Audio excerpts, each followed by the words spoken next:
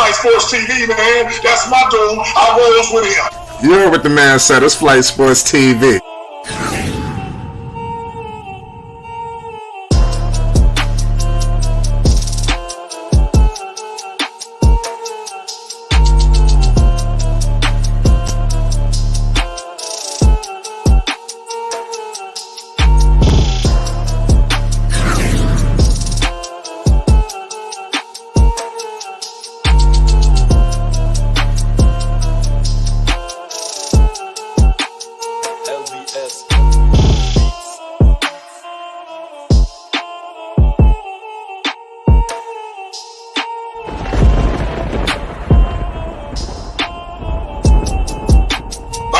Flight Sports TV, that's where it's at.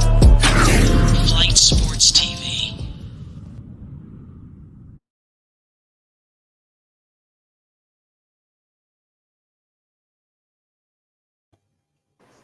Well, what's going on, people? It's Flight Sports TV. What a catastrophe that we just witnessed. Well, I think all the homage must be paid to Zen Master right now. You know, everybody counted the Boston Celtics out, including myself. I had Giannis winning this series. I thought it would have been over a little bit sooner. I think when the Bucks look back, they're gonna be kicking themselves because they had a few opportunities that they pissed away. But nonetheless, man, give credit to Boston. They're a worthy Eastern Conference threat, and they are headed to the conference finals. And let's roll the dice. Let's see what happens, man. They got the Miami Heat. It's gonna be a showdown because people remember what happened in that bubble. I can't wait till we get to when we start looking ahead, but let's talk about right now. I think next series is going to be some bad blood and some rivalries going on over there next series. I'm telling you, expect a similar battle. What's going on, Zen? What the hell? What the hell did we just witness? What did we just witness? You just witnessed an ass whooping.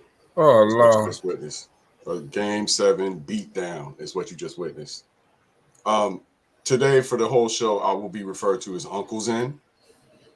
And I'm looking forward to hearing from my nephew, Vern. Right. I'm looking forward to hearing from my nephew today. Who, Uncle Vern? He done lost his damn uncle title. Yeah, he did have the Bucks. Yeah. He had a lot of sauce for me. So I'm looking forward to hearing from my nephew, Vern. Also looking forward to hearing from Rave. Also looking forward to hearing from him. Of course, I got the bus driver here, Flight himself, and all of New York City that we got to deal with. I got a whole list right here, by the way. Whole list. That greatest player on earth shit, we're going to have to talk about that. Right. And we're going to have to talk about all y'all who just became Miami fans within the last 60 seconds. Let's talk about that, too. Oh, everybody about to be a Heat fan now? Mm-hmm. I ain't going to lie, man. I got to figure out who's the underdog in this series. It's the Heat. Yo, that's what I'm saying. It's the Heat. Yeah, I was saying this. I remember we did our NBA picks and we did our dark horses, I believe, a couple weeks ago. And I said I had the Nets and the Warriors with the Celtics as the dark horse. Never in my mind did I ever think they'd beat the Bucks. This is wow. Give it up for Jason Tatum. Yeah, and Grant Williams. I always said he would crack that starting lineup and be a legitimate starter and part of their if you want to say a big four, if he could hit his three. That's all he was ever missing, in my opinion. And he definitely showed that tonight. Yeah, you get him playing four solid, and they get Time Lord back for the Heat series. It's a problem. Time Lord don't take him lightly. Robert Definitely. Williams is no joke. How do you like the way Giannis finished this game? Do you think he came up small because it looked like he was struggling to score the basketball? I think he was exhausted. Yeah, that's what it looked like. But I will say this: Drew Holiday to Giannis was the greatest alley-oop I've ever seen in my life. That half-court alley-oop was the greatest alley-oop I've ever seen in basketball. For real? Have you ever seen that shit before? I've seen other ones. I mean, come on. That was ridiculous. I've seen someone catch a ball, not even look up court, not even dribble it, throw a beam, a full court beam to someone, Yeah, for alley-oop. Yeah. And that just seemed, as far as the moment, it just seemed, I looked up and was like, wow, I know I'm probably a prisoner of the moment right now. But that was an amazing alley-oop from half court for Drew to have that type of accuracy. Does this show the importance of Chris Middleton? I think so, man. You got to. Chris Middleton is another all-star, man. I wouldn't say superstar, but definitely a worthy all-star. You know, I would venture to guess, if I went back a year ago and looked at what people were saying about Chris Middleton before they won the chip, I bet it wasn't as forceful as what people are saying now that he's not there, is what I would say. Now he's all important. But last year he was probably underestimated until they won that chip. A lot of people weren't sure about Chris Middleton being a solid number 2. But I feel like he is. I know they missed him, but I'm not sure that would have made a difference because Giannis would have had to. They would have tried to play more perimeter if Middleton was around, and then you're playing into the Celtics' strength on the perimeter. So it could have worked for him. It could have worked against him, but you know, I think in 2 games in this series, the Celtics beat the Bucks by 20, and the Bucks didn't come close to that. The Celtics really, with the exception of Game 5, well, not even that. Celtics really dominated most of the series. It should have been over in 5 or 6. They had some mental mistakes.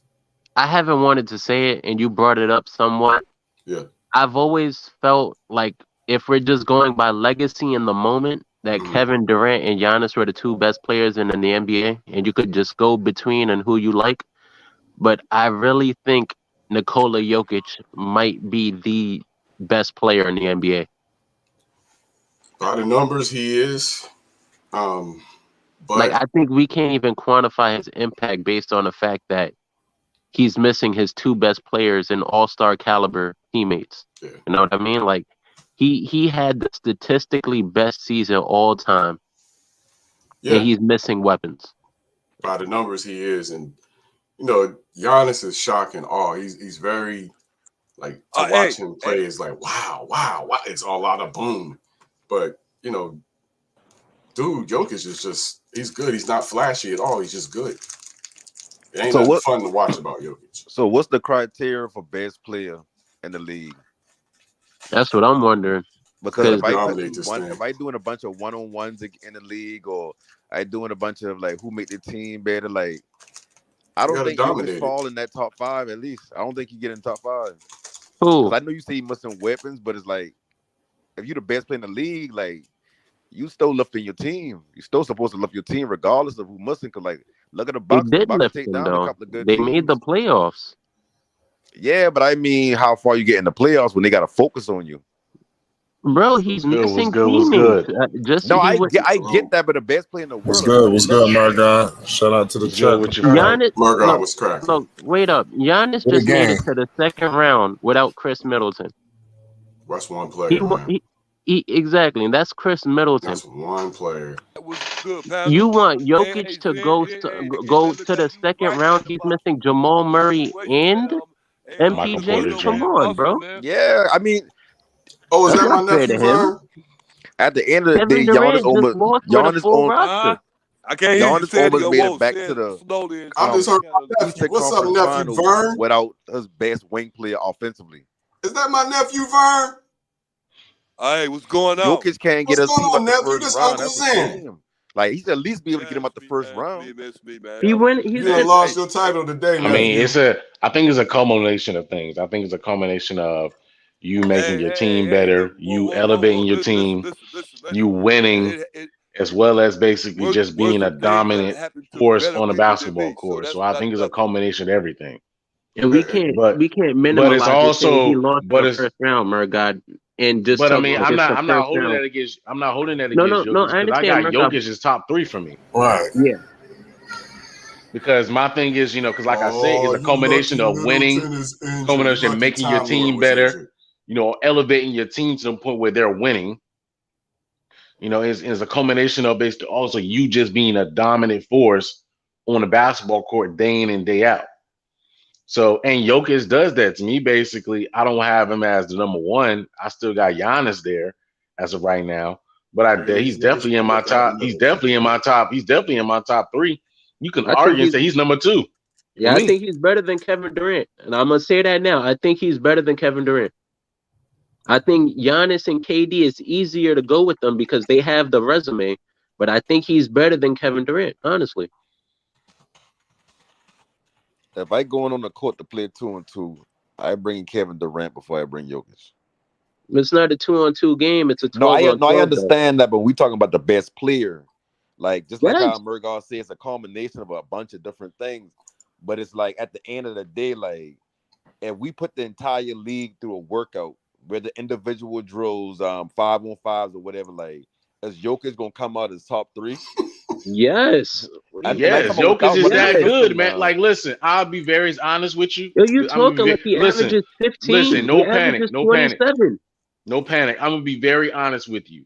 If Kevin Durant gets the ball first against Jokic, he better not miss. Because the only thing Jokic's gonna do is put him on that block, and he ain't doing nothing with him. He's not a better passer than him. So you know, it can go either way. It can go either way with that. Because in my opinion, in my top 4, I got Giannis, then I got Jokic. I can throw in Embiid, KD, then I throw in Luka, and coming in number 6, I got Jason Tatum. And see, I'll probably put all those players you name except for Jason Tatum in front of Jokic. Hey, I'm sorry, y'all. I think my nephew Vern had something he wanted to say. Oh, go ahead and speak, Vern. Vern, you still there? Nah. Must have been too hard on him. I don't know what's going on with Uncle Vern. Nah, I don't even think it's a question between him and Embiid anymore. I know for a fact Jokic is better than Embiid. And also, side note on Embiid, stop telling everybody you could fight and you African when you got your face broken twice. I'm tired of this shit, bro. You got a glass jaw. Stop. He ain't got a glass jaw. He ain't got a glass jaw, Rico. He got a glass body. Every year he hurting something. Bro, like, for real, I'm tired of it. Every year, man. This dude had a thumb. Then he got basically something broken in his face. Like, goodness, it's like every year in the playoffs, he injuring something. I mean, granted, basically, I give him credit. Granted, I give him credit because he played through it. But, I mean, it always happened to him, man. It's the second time his face got broken. Yeah, I always exactly. That's what I'm saying. Marcus Smart broke his face last time. A little fragile. He needs some milk. Yeah. What's up with the game? With game 2 today? What time is that kicking off? Shouldn't that be going off right about now? 8 o'clock. Nah, coming in about going on at 8 o'clock EST. It's going on at game 7, 8 o'clock EST. Okay. I think that we got plenty of time. Just like a pre-show, man. We getting the pre-show in, man. But I'm definitely happy for that man Tatum, man. I personally think they can definitely make it to the finals, though. I mean, I think they can get. I think it could be. It's going to be a very defensive game between the Celtics and the Heat. It's going to be a defensive game right there, man. Is Jason Tatum better than what's his name? Jimmy Butler? Yeah, I think Jason Tatum is better than Jimmy Butler, especially in terms of. I do think they're polar opposites. Whereas Jimmy Butler is better than him defensively, Jason Tatum is, of course, better than Jimmy offensively. He has more in his game. He has more in his bag offensively, and he's a better 3-point shooter than Jimmy Butler is. I'm taking Celtics in 6. I'm gonna give Miami 2 wins. 2, because the Celtics are just big body, strong. Tobias Harris over me. Too much firepower. Tobias Harris over me. Yeah, too much firepower. Too much youth. Jimmy Butler's 35 years old now. Shoot, man. The crazy thing was though they didn't even choose Tobias Harris. It was Ben Simmons. Right. He just gonna throw Tobias' name under the. Exactly. What Tobias do? Of course, Tobias don't do nothing. But Tobias an easy target. Yeah. Like he get paid to do not a whole lot. I saw someone Tobias get paid to be a punching bag. That's what he get paid to do. Yeah, I saw someone say it don't matter what you pay Tobias. It don't matter what you do with Tobias. He always gonna average 17. Man, these Middleton excuse makers, man. I swear. Just shut up. Man, Shut it up don't with the matter, Middleton man. excuses. I don't think it don't matter if Middleton played or not. I mean, granted, Middleton would have been a great addition for him, but I don't think it would have mattered, man. I think Celtics would have gave in the business, man. We didn't have Marcus They Smart have for a Time Lord. game. The Time Lord is the entire defense. They literally built their defense around Time Lord, bro.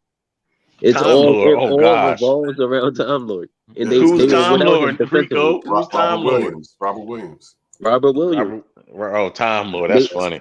Yeah, they built their entire defense around him. Is thou the Time Lord?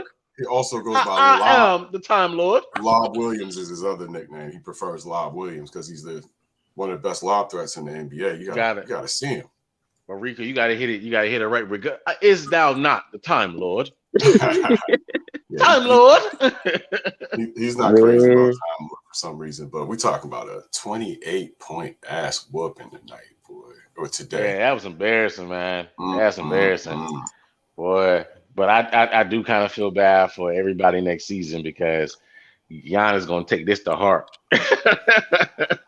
Yeah, well, Giannis gonna take this to heart, man. Giannis gonna be trying to keep Giannis coming out to hurt everybody next season, man. Well, he's got to win, at least 2 more before I give him again the greatest player on earth. And my standard for the greatest player on earth. They need to bring in a good offensive wing off the bench. Somebody can get their own bucket. They missing PJ. They're missing Dante DiVincenzo. Who else was there last year? Malcolm Brogdon. They still missing Malcolm Brogdon. Yeah. Still. But you take Drew over Malcolm, though. You feel me? You Drew's better than Malcolm. Drew's a shooting guard, in my opinion.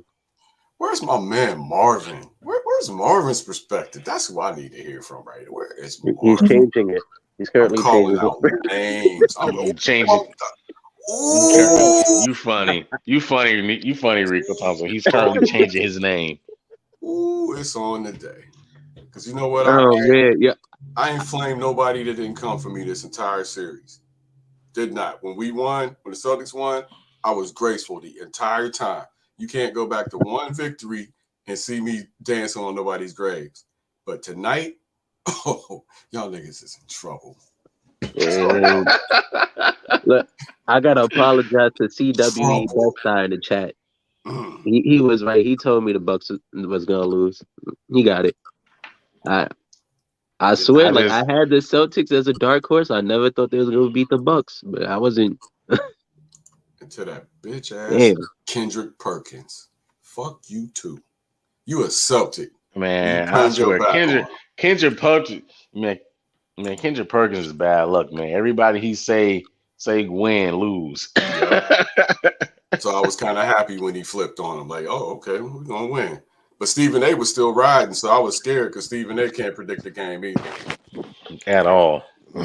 Yo, Stephen A don't even watch film. He just watch highlights. He just get his press notes.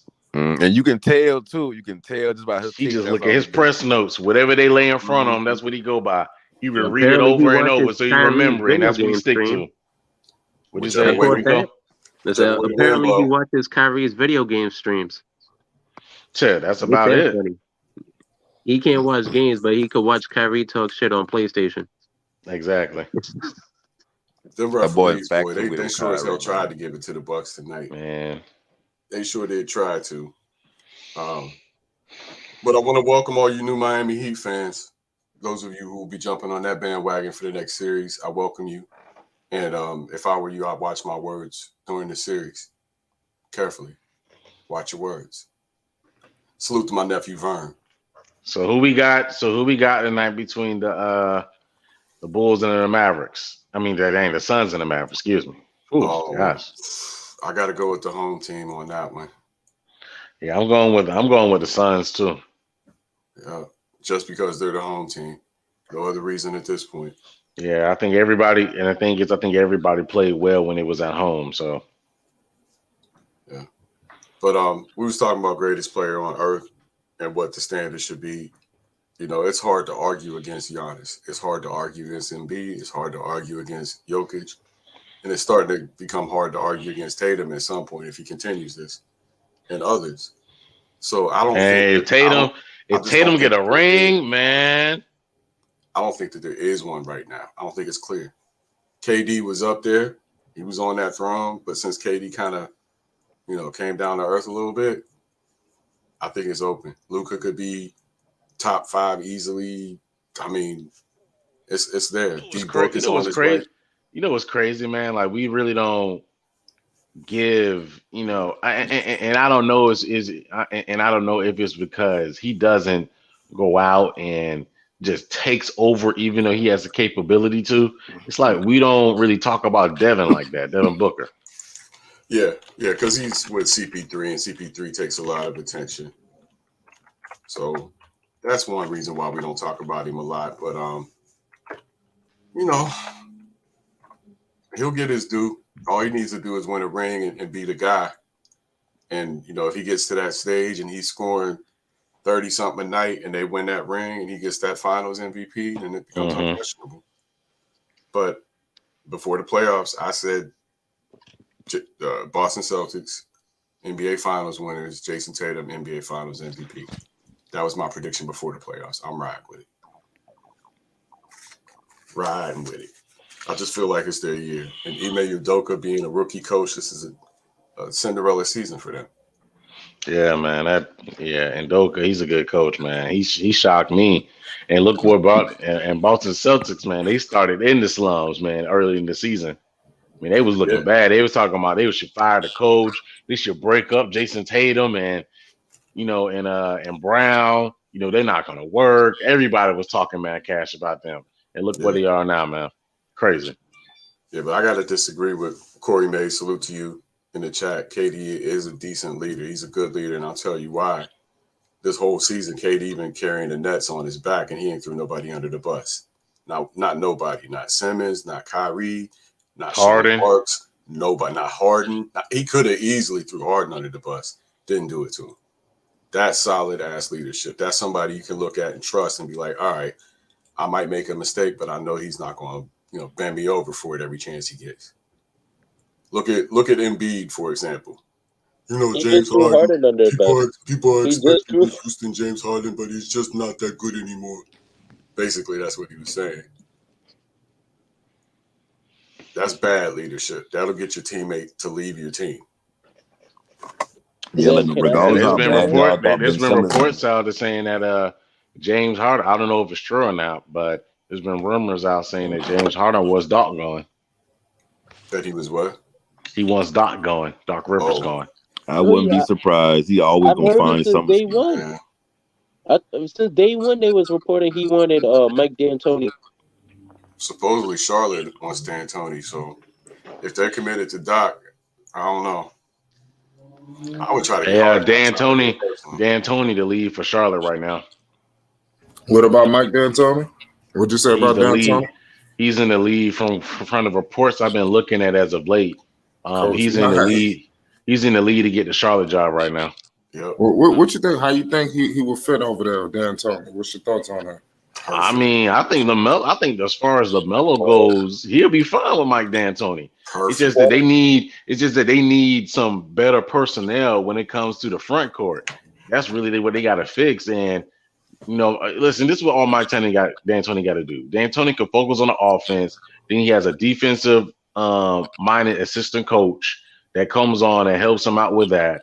And then he does all that part right there to get them right defensively. And then basically, they just need to get some better front court players at the center position that can be able to rebound, block shots, and run. Heck, I even seen reports on basically them making moves to be able to get Clint Capella or John Collins on the team. So go get Mo Bamba. I don't think they like Mo Bamba. I think they want somebody a little bit better. But defense, rebound, run the court. I don't think they like him, man, because that's, and then on top of that as well, Mo Bamba in a position where he's thinking a little bit too highly of himself. He just came out the shell one season where man, he wanted the bag for doing nothing. He wanting the bag for doing nothing, and that's his problem right now. So I don't think Charlotte's going to go after him until he comes off of his high horse and come back to reality that you're not that good. From Mo Bamba, right? Yeah, man. Mo Bamba told him he want to get paid. Get matched for the cheap. Mo Bamba told him he want to get paid, between 15 to 18 million. I'm like, bro, what you do to get paid that much? Nothing. I mean, a lot of them don't get paid on what they did, most of it with their potential. I mean, shit, he stole early 20s, like 2021 or whatnot. Nah, man, you gotta show something, man. Like, he has not been healthy, which is a ding on him because your best ability is your availability. Including he has not been consistent when he has been on the basketball court. He shows spurts here and there. I'm not paying him that much, man. He can get 8. That's about it. I'm still 6'11", motherfucker. You would pay me. He's asking to get 8. That's all he getting from me. Get $8 million. Get that same contract Mason Plumlee got. Shit, these days, $8 million is gonna be bare minimum the way things are going, man. Yeah, man, I know, man. They might have to give him 10, but I ain't giving him 15, 18. He out of his mind. Shit, I'm thinking about trying out for the Kings next year. Might as well. They have definitely signed you. They need all the players they can get. All the help they can get. See, what a day. Y'all know I was sitting here sweating for about a quarter, though, right? You said what? You said y'all know I was sitting here sweating for about a quarter of that game, right? Yeah, I bet, man. I watched majority of it, man. Once that second quarter hit, it was a wrap after that. Yeah, it was a little touch and go to start with, but yeah, man. Once that second quarter came, Boston Celtics hit that gear, and man, and the crazy thing about it was, man, Giannis was just off, after that, man. I think he's just exhausted. You ask somebody to do that much. He runs out of gas, but Brook Lopez came up big, and he ran out of gas too. But great series and nothing but respect for the Bucks. I do think they were the second best team in the NBA.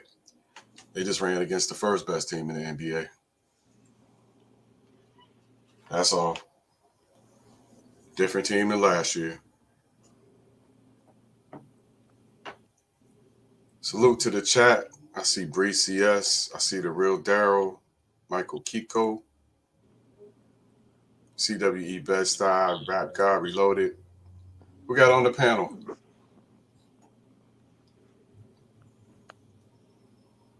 What up, Zach? Who that? It's Rico.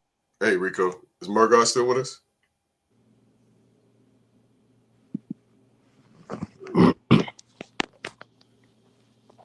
Seem like the panel a little dead right now. Well, what you looking forward to this afternoon, man, with this next game? I'm just trying to see if Luka's gonna make a name for himself. This is a big game for Luka, for real. That's true. Now, have the Mavericks won the last 2 in the series or the last 3? I got Dallas winning the next game. I got Dallas today. Yeah. I got Luka being great. I'm a little suspect on the Suns anyway. It would have been a little fluky. Look for Jason Kidd. I think they're gonna capitalize on that. It's gonna be hard, but I think they're gonna capitalize. So they won 2 games in a row or 3 games in a row at this point. How many have they already won in a row? Because they were down. Were they down 3-1? I think so. And they won 2. So now it's 3-3.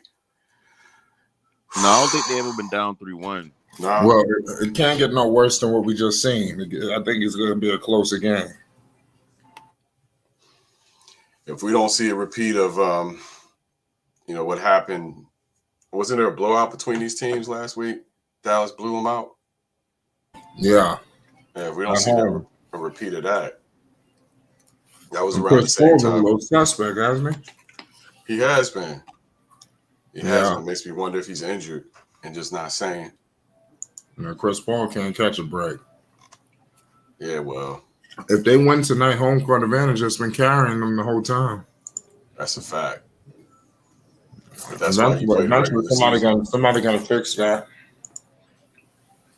What you say, Flag? I said eventually somebody gonna fix that shit because all they're relying on is their home court. That's it. Yeah. It's not gonna last forever. I think Golden State could probably fix that shit because they could win 1 or 2 games, probably 2 games up there. They ain't gonna win 2 games in Golden State. They might get 1. Phoenix, they might. Thing about elimination games is gut check time. It's amazing what comes out of people at gut check time. The sharp elbows, the dive in, all the little stuff you don't see during the regular season comes out when it's gut check. Even from game 1 to a game 7, it's just a totally different thing in terms of the competitiveness. And you could see the Bucks to start the second half. The Bucks they were out of it already in the second half. And then after the Celtics jumped on them, the Bucks just kind of were demoralized. So they tried to chip away at that lead, but Boston was bound and determined to not let them get it under 10. So it was just one of those days, man. Yeah. I think Giannis definitely ran out of gas, and I think Lopez was there for him, but nobody else was. Drew Holiday disappeared. Drew went cold a little bit. He did good, but I mean, towards the end, it's like they couldn't stop the bleeding. It's like it was an overflow of shit that was going on. They couldn't stop, and it's like they went cold. Well, Connaughton was nowhere to be found for most of the game, and then Pritchard, he was just hunting down that 3. Yeah, he was just hunting down that 3. It was crazy. He was pivotal for them. Yeah, boy, Pritchard was doing it, and it was time. It was time for him to step up because he hadn't done anything the whole series. Matter of fact, he's had some bad games. But I really was happy with Marcus Smart tonight. Or today he played a really smart game. You could tell he had those moments when he was getting ready to do something stupid, and he pulled it back. Right. But there was maybe 1 or 2 times when I was like, don't do it, and he did it. Right. But he played under control for the most part. Yeah. How you see them faring next series against the Miami Heat? I think they match up really well with Miami. Yeah. How many games? Who wins? How you see it going down? Celtics in no more than 6. Celtics just got out of a slugfest. Yeah, but still, I think this is a case of because you got a young team that's still sharpening steel. With the exception of Al Horford, they're not old, and Al's in great shape. So I think them having less time off this time will help them start the series faster than they did against the Bucks. And if they go up 1-0, that's your ass. Pretty much, if they get the first game, you're done.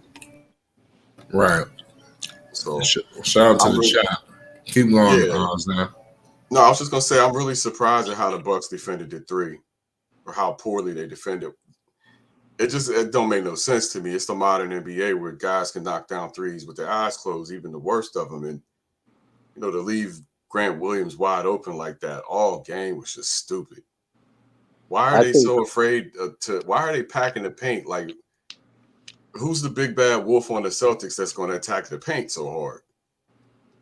See, the thing about what the Bucks do, if you watch them, what the Bucks do is they pick a shooter and they let them go. They let a certain player shoot, and they live or die by that player shooting. Like, if you watch all these series or how they just set up, they even do the regular season, they've been doing that all year, and they pick wrong. Yeah, I think it's a dumb strategy.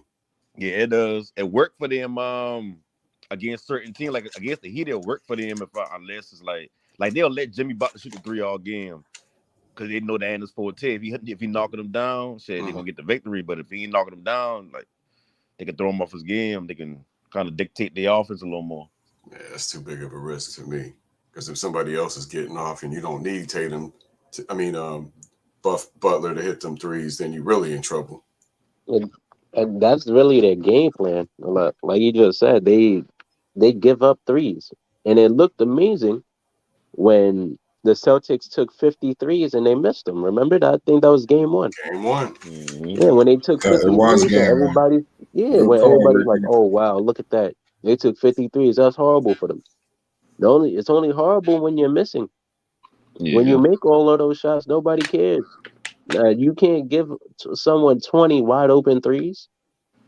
At what point do you change this game your right here to scheme get to say, all outscored by right, 50 points? Let's make an adjustment because they're killing us from three. At what point do you say, all right, play man? Because that's what the Celtics did. A lack of perimeter defenders outside of Drew. Man, they were just outmatched at the end of the day. Even with Giannis, they were just outmatched, especially with Middleton. That's just their philosophy. They just give up threes. I think that's what they like doing. It's not smart in today's NBA. Everybody likes to shoot threes. Yeah. And at a certain point, you're just letting them walk into them. It fully in rhythm. Yeah. It's like they think they're playing Giannis. Like they practice against Giannis, so they're used to playing defense that way. Pack the paint. No. No. That's not going to work against a lot of teams. And you don't have the people you used to have. But I just felt like records-wise, watching the Celtics throughout the season, watching how bad they were beating teams, and then looking at how many losses the Bucks had coming off a championship, it didn't feel like they were going to repeat to me. They didn't have that feel of a dynasty. So, unfortunately for Giannis, man, this knocks you off the Jordan path, buddy. Knocks you straight off the Jordan path. Good luck getting back on it. I don't want to hear nothing about Giannis and Tim Duncan anymore. Conversation is over. Listen. Let's not throw Giannis in the trash. If they had Middleton, they probably would have very well won this series. So we got to put all that into consideration. I don't believe that, and I believe that they would beat him before Middleton was hurt. And I still think if Time Lord was there, it would have been much worse.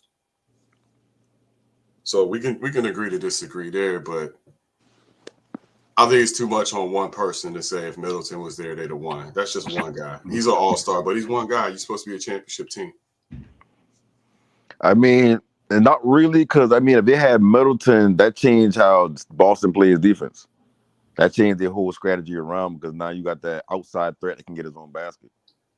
They played one-on-one for the last 3 games of the series or last 4 games of the series with Giannis. They didn't build a wall at all.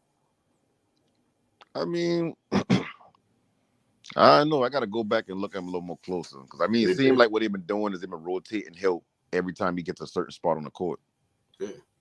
Well, they played him one-on-one for the last 3 or 4 games. They abandoned building the wall after the second or third game. So, I'm not here to, like I said, degrade the Bucks, but I got a lot of respect for Giannis and the Bucks. But the way Cass was coming at me with their confidence, I just, feel like they should have that same energy right now. And I see some cats who just ain't tapping in today for whatever reason. That's usually here. And I wonder why. They do that. Yeah, that's crazy. But I'm going to give Vern his credit. Vern showed up. Yeah, well, did he? But he didn't say nothing. Did he pay homage? He tried to. Cass cut him off. He tried to, and then he bounced. So I ain't gonna lie. I'm surprised Boston won this series, but I ain't gonna lie. Milwaukee, they're gonna be kicking themselves. They had them dead to rights. They just couldn't. They let them get back in the series. Milwaukee had this series won either way, man. 2 is crazy. The second round is deadly, man, because whoever lost would have been disappointed. Yeah, it would have been it was a horrible. It's not like Philadelphia who deserved to lose. Right. It should have been the Eastern Conference championship. We know it should have been the championship game. Yeah, these 2 teams both wanted it. Yep. They both deserve it. So I stick with my prediction. And you're probably right. So somebody told me that it was going to be easier. Who said it was going to be easier next series? I think it'll be at least 1 game easier for the Celtics. At least 1 game easier. I don't think Miami's as good as the Bucks. They don't have Giannis. That's for damn sure. Yeah, it might take me wrong 2 games ago because I had Bucks in 5. That's without Chris Middleton. Yeah, that's another reason I don't want to hear that Middleton stuff. Cass was all in my face 2 days ago about it. Yeah, because I know, Shay, like I said, just speaking for myself, whatnot, I even thought even without Middleton they would have won in 5. So I'm pretty sure, Shay, most people thought, Shay, without Middleton they would have been an easier match, or they would at least won at least. But Shay, they shocked me.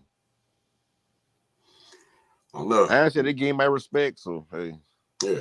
Everybody, like I said, Boston was missing the starter too. So we can all play that if.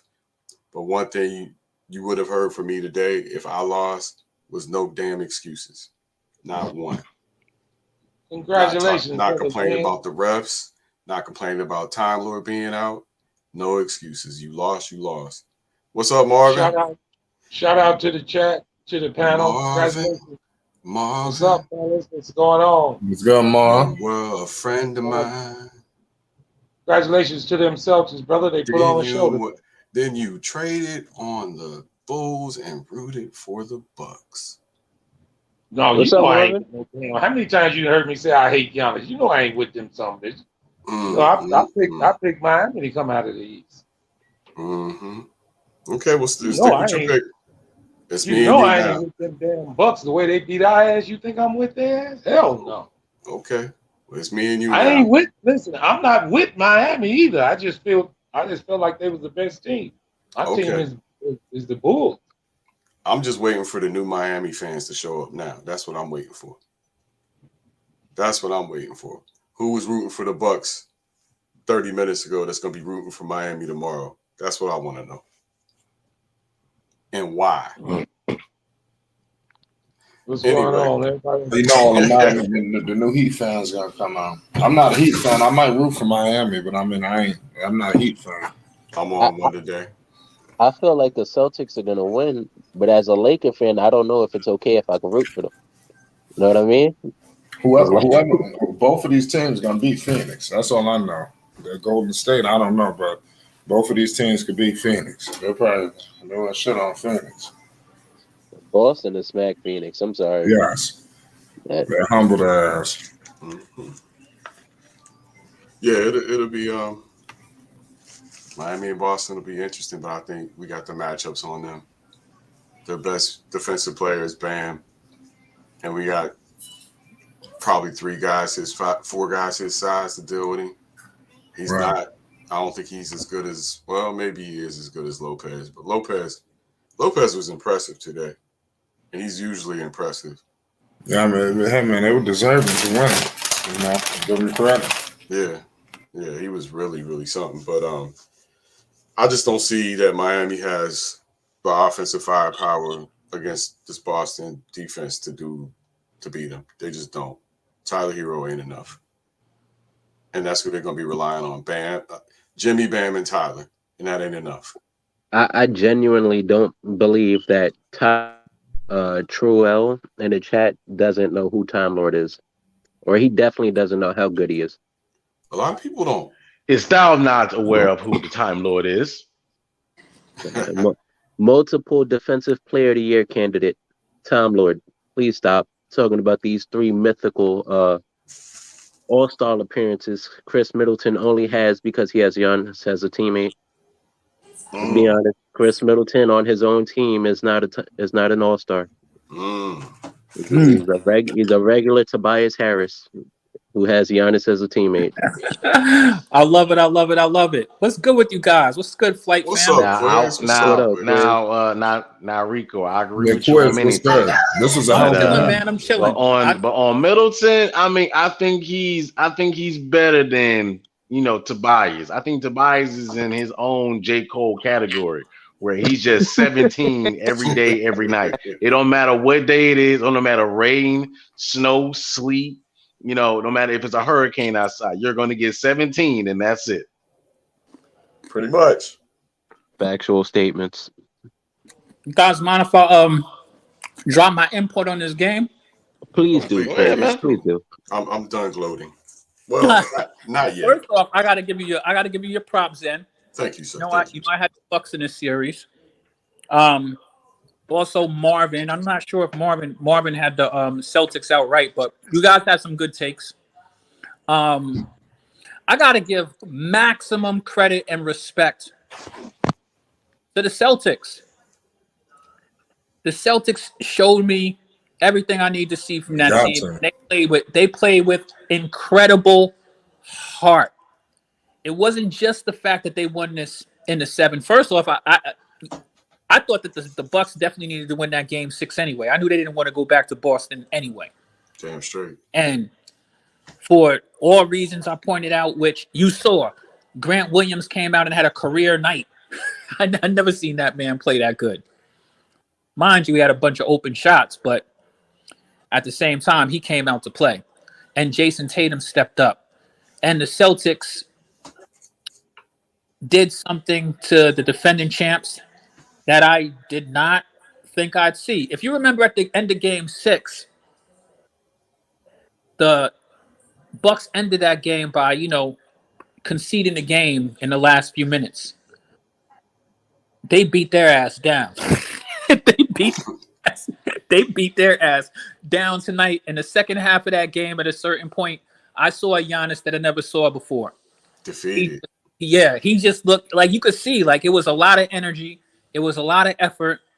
He wasn't getting calls. He wasn't attacking the rim like he normally does. I just think everything that the Celtics threw at him weighed on him, and you could kind of see, like, you can actually see the synergetic energy shift, and you could see that there was no coming back from that one. The Celtics beat their ass into submission. They have a strong enough defense.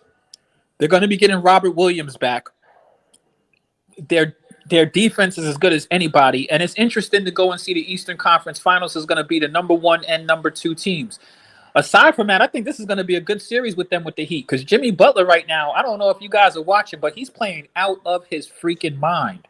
Yeah, and I think that's going to be a good series overall. But realistically, it's hard for me to say this, but I just think that the Celtics are the better team between those two. And in this series, something I believe in basketball, the best team tends to win. And the Celtics proved that they were a better team than the Bucks. You know what I mean? They played up. They gave a good, formidable fight for a team without its second best player, but it's the playoffs. Ain't nobody got time for all of that. You know what I mean? The Celtics showed that this year they showed that they are legitimate in their number 2 ranking. And I'll be honest with you, I think this team has enough. I think this team has enough to beat anybody. First off, they play better defense to those teams on the West Coast. That's a fact. They have the athletic talent. Jason Tatum is a tough. Who matches up with him? Think about it. I wanted to ask Marvin if Jason Tatum is elite. What's that? I wanted to ask Marvin today if Jason Tatum is an elite basketball player. Conversation. I was with you. I'm listening. Yes.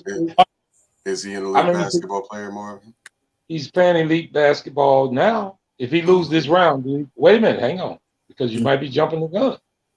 I know. Listen, you have 5-year time. You have to consider how far he goes. If he loses in this finals, do you consider him elite?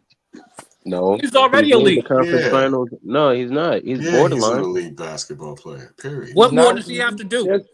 He needs to get in the finals and win one. No, he's getting there, bro, but he's already there. I don't know what more you're gonna see. If he stopped playing basketball right now, we reset and started a whole new season. You can't tell me that Jason Tatum isn't one of the best players in the league right now as we speak. This series will. He didn't just. Wait a minute. What if he plays poorly in this series coming up? Are you still gonna have it? Well, I'm just. Listen. I doubt it too. What in the world would tell you that he'd do that? Here's my thing. Here's my thing, Marvin. And to anybody on the panel who's still questionable, I don't know what more you need to see, but you're gonna watch. You're gonna watch and see. This is what I was telling you before. What more does this man need to do? Yo was saying that before going into the playoffs. He went and gave, and he just keeps on getting stronger and stronger. You notice that he gets stronger and stronger as the series goes in. Yep. He wasn't playing great at the beginning of the series. Listen, you made his mind up. You pick a guy. A guy shows his elite ability when you go to his stats on one of the major stat logs, and you look at his achievements. What achievements have he already accomplished? Basil made a good point. What Jokic has. I'm not knocking him. I'm just saying he hasn't done enough yet, guys. He has to do a little bit more If he beats Miami and then gets to the finals, I don't even think he has to win the finals. But if he beats Miami, he can probably be considered up in that echelon. Is Nikola Jokic elite? The 2-time MVP, is he elite, Marvin? He needs to do it one more year. He's not elite yet. No, he's not even in it. I mean, think about it. He's not even a top 75 player. I'm finished with this argument. The 2-time MVP is not elite. Zen, you got to understand that Marvin has his time frame of you need 5 years and all of this stuff. That sounds good, but I mean, when a dude is there, they're there. Okay, all right. Look at the other players that you can probably compare him with, and then see if they're in elite status. It takes time, guys. Period. That's just what it is. I think he's elite, but I won't call him a superstar. That's what I'll say. You got guys that's did it for years on end, and they are considered elite. Then you got guys who won one championship and they were real good, and they're not considered elite. 2-time MVP. I'm not knocking Jason Tatum. He's playing elite. He's not an elite player in the NBA. No, listen, check it out. Right here's the deal. Right? Here's the deal. Who is that? Jokic ain't been to a conference final. Right, and Jason Tatum is already there. Go to his name and look at his accomplishments. Third conference final. But look at his accomplishments, just like Chris Paul. Chris Paul never won a championship, but go to his name and look at the achievements he had. All those all NBA teams, all those MVP awards in the All-Star games. Look at his achievements. Jason Tatum if you look at it, he's got what, 3 achievements so far? You tripping. Here, let me share something with you, Marvin, just for your perspective. I was just on a family Zoom meeting with my aunt, who doesn't even watch basketball at all. She's talking about Jason Tatum right now. You guys wait around and hang around. If you want them, we want to wait around for them to officially say it. Go ahead, but Jason Tatum is doing everything. He's doing everything right now. I don't know what more that this man can do. There's only 2 teams that go to the conference finals. He's one of them. And in this series right here, who's the biggest star on the court? I think he outplayed Giannis in this series. Walking into the series, who's the biggest star on the court? If he outplayed Giannis in this series, and y'all just call Giannis the greatest player on earth, then what is your argument? That's what I'm saying, Zen. Like, what? Hold on. The Celtics outplayed. Give it up. Wait a minute. Listen, the Celtics carried him. The Celtics outplayed Milwaukee more than Jason Tatum outplayed Giannis. Now, I was going to bring that up. Yeah, acting like Jason Tatum was the leading scorer tonight, bro. And yeah, like 23 or something. The Celtics he didn't even need to score in the second half. They beat them down so bad, he didn't even need to do much. With foul trouble. 31 points a game in the series. What more do you want him to do? No, that's what I'm saying. He's elite. He's not a superstar. I won't go that far. As far as when we was talking about Jokic, in my opinion, is a superstar. He's not Jokic. Well, Jokic. Recap Rico. About Jokic.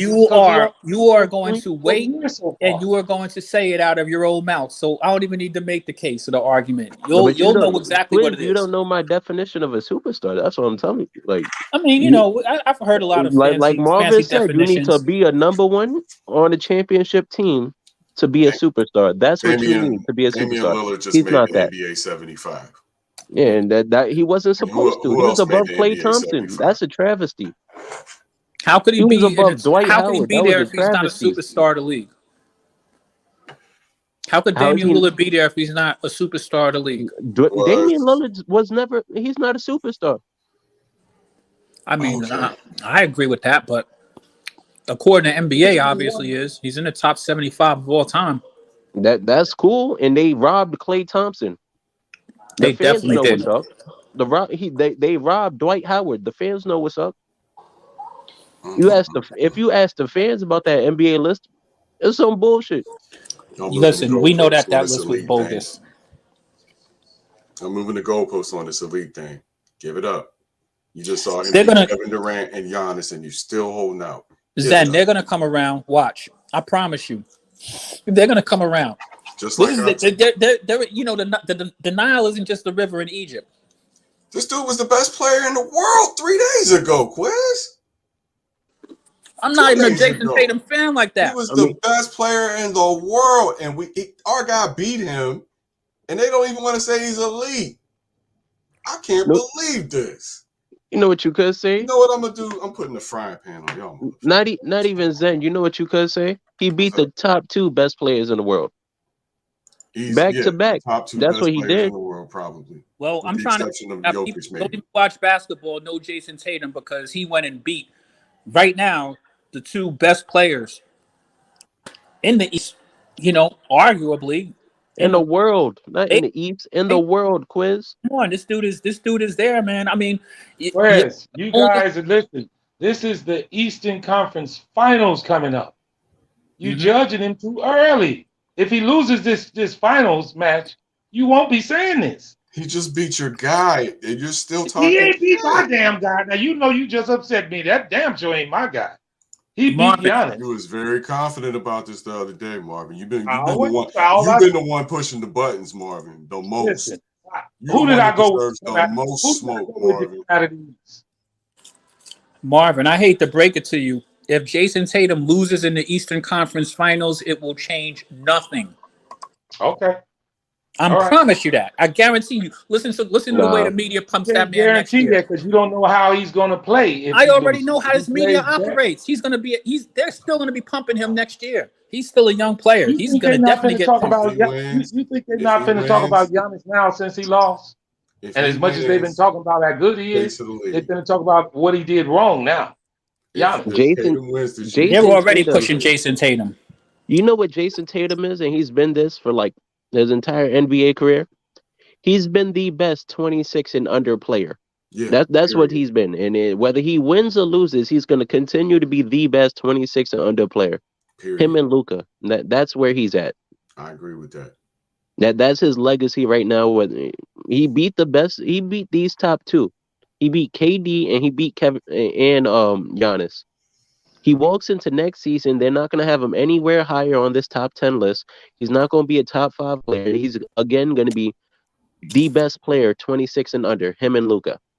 Right. Now, the only difference is if he wins and goes to the finals. If he wins the championship, that's what I just told you. That's where I just told you. I just said Marvin, even Recap Rico understands what I'm saying. Like, even if Jason Tatum loses right now, he is still like, come on, man. This dude is already there.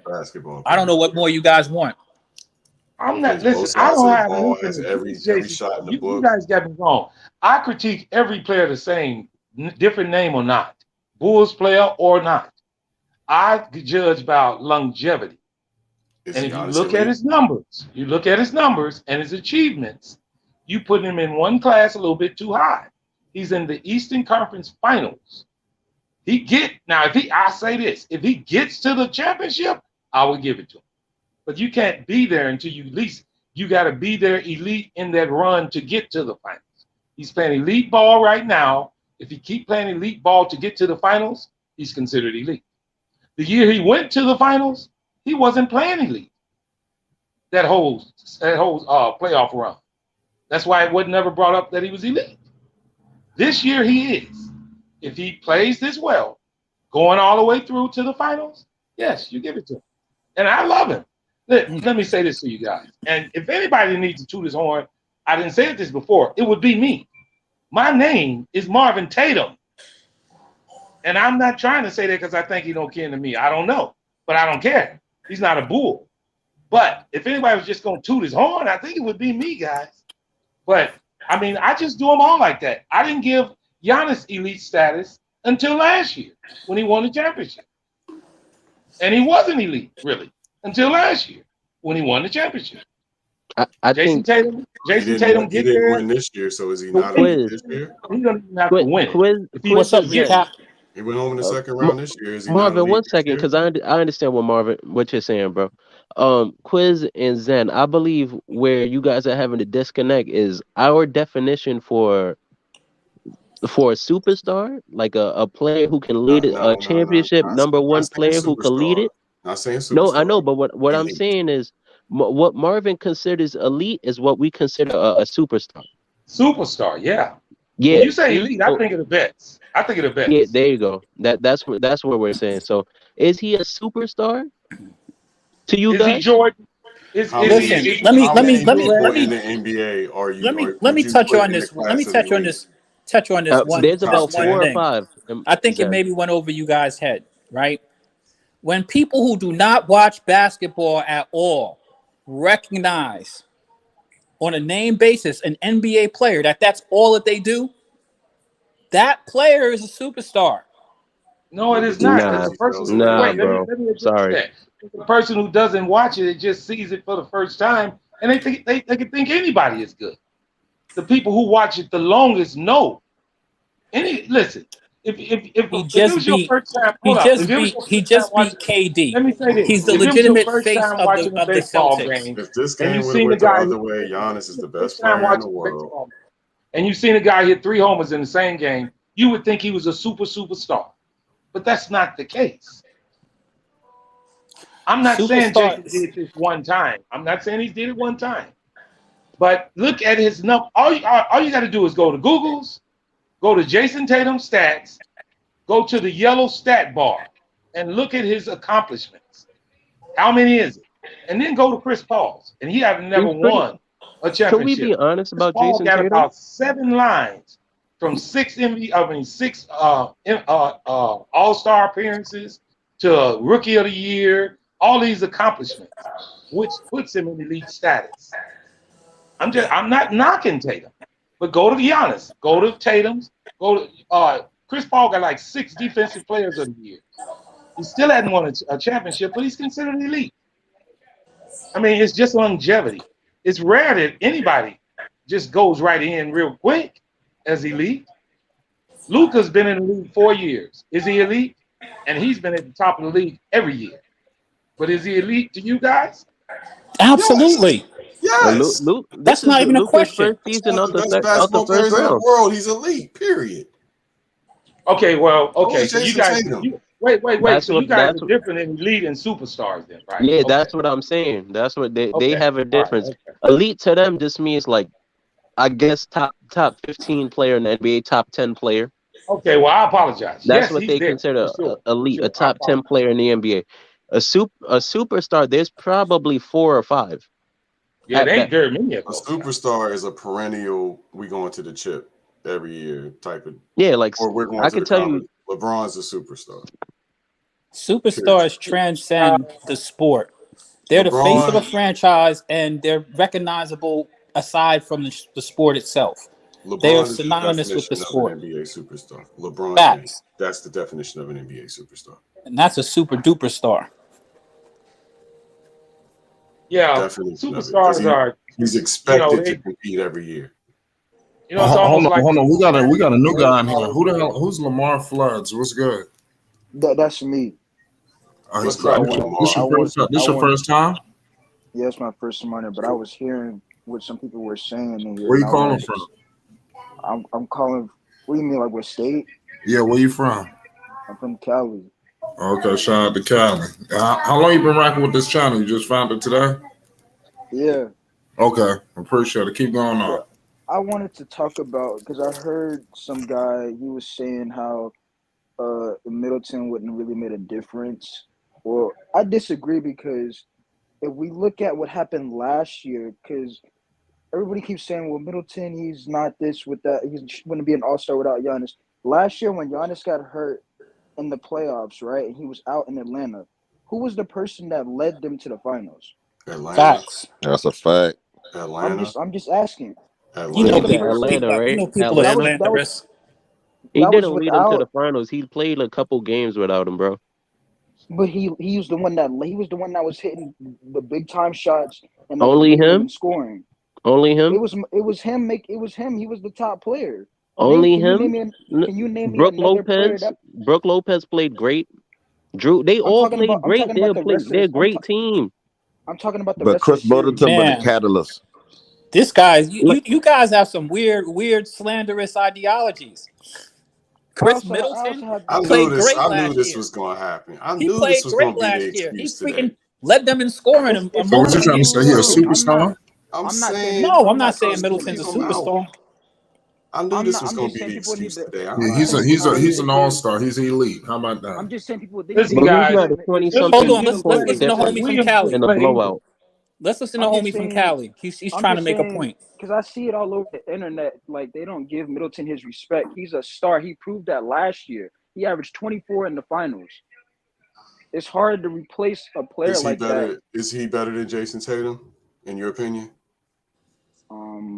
No. He's a season. Where do you rank him? Would you say? I mean, I don't think he's trying to rank or say he's better than anybody. I think he's just trying to say the impact y'all seeing. Just follow me here. Would you say that Chris Middleton is an elite basketball player?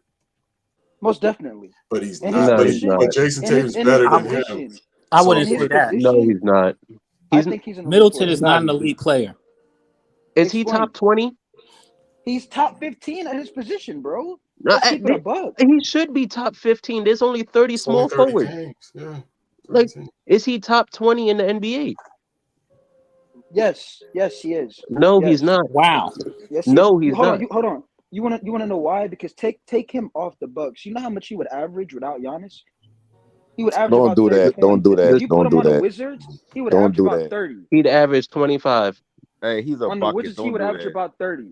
He'd average 25. He's a good player. He's not top 20. And if you want, we can name 20. Name me 20 players better than him at his position. I said at his position. I didn't say at his position. I said in the NBA. Is he top 20? Yes, he's in the top 20. Yes, top 20. Yes. All right. Let's pull up a list. We have to pull up a list. All right. That's interesting. Quiz, is he top 20? I just not to me. Let's take a vote. Is he top 20? Name me the 20 players. I'm just waiting on the 20 players, bro. No, I'm pulling up. Go through it. I mean, I think I can come up with 20 players better than Middleton for sure. You taking Zach LaVine or you taking Middleton? I'm taking Middleton. Like, come on now. You really gonna take Zach LaVine? What has Zach LaVine done, bro? No. I agree. My God, he don't have Giannis as a teammate. I was trying to. What are we talking about? Bro, hold on. But what you're saying, if you didn't have Giannis was hurt last year, so that doesn't. He was make hurt any for sense. 4 games. Okay, and the series You're talking like he played the whole season without him. No, listen, Rico. I don't think you understand what he's saying. I don't think he's trying to like beg him up to say he's some superstar. I think he's just trying to say like he just said he's top 20. What do you mean he's not making him out to be a superstar? He's not top 20. I mean, if you top 20, name me the 20 players. It's only like 4 or 5 superstars, like y'all said.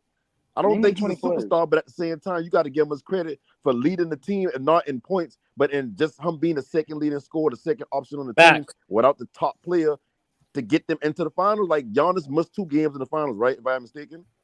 Yes, he did. Oh, no, I'm talking about the Atlanta series when he said Middleton needed he had Giannis, but Giannis got hurt in that series last year, so somebody had to step up and show up. And who was the player that did it? It wasn't Drew Holiday. I can guarantee you that. Yeah, it was not Drew Holiday that was the one hitting the big time shots. It was the one that was leading them. That scored 20, and he outscored Atlanta by himself in the quarter. Like I said, can you name me 20 players?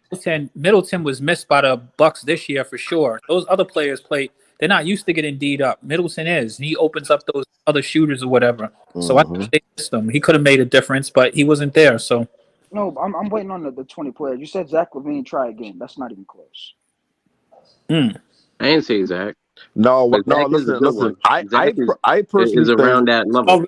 We to put together a list. Right, hold on, guys. Let me address him on that Zach issue. Have Middleton ever got close to a what is it? A 40 MVP list? 50. Wait, a 40 50 90 list? Wait, 40 50 90 season. You know what that is?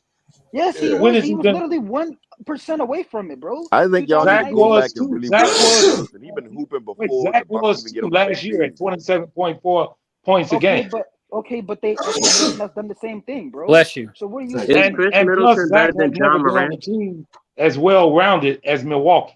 So you kind of throwing that off a little bit because Zach ain't never been on a winning team. Zach is not a winning player, to be honest with you. But that's you can say what you want. I know his numbers speak for themselves, but he has never been on a complimentary team. Not better. And we'll talk about how he ain't a winning player next year when the Bulls get their real team, because this year was a trial run. Whoever just told me said Ja Morant. We're not comparing John Morant's a superstar. We already understand that. I said No, give me 20 you told players. me name names. I asked, is I John said 20 Morant players. better? Okay, you told me John Morant is arguably top 10. So that means he's out of the top 10, right? You're telling me name names. Okay, I so just named that's one. obviously okay. John Morant. I named give me one. somebody Okay, else. all right, cool. See, So that's a good I point. just want to know where we're going. I can find the players, but that's not the issue. You could tell what his game is about his career. No, I just know there's not. I just know don't- there's not 20 better players that y'all are gonna find that are gonna say it's better. Okay, but I'm all just right. waiting. Tell And me when one y'all of bring his- up John tell me- Morant, make sure y'all bring up that his team plays good. We at the itemize a same list level here. or Maybe we better need to without do an him. itemized list, y'all. All right, No, hold that's on, what I'm guys. saying. I'm going through the names. That's why I asked All right, to yeah. start. Is And I John want Morant better? to ask him this. Tell me some accomplishments that Chris Middleton has besides one championship. 3-time Multiple All-Star. All-Stars. He's a 3-time All-Star? Yes. Is that what you said? Now Chris you know we can Middleton find is 20 nice. players. Yeah, Marvin, come on, let's be real. Nice. We better off just doing a list here. Let's start off and make it easy. All right, LeBron let's go by James, point guards. Let's start with. Hold on, let's make this easy. LeBron, KD, No quiz. Let's go by point guards, and we're gonna go shooting guards, small forwards, power forwards. All right, centers. you want to match him up against That's the easiest way to do it. So I got Stephen Curry. we just need to come up with the top 20. So however you break it That's down. what I'm saying. Steph Curry, he ain't better Stephen than Curry. Steph. He ain't better than John John Morant. Morant. Chris Paul. He ain't better than Chris Paul. True. He ain't better than Kyrie Luka. Irving? No, He he's ain't not better than Luka. Is Luka a shooting guard, or you want to say point guard?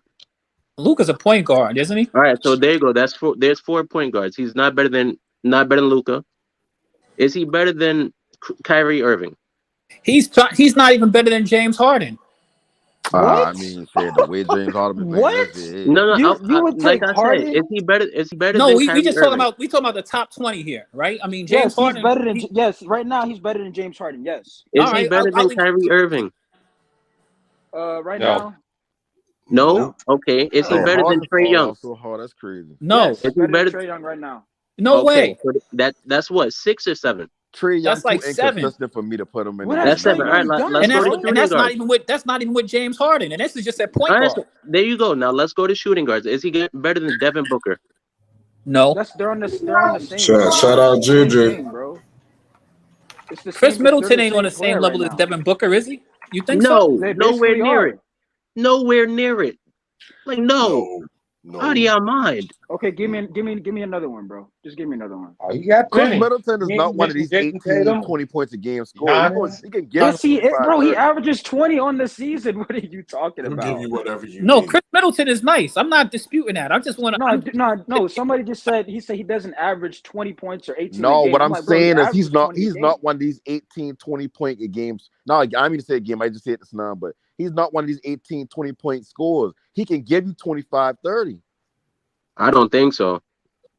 He's averaging. Chris Middleton before I don't think on the so. big stage. Right now, what happened? we're at 8 with Devin Booker. We're right? at Devin Booker as shooting guard. We're at shooting guards. We're naming I shooting said guards. they're the same player right now. So He's we not can go the pick same someone player else. as Devin Booker. That's not even arguable. Well, I mean, we can just have different opinions. Devin Booker just played a somebody great else. season without Chris Paul for a very good stretch, and the Suns still had that best record. Hold up now. They I got cannot Middleton. say the same for But Chris you're Middleton also without not Giannis. taking the fact away the Suns they're an absolutely great team too. Fellas, they And got so are the Middleton Bucks listed without as small Giannis and forward. Chris Middleton. They They're got a great team. No, they're Middleton listed not. as small forward Yes, now. they are. You said hold on. Hold on. Did you just say what you you're said? right. The Bucks without Chris Middleton are a great team if they still have Giannis and everybody else. Chris Hold on. Middleton is a small forward, so you can't compare him to guards. He's only played 2 seasons For a at second. guard. Let's go to the position Chris Middleton plays. We're at 8 players already, or debatable. Is he better than Jaylen Brown? No. Yes. No. Yes, he is. No. Yes, he is. No, Yes, he he's is. not. Shout out SB Talk. You're looking at the When highlights. y'all naming some of these looking players, at y'all gotta highlights. bring up how inconsistent some of these players y'all naming. Jaylen Brown is an inconsistent player. And Chris Middleton is consistent? Yes. No. Did he career, not prove yes. that to you last year? Yeah, he's No. pretty Did he not consistent. prove that to you No. last year when Giannis Listen. got injured? You're talking about when Giannis got injured for a 4-game stretch. I'm talking for the entirety of the playoffs. He had very bad games. Let me ask you a question. When they played Game 7 versus the Nets last year, who hit the clutch shot, bro, in overtime? Oh my God, that means you're consistent because you had one clutch shot. But no, I'm just saying in the big time moments, who hit that shot? It wasn't Giannis. Okay. Every dominant big man needs a. Hey, SB said Giannis still the best player in the league. What y'all think about that? Yeah, he's still up. Giannis is the best player in the league right now. He is. He just had to. Like I said, Jokic could definitely be that. I just don't think he has. He doesn't have the proof behind it, but Jokic could definitely be the best player in the world. Hey, but can we get to the more players? I said Devin Booker. I said we were on the same. I think they're on the same level, but you can go ahead and get somebody else. I'll give you that caller. Chris Middleton's better than Jaylen Brown. Let's move forwards. Okay. Small forward. Chris Middleton is a small forward, by the way. So if you're going to compare him position-wise, compare him to small forwards. Now, we're just going if he was top 20 in the NBA then. Oh, okay. I thought y'all was doing position-wise. No. He did play two seasons at shooting guard, but I mean, we're at like 8 right now. I want to push this. I want to really see if Chris Middleton is in the top 20. Is he better than Cat? Chris Middleton is. You can literally say he's arguably top 20. You can't. No, is he better than Karl Anthony Towns? All right, I got the top 20. That's a whole other position. Right now, no, they're not. I got the top 20 if you want them. You keep on talking about the whole nother position. We said, is he top 20 in the NBA? That's all inclusive to all positions. All right, hold up, y'all. Marvin got a list, y'all. Hold up, Marvin got a list. I got the list if you want it, guys. Thank you, Marvin. Thank you. All right, here it is. The number one player they're considering in the NBA is Joel Embiid. That's the way they got this right now. Okay, you can just all we want to do is see if any one of these players are better than Chris Middleton. Kevin Durant, Giannis, LeBron, Steph Curry, James Harden. Wow. Jokic. James Harden right now. Okay, that's 1 out of 6. Jokic, Ja Morant, Luka, Kawhi, Anthony Davis, Damian Leonard, Jason Tatum, Devin Booker. Said they were on the same Bradley Beal. He's Jimmy better than Bradley Beal. No, he's not. Wow. He's not better than Bradley Beal. What has Bradley Beal done? He hasn't played with Giannis. That's what he hasn't. That's what he's done. He hasn't played with Giannis. That's the only thing he's done. He hasn't played with Giannis. All right, hold on. But wait a minute. Let me just tell him this. You didn't dispute 2 out of 15. Bradley Beal is the 15th best. Jimmy Butler is 16. Is he better than him? No. Okay. No. Chris Paul is 17. Is he better than him? No. Trae Young is 18. Is he better than him? Yes. No. Better than no, he's not better than Trae Young. Donovan Mitchell is Donovan Mitchell. Trae Young does not play defense. Right? Not and Jaylen Donovan Mitchell. Brown at 20. Who's at 20? Jaylen Brown. He's better than Jaylen Brown. Yeah, LeBron on there. Yeah, like LeBron was 6. Marvin, Karl Anthony Towns ain't even on that list. The top 20. Now I can go further. You want me to bring the top 30? No, you just said Jaylen Brown, but we already proved that. And that's why I say he arguably top 20. He's not arguable. There's more names that are better than him. Even if you want to go top 30, then we'll give you these other players like Karl Anthony Towns and please go, Marvin. Players. Yeah, I'll give you a higher list. Y'all go ahead and continue. I'll bring it up in a second. Side note, Chris Middleton's first name is actually James. Wow. You got like CJ McCollum, Kyrie, you got Donovan Mitchell. Yeah, he's not better than Kyrie. He's better than CJ McCollum. He's not better than Kyrie or Kat. That's 2. That means we need CJ. One more name. Speaking of CJ, check this out. Check this out. CJ's name is Christian James McCollum. Chris Middleton's name is James Christian Middleton. He's better than McCollum. Christian James and James Christian. That's debatable. If you think he's better than Jaylen Brown. Jaylen Brown, y'all looking at highlights, bro. I'm talking about. No, I'm not. No one's looking at highlights, bro. Jaylen Brown just too inconsistent, man. He disappeared. Chris Middleton is inconsistent himself. That's crazy. Where he been at today? This man just called a very good 3-point shooter, a high flying scorer. Okay.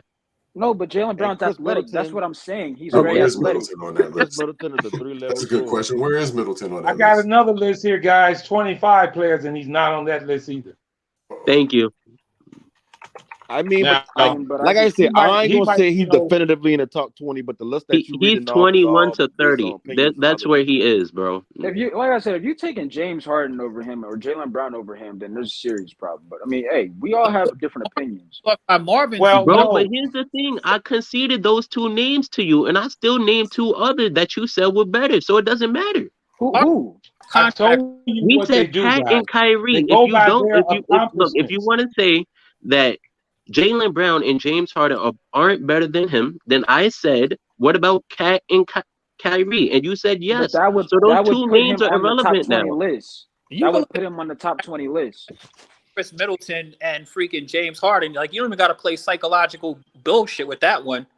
Bro, And James Harden is a and at the bum. end- Like, and what? at the end of the day, He's a bum. He has a max even contract. if Chris Middleton only fall in the top 30, it's James still Harden, his he points just put still up remains 11 like he points. still was a big part of the offense. Like, James Harden is a scrub, bro. Like, he's a bum. James Like, Harden, that's obvious. I'm scoring They champion. go by their accomplishments, what? guys. And If you guess look what? at He's a James winner. Harden's Jim Harden. accomplishments, that's how they go, by their accomplishments. I told you guys that. But if we're talking about right now, the better player, it's Right. not Okay, James you want Harden. to look at the list for the best 25 this year? Hey, I got that, Marvin. Go CBS ahead. preseason top 100 rankings. Top 25 for this year. Look that up. That's what I'm talking. That's what I got. Guess who's number 23? Chris Middleton. Thank you. Number He's 20 21 to Can I 30. ask He's y'all, not can I top ask y'all a 20. question? Number Can I 25, ask y'all a Jaylen question? Brown. Arguably top 20. Carl Anthony question I Towns, have for you 22. is- He's Devin got to Booker, get 21. Okay, Are y'all so seriously gonna take James Harden right now over Chris Middleton? That's the question. No, I but have. I'm definitely I taking wouldn't take Cat him and right now. Kyrie. No. We've No. both agreed that you didn't want to take James Harden. Cool. We're past that. You said Cat is better than him. You have your Yes, I 20 did. names. You asked for 20. You got them.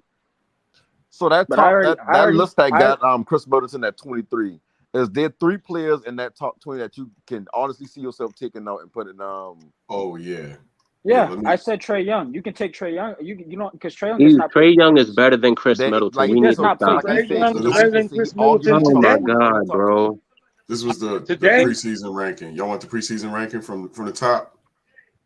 Kevin Durant number 1, LeBron James number 2, Giannis Antetokounmpo number 3, Steph Curry number 4, Luka Doncic number 5, Nikola Jokic number 6, James Harden number 7, Embiid 8, Leonard 9, Davis 10, Lillard 11, Tatum 12, George 13, Zion Williamson at 14, Jimmy Butler at 15, Bradley Beal at 16, Kyrie at 17, Trae Young at 18, Chris Paul at 19, Donovan Mitchell at 20, Devin Booker at 21, Karl Anthony Towns 22, Chris Middleton 23, Rudy Gobert 24, Jaylen Brown 25, and then it goes through the top 100 from there. Question.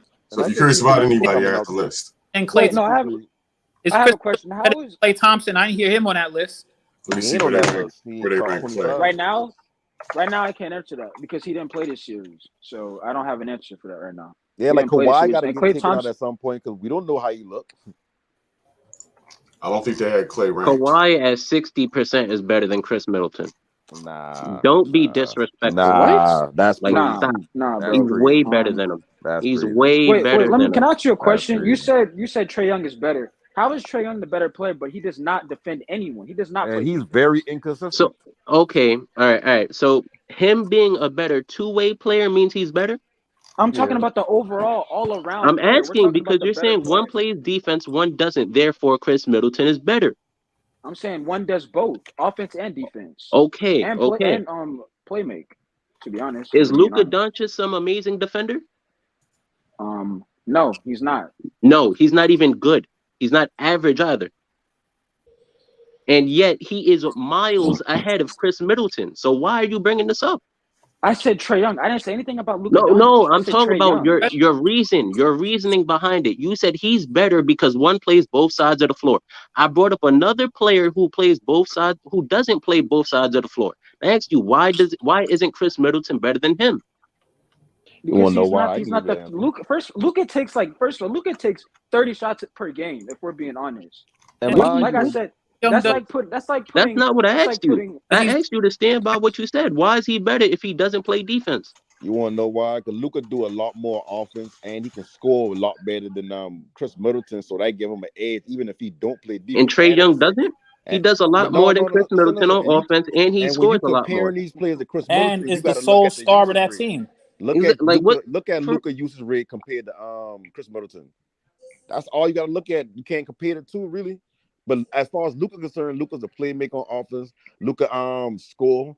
Like Luka do a lot more offense than what Chris Middleton do. So even if Chris Middleton play a low more better defense or defense at all, it kind of overtakes both sides of the ball. If you think about it. But I can say the same thing about Trae Young. That's my point. No, but see the thing about Trae Young, I can say the same thing. He scores a lot more, and he's not inconsistent. Look at his numbers. He's inconsistent. Oh my God, bro! And so is Chris Middleton. If that's your definition of inconsistent, Chris Middleton is inconsistent.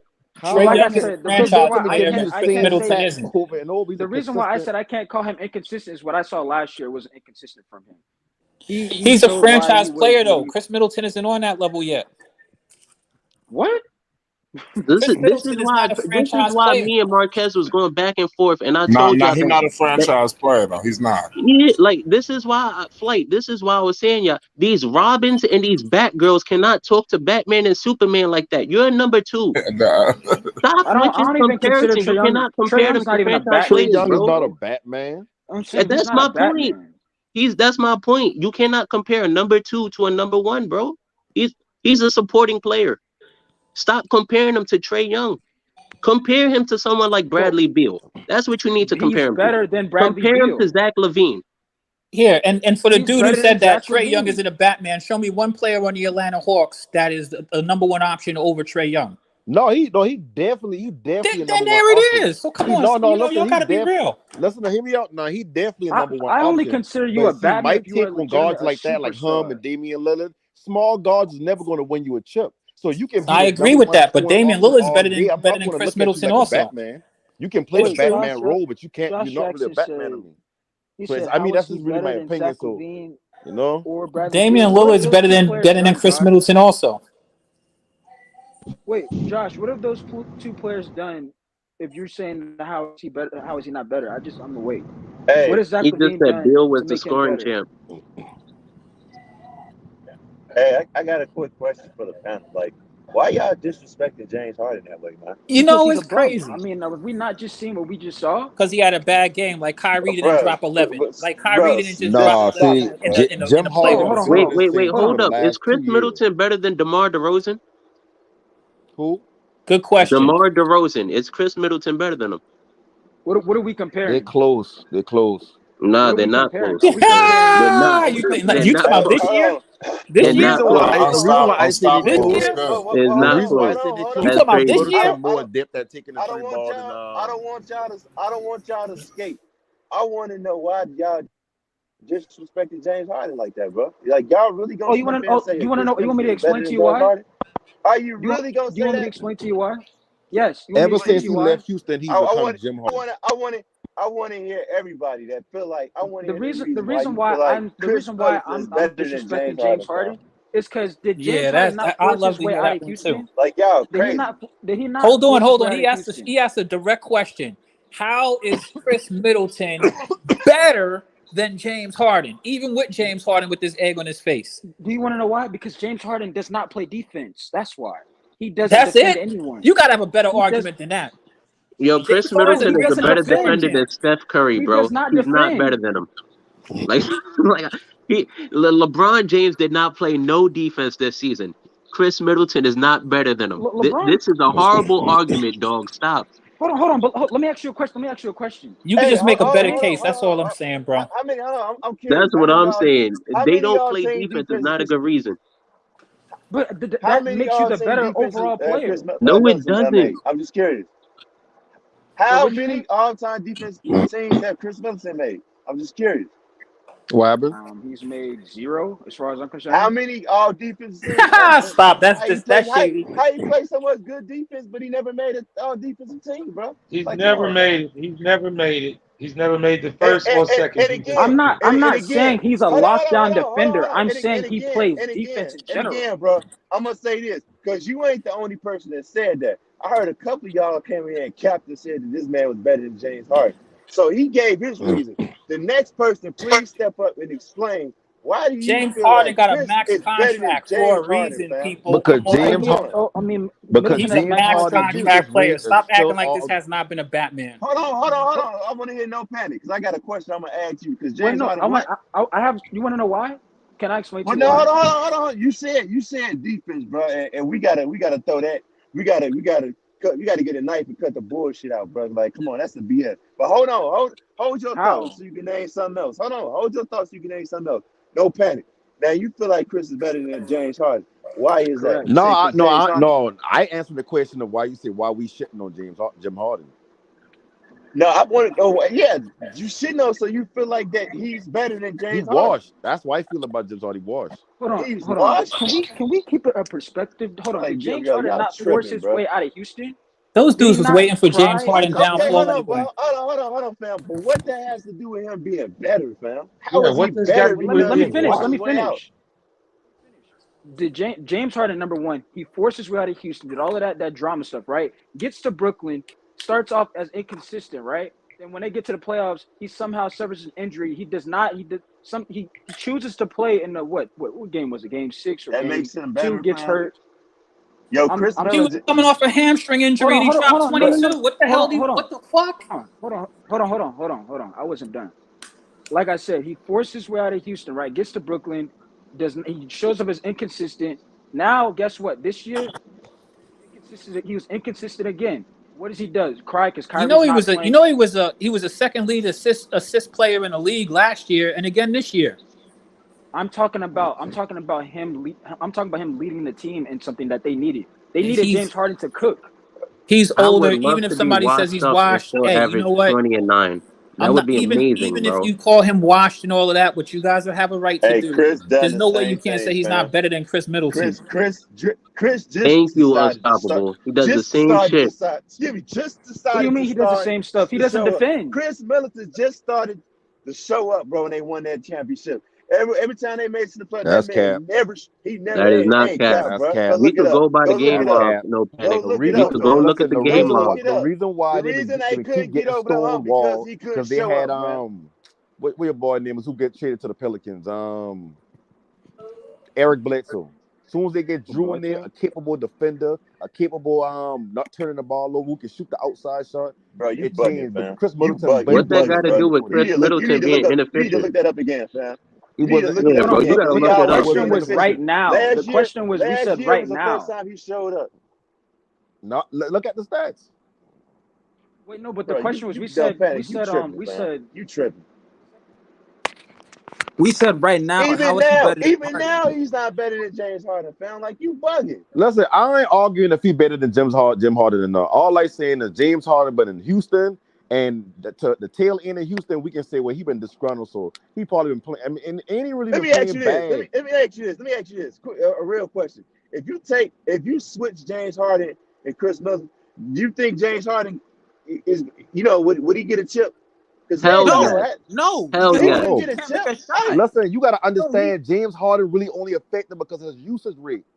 And his usage, and I'm getting, he getting a high usage rate. This is the worst argument ever. 7 points in that game and 10 assists. Bro, What I doing anybody? What good that doing anybody? Hold on, no panic, bro. Y'all just been calling this man the greatest scorer ever just a few months ago. So are you telling me, fam, just a few years ago, if you put Chris on that Houston Rockets team, they winning the championship? Do they go 7 games you with keep the Warriors? bringing up Chris Middleton. I'm not saying I'm not talking to you, no panic. I'm talking to Buddy right now. I'm talking to Buddy. Are you saying if you put Chris on Houston Rockets, they winning the championship? No, because guess what? Because even if you put Harden do they go 7 games with the Warriors? That doesn't make any sense because if you put Harden on Milwaukee, they won't win. You saying he better? Yes, and they would win the championship with James Harden. You crazy? I'll be real with you. If you put Harden on the Bucks, they probably would be better. Yeah, they'd have like 3 chips by now. Are you crazy? Hold on. Like what? James Harden need that ball in his hand, man. James Harden is better than Chris Middleton, man. I don't even think that's debatable. The only thing that Harden's better at is James Harden gonna feed Giannis, man. You just put Drew Holiday at that 2 guard, fam. James Harden's gonna feed the whole damn team. So that team would be better, and the team that he come from would be worse. What happened? What happened this year, bro? Exactly. Y'all forget this man They did both exactly lost what in the Ben second Simmons did round. last year. What are you talking about? One didn't even play. Hey, just follow the money. That'll tell you everything. Not really, because would you give James Harden the max? $72 million. I said they probably would have won. Today, no. When he signed it, yes. Exactly. I wouldn't give Chris Middleton a max either, though. Like, what are you talking about? Got max though. That's the thing. He can get that. If his contract been up right now, the Bucks will still give him a max. With no problem, no issue. The NBA money says James Harden's better than Chris Middleton. Hey, James Harden is way better than that. Chris I just Middleton, saying man. He's way better. James Harden ain't nowhere near who he used to be, and that's a fact. I'm not disputing that. You won't hear me argue with that. So what happened this year when he had Joel Embiid, bro? Joel Embiid had a second broken face in 2 years. James Harden literally did the same thing they trade Ben Simmons away for. If you think about it, the same thing. I'm glad you just said Joel Embiid got hurt, because guess what? When Giannis got hurt last year, who had to step up, bro? I said Embiid has the second broken face in 2 seasons. That's what I said. But again, what I'm going is Giannis he got hurt the last 2. So if we're comparing who's the better player right now, what has James Harden done other than get free throws, bro? He does not defend. He's been inconsistent. What does he do other than get to the free throw line? And I hate when y'all bring up his assist numbers. He averages 8 to 9 assists. Is that good enough for you, or no, does he need to average I hate 15? when y'all bring up assists, because y'all just 2 years ago he was literally called the best scorer ever, better than I've never panic. No panic. No. So stop bringing up I don't know assists. who you're talking about, but nobody around here said James Harden was the greatest scorer ever. Hold on, that was the media. You need to so go talk to Stephen A. Smith and Skip Bayless about that one. I cannot claim that. Listen, that thing was circulating. Like, I'm a Lakers fan. I would have never said that James Harden was a better scorer than Kobe. So I can't answer for that, bro. I'm not saying you specifically or anybody on the panel in the chat saying that's because they were hyped. He was widely regarded exactly. by Like, multiple people. Why are you telling us this? None of us claim that. That's the level of score he is to you, right? You think he's the best scorer, right? I just told you. So what do you know? What do you know James Harden for? Like what is his strong point? What is his strong point? Yeah, he's a combo guard. He's a combo guard. That's his strong point. What is his strong point? When you see he's James a Harden combo guard. He's not. I didn't say he was the greatest scorer all time. Okay, but I'm asking you specifically. What are you expecting from James Harden when he's touched the floor? I'm expecting him to give you about 24 points and 8 assists. That's what I'm expecting. He's a combo guard. So question. You said he averaged like 34 one season? Yes, under Mike D'Antoni. Yes. When they force fed him the ball all the time. So now you're expecting 24 and 8. I've always expected 24 and 8. This season right now, with one of the most dominant big men in the league in the playoffs on pressure time. Did he give you that?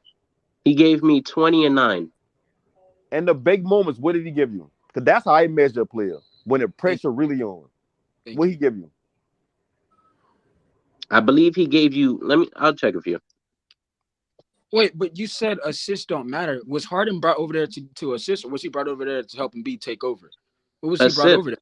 Assist. He was brought over there to assist. He was brought over there to try to drop 30 and 40. No, he wasn't. He was brought over there to assist. When Embiid get injured, you don't think the entire fully been like, oh yeah, but we still got James Harden. No, they have Tyrese Maxey and Tobias Harris. So Maxey's a better scorer than James Harden. I never said he's better, but they did not bring James Harden to average 30 and freeze out Tyrese Maxey and Tobias Harris. I understand that. But when you the only player that they gotta look for, you the second option, because the first option now you the second option, but you become the main option, whether that's scoring or playmaking.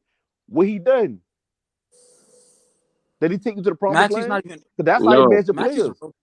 What can you do for the team? He's a role player. So you're saying he's better because he lost this series? If who better? No, Chris Middleton is better than because he lost this series. Understand who talking? I'm not arguing that point.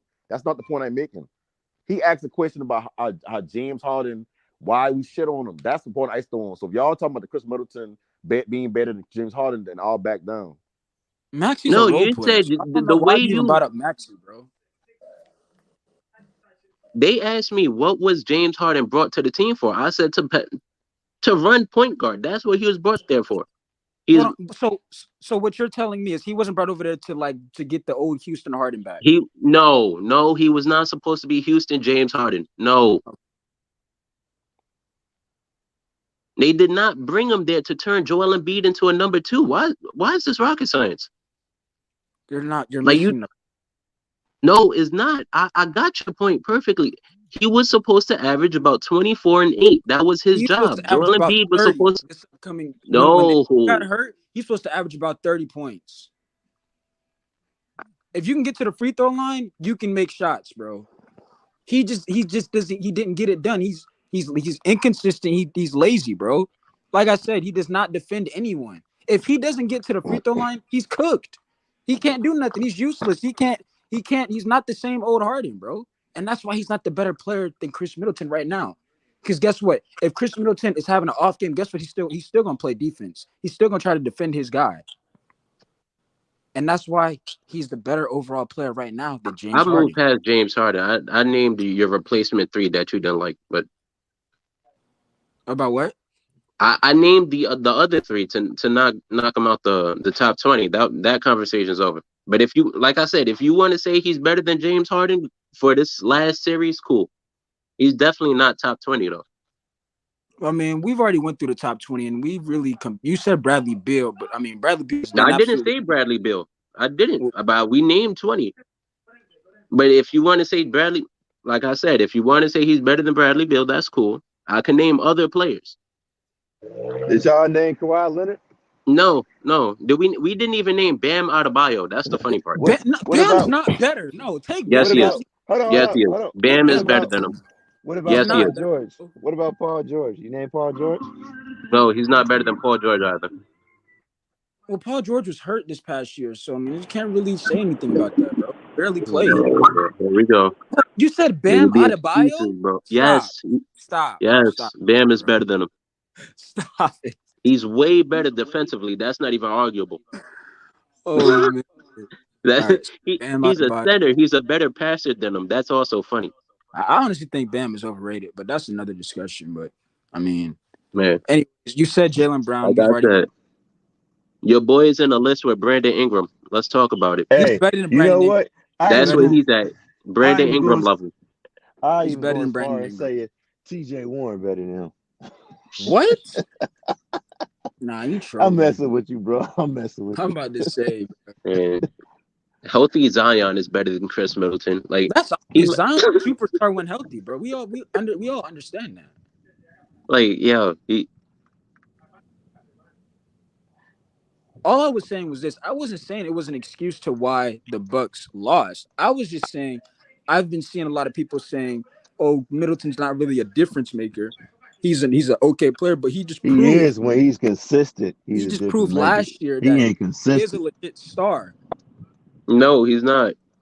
That's what we're trying to get to. You cannot be a legit star. You're barely top 25. Like that.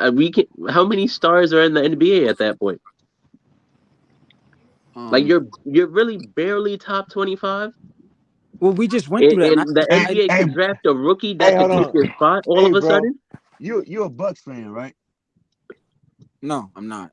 I've just seen a lot of people talk about they've been talking about Middleton online, saying he's not really a difference maker. Like when somebody said, "Oh, well, Robert Williams." Well, he is. Williams, when he's clicking, yeah, but shit, the man, he's been inconsistent, more than consistent. Shit. Thank you. Y'all be acting like he don't have 18-point games.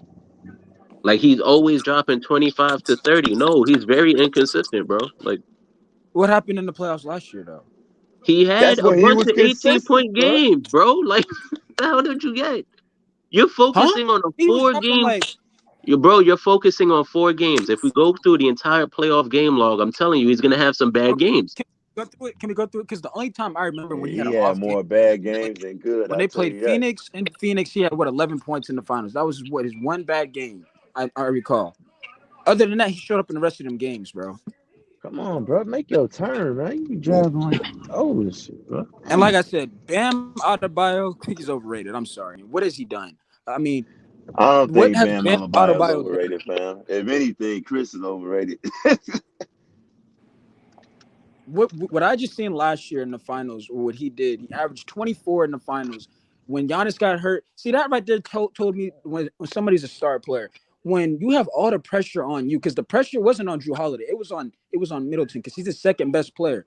They've been on that team for years. The pressure was on him to step up and lead them to try to make to get to the finals. He did it. When what was it, Game 6 when Giannis had 50 points? When it was like what, a 4-point lead or 2-point lead with 50 seconds left, who hit the clutch shot to close the game, bro? That to me is star. That's a star player, bro. That's not. I think Chris Middleton really turned a corner when Stephen A. Smith called him out. I think he had a donut in one of those games against Miami last season, and he called him out big time. When it was the first 2 games when they played Brooklyn, he had those 2 off games. He bounced back. Yeah, he bounced back, exactly. He bounced back, or he played better once Kyrie stopped fucking him up? Okay, so let me ask you a question, right? When I'm asking you. Did he bounce back, or did he play better once the pressure was off? He bounced back. So Kyrie not being on the court had nothing to do with him just playing better all of a sudden? Kyrie can't even guard him, bro. It's not about guarding him. It's not about guarding him. I ain't say Kyrie was locking him up. I never said that. I said when Kyrie is on the court busting your ass, is it not mentally hard to play better? I mean, let me just ask him this: would you start your team with Chris Middleton or Kyrie Irving? Would you start your team with Chris Middleton or Kyrie Irving? Obviously, right now you would take Kyrie Irving. Kyrie's a superstar. Well, I thought you said Kyrie wasn't better than him. No, I didn't. I did not say Kyrie wasn't better than him. I said James Harden. But let me ask him a question. When you see how I told you when they played Brooklyn last year and he had those 2 off games and he bounced back. When James Harden's struggling, what happened this series? Did he bounce back? Did he bounce back? I believe he did have a bounce back game. Yeah. He bounced back 1 game. Other than that, what did he? He gave you 11 points. 2 shot attempts in the second half? And then to add on to what he's not a better player. Chris Middleton averaged 25 and 5 in the regular season last year, and the playoffs 23, 7 and 5. So he stepped his game up. Wait, he stepped his game up because the big man was missing. Chris Middleton is not consistent. Thank you. And I mean, you gotta stop. Look at his numbers. Like, he been averaging 20 points for the past 4-5 seasons. Like, no panic. You just say he averaged 25, then went to the playoffs and averaged 23. That's not a good sign. I said 25. I say in the regular season he averaged 20. I'm gonna say this real quick, and I'm gonna go get some. In the playoffs, 25 he averaged 23, 7. Okay. He's not consistent. And how he consistent? He averaged 20 points. That's who he is. No, Penny, are you gonna let me speak? You gotta stop over talking people, bro. He's not consistent. Can you explain? You say something else? You keep saying he's not consistent. I'm giving you numbers. Are you gonna let me finish? I say he's not consistent because his numbers are. You could argue last year they didn't win because of Chris Middleton. They won because of Drew Holiday's defense. What? They didn't win because of Chris Middleton and his numbers. They won because of Drew Holiday and his defense. You know Drew Holiday struggle in the first and second round. And to be fair, you guys gotta understand, even if Chris Middleton was on the floor, the Bucks would have still lost to the Celtics because he's inconsistent when it comes to his shot. That ain't the argument, bro. But that's what I'm. But hold on, it should be an argument. Here's where I'm about to cook you. You just. Wait, I'm looking at this. No, 1 second. I'm looking at this net series that you brought up. He had 2 bad games. You said Game 1 and Game 2. He had multiple bad games. That's not true. 8 for 22. That's a bad game, bro. No. You said he bounced back after that 1 game. You say he had 1. You say he bounced back. I'm telling you, no, he didn't.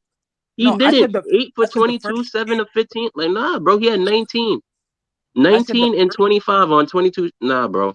I said the first 2. Just go look at that net series. He did not bounce back. Like I said, pressure was off. There was no Kyrie.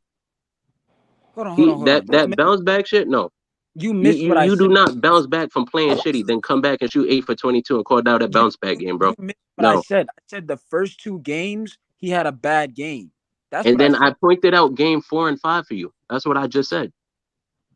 And just because the Bucks won, you want to talk about he played better, he showed up. He didn't. So they just won. What were his numbers the games after that? I'm trying to know. You said the first 2 games I said he played bad. What were his numbers after that? Telling you right now. Game 3, right? He has a good game. He's 12 or 25. He has 35. That's a good game, bro. I just said that's a good game. That's a good game. The game after that, he comes back 7 of 15. He has 19. That's a good game. The game after that, he comes back. Another great game by Chris Middleton, 8 for 22. So no, Kyrie got injured, and your boy, y'all thought he was playing great, but no, Kyrie was hurt. That's what happened. Y'all just happened to win the games because James Harden was out there on half a hamstring, and there was no Kyrie. He did not show up. He did not save no series, none of that, bro. He did not show up magically and change this fate where you think now he's some consistent playoff performer.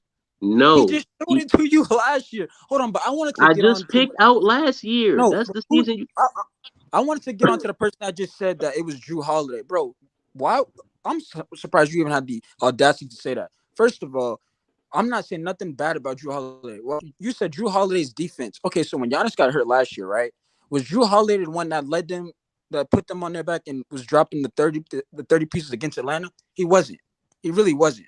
So for you to say Drew Holiday's defense, yeah, it was great, but it wasn't effective as what he was what Chris was doing. He outscored Atlanta by himself, bro. By himself in a quarter. Yeah, I know why you bring up Drew Holiday. Yeah, Drew Holiday offensively. It doesn't add up. Drew Holiday, he's known for being a great defensive player. He's not an offensive star player like that, bro. And you can keep saying, well, Harden was on half a leg. What happened to Harden this year, bro? Were you supposed to be scary hours? What happened to Harden? I'm not talking. I've already conceded. If you wanted to say James Harden wasn't as good, I said it. That's cool. We're past James Harden. What I'm talking to you about is you want to say this guy is consistent when I'm pulling up his game logs and he's not. That's what I'm telling you. You want to say he's consistent just because he beat an injured Nets team. That is funny to me. And I'm showing you the game log and he's literally not consistent. I just told you the games. You said he played shitty 2 games. Cool. Then he went and had a bomb. He scored 35 on 12 or 25. Then he comes back. He has 19 points one game. The next game, he's shooting 8 for 22. That's not consistent. What was the point total in them games? How many points did he have that game? I'm asking you the numbers. 8 for 22. Right. How many points? I'm gonna tell you. I'm gonna tell you right now.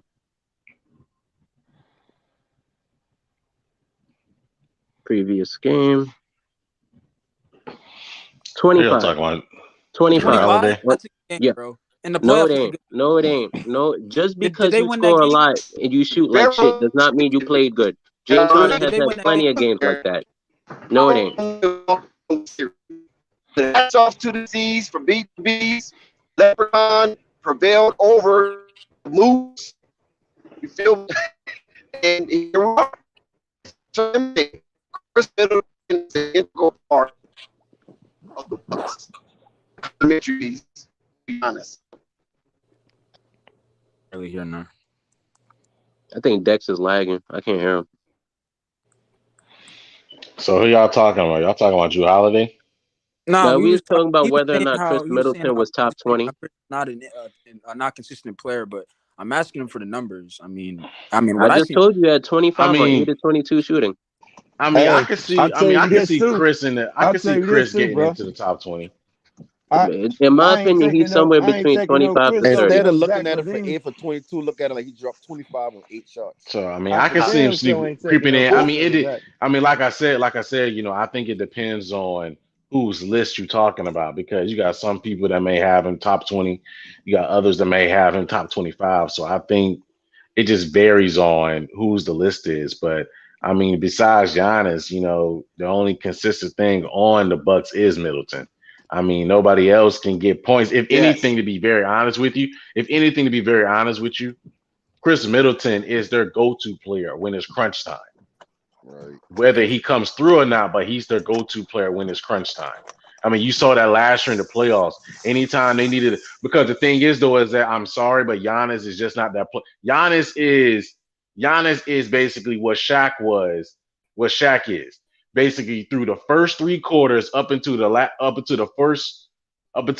4 minutes of the game, it's Shaq's ball game. As soon as he get the last 4 minutes, get the ball to Kobe. Mm-hmm. Because Shaq doesn't have the ability to really create off the dribble and get shots when the shot clock is coming down.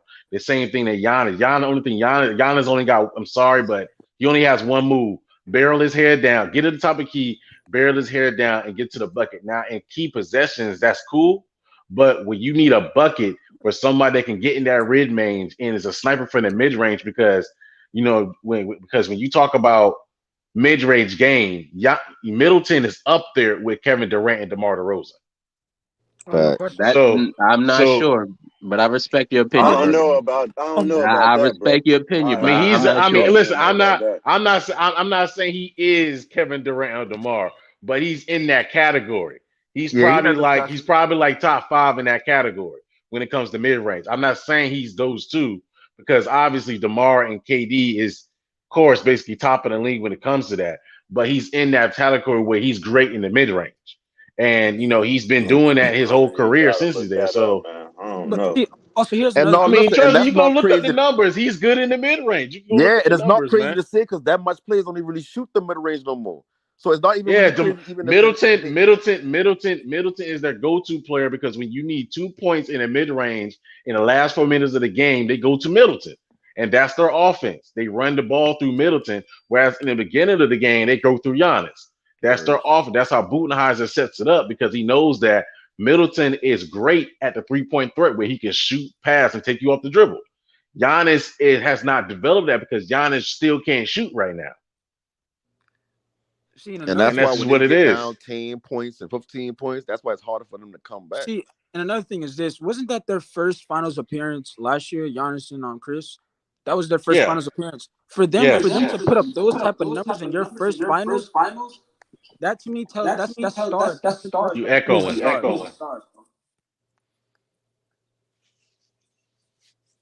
I just think it's easy. It's not easy to go to the numbers, bro. There's still 20 people better than him, man. And I said again, I damn sure ain't picking him over no damn Zach. That's for sure. I don't think you put Zach LaVine with next. Zach LaVine had a 50-40, near 50-40 90 season without Giannis. You put him with Giannis. I don't even want to have that conversation, bro. That's exactly why I said I don't want to categorize Chris Middleton like he's a number one, and then talk about what has a number 2 accomplished, because they haven't played with Giannis. I'm not going to do that. I can't. We can't compare resumes at that point. Yo, Rico, you brought him like crazy. Yeah, all y'all. Yeah, I think it's everybody, bro. Trey Carter said Giannis had 50 in a closeout game. Okay, Trey. Somebody got to mute their mic.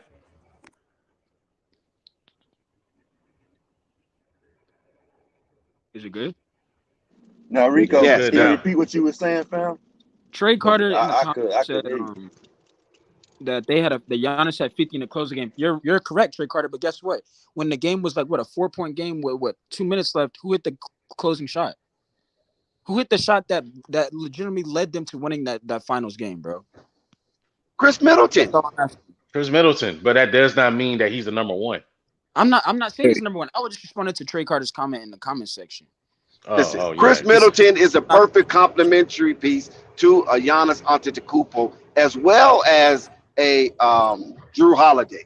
Because like I said, I don't know if you guys heard me earlier, Chris Middleton is the calm to the storm. You follow what I'm saying? He's going to make sure everything is placated based on accuracy, method, without madness. Giannis can do it method with madness. It doesn't matter because Giannis is a brute force, unstoppable beast. But Chris Middleton is more precise. Chris Middleton is more of a, okay, guys, let's calm down. Let's get into the half court. Let's slow it down a little bit because we're losing our way. He's one of those type of players without saying that, but the way he played demonstrates that. And that's why Chris Middleton was very, very crucial in the Milwaukee Bucks winning their championship. And that's why Dex, I think. can I ask you something right quick, Dex? Dex, yes, sir. Unstoppable. Do you think Chris is top 20 in the NBA right now? That's a tough question. You could put him top 20. You can. He's a champion. No, that's 20. He's a 20. No, because listen, hold on. He's a champion and he's an all-star, right? 3-time That's a fact. Hey, y'all. That don't mean much to me, Dex. I'll be honest. I just want to say, why? I don't think why, because there's a good number of players who'll be all stars and champions if they played with Giannis. That's why he's a number 2. Oh, okay, he's I a number 2. I don't think y'all giving Drew Holiday enough love in that Eastern Conference Finals last year. That's what I'm saying. He wasn't the main That's one. what I said. I got the point. All right, so look, game 1, Middleton had 15. Drew Holiday had 33. They lost. Game 2, Middleton had 15. Drew Holiday had 22. They won. Game 3, Middleton had 38. Drew Holiday had 6. They won. Game 4, Middleton had 16. Drew Holiday had 19. They lost. Game 5, Middleton had 26. Drew Holiday had 25. They won. Game 6, Middleton had 32. Drew Holiday had 27. They won. They basically played identical. Like they Can I address that? We just had a whole conversation about him being consistent or not, and he played like ass cheeks for half that series. Wait, what? Like, no, that's not I consistent. knew you were gonna say, but yeah, he's inconsistent, man. That's wrong. When he got it going, he's a good player. But I disagree with you guys thinking that Middleton is less than. Middleton is not less than, man. Listen, do you know how important it is to have somebody? He's a consistent player. I got the stats. I got the stats right here, though. Size if you want to, but he's a consistent. As far as I got the stats right here, as far as Middleton. But do you guys realize how important it is for a team to have a rock that they can lean on in a time of trouble? They did it last time with Chris Middleton. Yes. They did it throughout the playoffs last year. Yes. Remember now, Drew Holiday struggled in the first 2 series. Yes. Yeah, I was just saying the Atlanta series. Like Drew Holiday, even though he had a bad game 3, he had 6, but he still showed up just like Middleton. Yeah, and I ain't taking that away from Middleton, but to go back, y'all gotta understand his original point was not the. I don't think he even been trying to. I'm the top 20 thing. I don't know where that come from. Man, that man said he a superstar, man. Like you gotta call a spade a spade, though, Panic. I didn't say yeah, he's not no superstar. No, I know he's no superstar. I wouldn't call him a superstar. I'm talking about Buddy. Buddy said he a superstar. I didn't get his name, so I call him Buddy. My apologies, bro. But yeah, the new brother on the chat said that he's a superstar. I said he's a star player. I didn't say he was a superstar. Oh, okay, I thought I heard you say he's a but just remember now. But just remember, don't when you say listen. he's top 20, when you say that he's a superstar, brother, those top no, 20, because top 20 is only as a superstar. That's only like 3 to 5 players in the league right now. The superstar. I'm about to say, you think there's 20 superstars right now in the league? I think the word is thrown around too loosely, if you ask me. True. I don't think he's no superstar. He's a very good complimentary player to Giannis, like Rico said. He's all-star at best. But the thing about that, Rico, you're kind of using that as a demeaning factor. I don't think it's demeaning. I think it's beautiful for Chris Middleton because he's definitely not no alpha. You feel me? But see, I think his original point. He's a Robin, of course. What I was trying to get across, Dex, and my bad, no panic, is that I don't think he makes that much of a difference in this series. That's what I'm saying. How could you say In what that? series? In the Boston series? They just lost. No, he's not that big of a difference, in my opinion. I think it is. I think it is a difference. That's what I think it is a difference. I think if Chris Middleton was there, the outcome could be. That's no guarantee now, but the outcome could be definitely different, especially as it went 7 games. But if Chris Middleton was there, it could have got ended in Milwaukee. Or Listen, as they we, still could have or lost as with we Chris just saw Middleton, from but he his would have stats been in that series that we just pulled, he played like crap in half of it. So it could go both ways. He either plays really good where he's a difference maker, but you're or he using, plays like crap. you're using the Brooklyn Nets as a barometer, right? No, that was the Atlanta series, but I also brought up the Brooklyn Nets series, so that's now 2 that's the series one I that he remember played like crapping.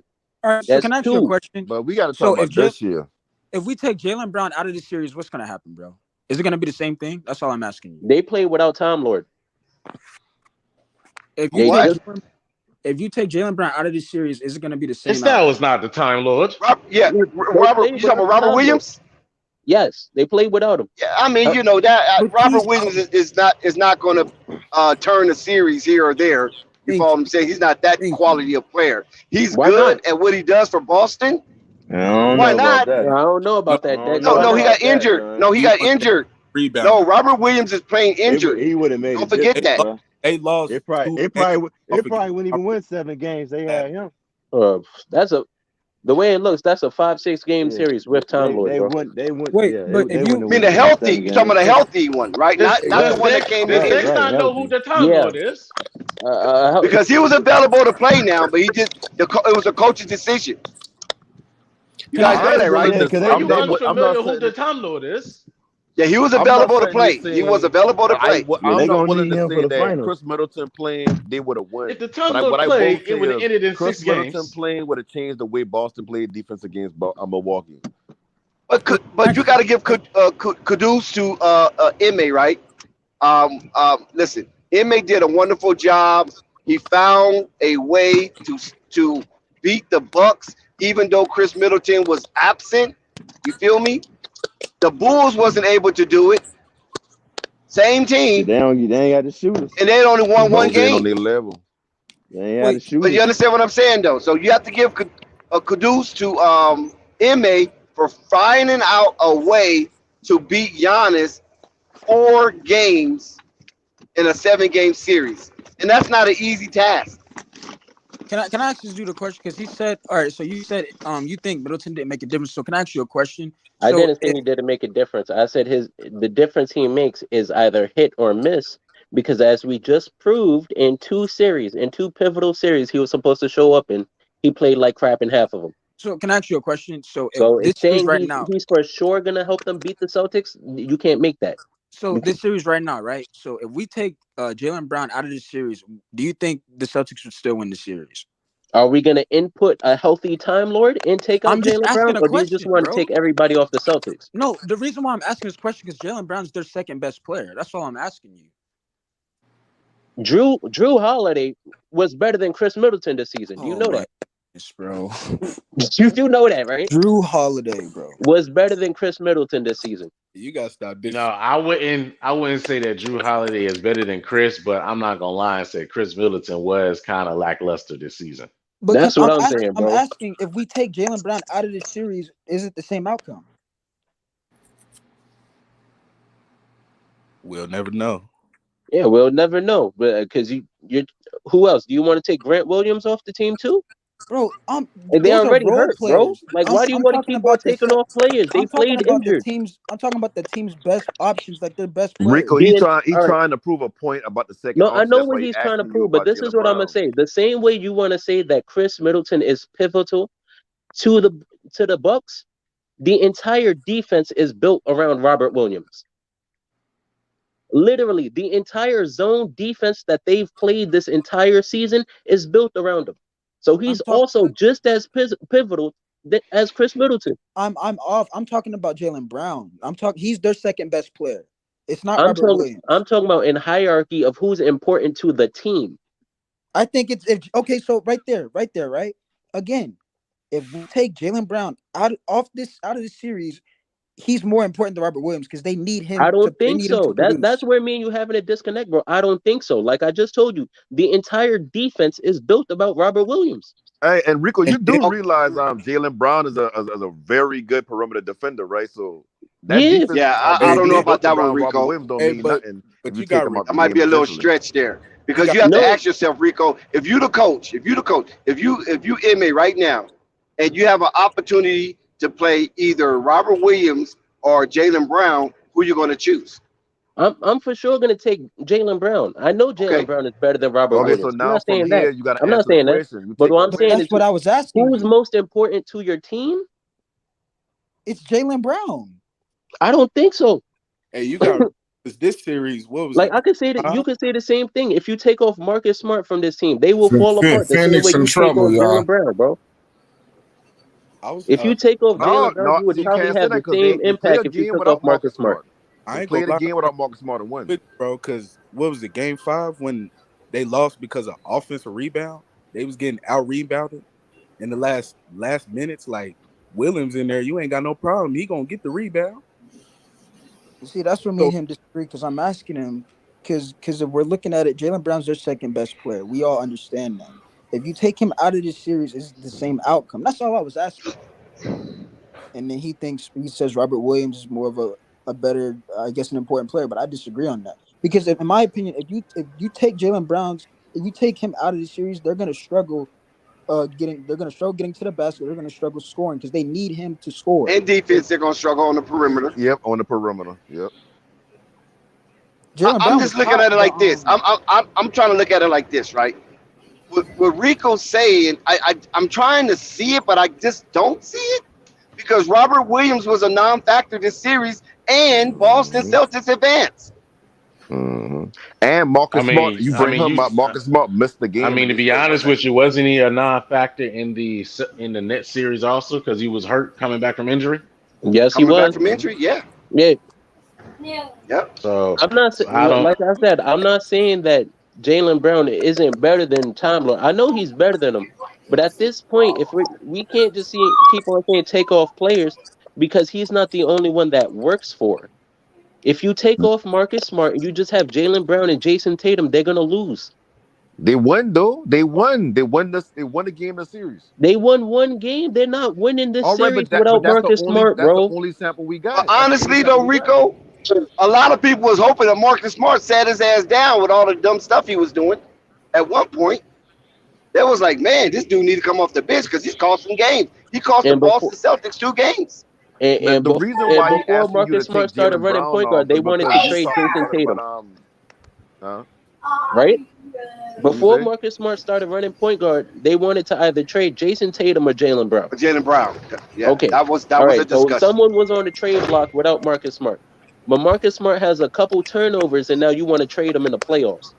No, I'm just saying the fans was going nuts. No, I don't think they want to trade him. He just been. They wanted to sit his ass down. That's what I'm saying. Like Boston is not the top-heavy superstar team. Every piece is pivotal. I think now, yes, they beat the Bucks without him because they squeezed. If you do realize Boston is a point guard, Marcus Smart can either come off the bench or you can keep him in there. Derek White. No. Yeah, either Derek White. I mean, they could interchange with Derek White and Marcus Smart. They could split those minutes 50-50. They need a solid point guard. They can go and get Trey Jones from Memphis. Just a solid point guard that ain't gonna turn the ball over, ain't gonna do nothing crazy. Marcus Smart is not a true point. That's why when he be doing shit, they call him Marcus Dumb. I was pointing out. Yeah, exactly. No panic. They call him Marcus Dumb. Oh, he was tweeting hard when he lost that game. He was they was calling. Twitter was going crazy. He was trending. Marcus Dumb. Marcus Dumb. Well, he got blocked, then robbed back to back. Put it like this, bro. If the game is on the line, right? Do you think Robert Williams is getting the ball? That's just offense. That's just offense. But that's the point that I'm making to you. He's not really He's not that much of a big. But you saying to them? I'm about to say Chris Middleton, him or Giannis may get the ball. Yeah, Giannis just had 50 in multiple closeout games, like the chat brought up. So it's not just the fact though that he's going to get the ball every time, bro. You know why it's so easy for Giannis to get 40 and 50 like how he been doing last year? Because he had that perimeter threat with Chris Middleton. Chris Middleton, like they say about Shaq and Kobe analogy, I'm in a good analogy.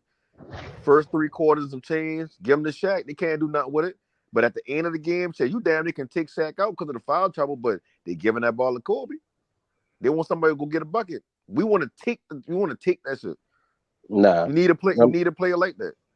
Giannis has had plenty of big fourth quarters. I can't give him that. When Marcus Giannis Smart has had plenty of big fourth quarters. Turnovers in the end of the game, everybody was saying the ball should have went to Jaylen Brown or Jason Tatum because those are your two best players. Yeah. No, Jason Tatum should have came and got the ball. And then if he got trapped, make a play. We not like disputing that, but if you do take Marcus Smart out of this series, they not winning. Thank you. That's what I'm saying. You take out Jaylen Brown, they're gonna lose. If you want to say that, you take out Marcus Smart, they're gonna lose too. But they took out Time Lord and they won. Exactly. Yeah, you said Robert Williams. No, I said they're both pivotal players, but that's what I'm saying. Like a lot of these you said players, they built the defense around Robert Williams. And he said he's the most important player or the second most important player.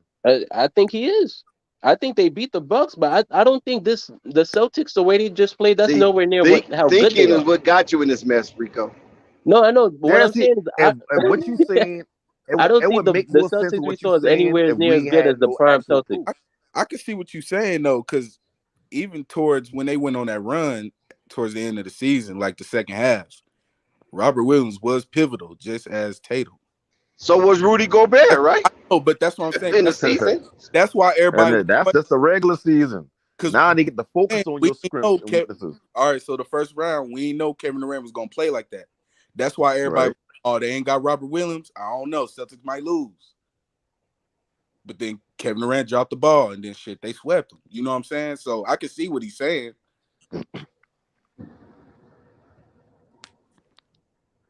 I just think everything he's saying would make sense that we didn't have an actual actual proof. Because right now we just watched Robert Williams only play 1 or 2 games a series, right? And they still winning 7. Right. But if he played the entire series, like we can't say that Rico saying ain't true, but we actually can see that, like, well, I mean, technically ain't true. Like I said, like Jaylen Brown. I said if they didn't have old man Al, they would lose the series. Damn all them Jaylen Brown. If you didn't have old man Al, you lose the series. Your ass get swept. That can be true too. Real shit. He put up a 30 ball one game. Man, old man Al was acting a fool. Heck yeah, I got him another 3 more years in the league. Hey, without his veteran presence, that's why he was so key at the trade deadline. Yeah. One of the best trades they made.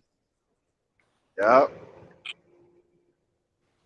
Yeah. So Giannis is gone.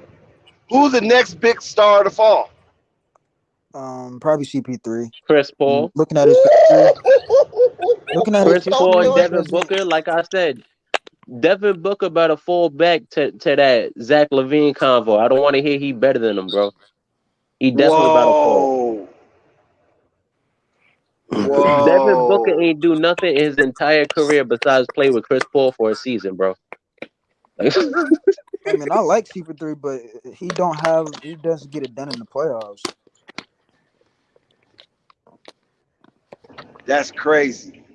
What about it? Luka's the next Larry Bird. Next? All he is already. Shit. I've been telling y'all about Luka. Y'all been laughing at me. Because he all look like he all out of shape, look like a blob or something.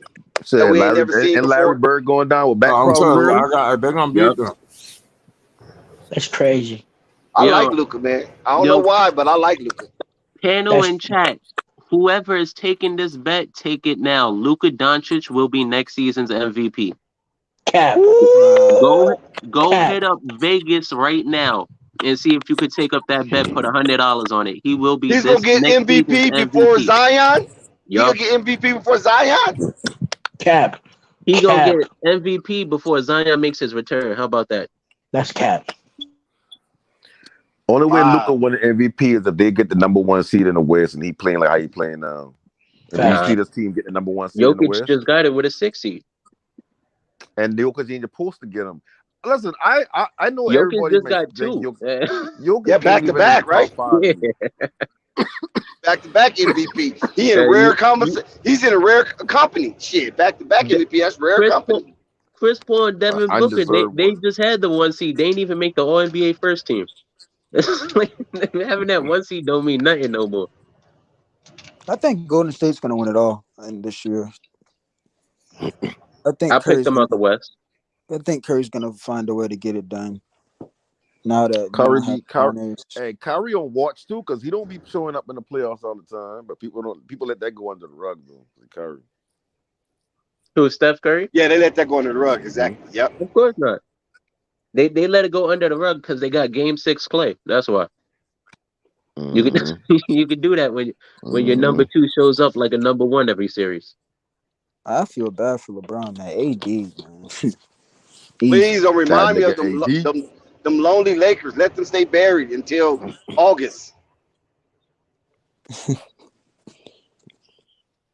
They in trouble, man. They stuck with Westbrook. Can't do nothing with him. You want to bet? They can't get rid of him. They're stuck. You want to bet? You want to bet? I don't want to bet. I'm just. The only way to get rid of Russell Westbrook if they had some number 1 pick stash. And he's going to OKC. He's going back to OKC. And when they have to pay him, they would still have to pay his money, though, right? No, we don't. We just got to trade him. I thought his money was guaranteed. Who gonna take him without? Yeah, it's guaranteed if he plays for us. If we trade him, it's guaranteed to whoever he plays for. I just don't see them trading him. I mean, I just feel like LeBron's gonna play it out. He's gonna see what happens, and if he's gonna end up leaving once Bronny gets to the league. Would you have guessed the Lakers to flip Kwame Brown? Miles Goff. Kwame Brown. I mean, but he's Luau Dang. Oh my God! Should we go on? Telling you, those aren't star players though. Exactly. We still flipped them 4-star players. You see? That's even worse, right? But if you look at it, Kwame Brown for Paul Gasol. You don't think we could flip Russell Westbrook? But who wants Russell Westbrook? The Lakers flip Chris Mims. The thing that hurt the Lakers this year was the fact that Kendrick Nunn, he played 0 games, and on top of that, you just had an old team. They had no young energy on their team, other than that dude Austin Reeves. Yeah, but THT is young. He's young. He just ate too much helium. And Kendrick Nunn didn't play any blew up.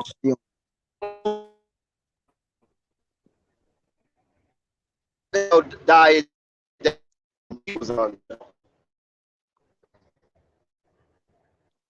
I think if Kendrick Nunn would have played, they would have at least made the playoffs. At least. I think if Kendrick Nunn would have played, we would have been able to trade Russell Westbrook because we would have packaged them together. If you're an NBA team, who wants Russell Westbrook? I mean, you already Michael know Jordan. what you're gonna get. Michael Jordan already said he wants him. What do you want to do? Huh? You want come work there or some shit? Like what? Play basketball? No, he's the owner of a certain team over there who wants to find a point guard apparently. But he has Melo. The Charlotte Hornets haven't found their point guard yet for some reason. LaMelo's a point guard. LaMelo's like the biggest name that wearing Jordans like under that brand. He wanted to resuscitate his career over there. How that gonna work with Melo over there? And LaMelo's already the same way it's working with Terry Rozier. They obviously don't want LaMelo to run point guard, bro. We watched the whole season. That's not it. But if they bringing in D'Antonio, how that work? Like, damn, like how that gonna work? What do you mean? Didn't he coach Russell Westbrook already? Russell when they been in Houston. He coached Russell Westbrook already. Yeah, he ain't even have won him in Houston with Harden because he messed up the offense. He had one Russ to be a shooter like the rest of the squad. Hey, that's because they had Harden. I think Westbrook's career is done, to be honest. I think he's done. I think he's just like how Harden's done. I think they both just not gonna win it. The only way, if I'm an NBA team, the only way I trade it for Russ is if you give me next year or 2024 first round pick with him or some promising player with him that you ain't I won't give up or we value in our system or whatever. I'm not taking him just to have his contract because he gonna be going next year. Unless I got a disgruntled star that I know damn he could be out regardless and he got a big contract and he ain't shit anyway. But who doing that? Like the Pacers ain't gonna give up Turner. for no Russell Westbrook, and they stuck with him for just 8 seasons. They ain't get nothing off him, and probably possibly got to buy him out at some point. And that the don't do Kings them no good if they can't the get no picks with Kings, him. They messed up their team. I don't know why they traded their best player. That was the dumbest thing they could have done.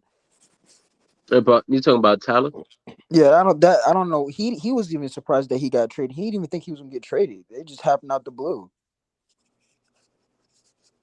I could see it. Unstoppable kept on. He would bring this up. I could see him getting traded to Portland.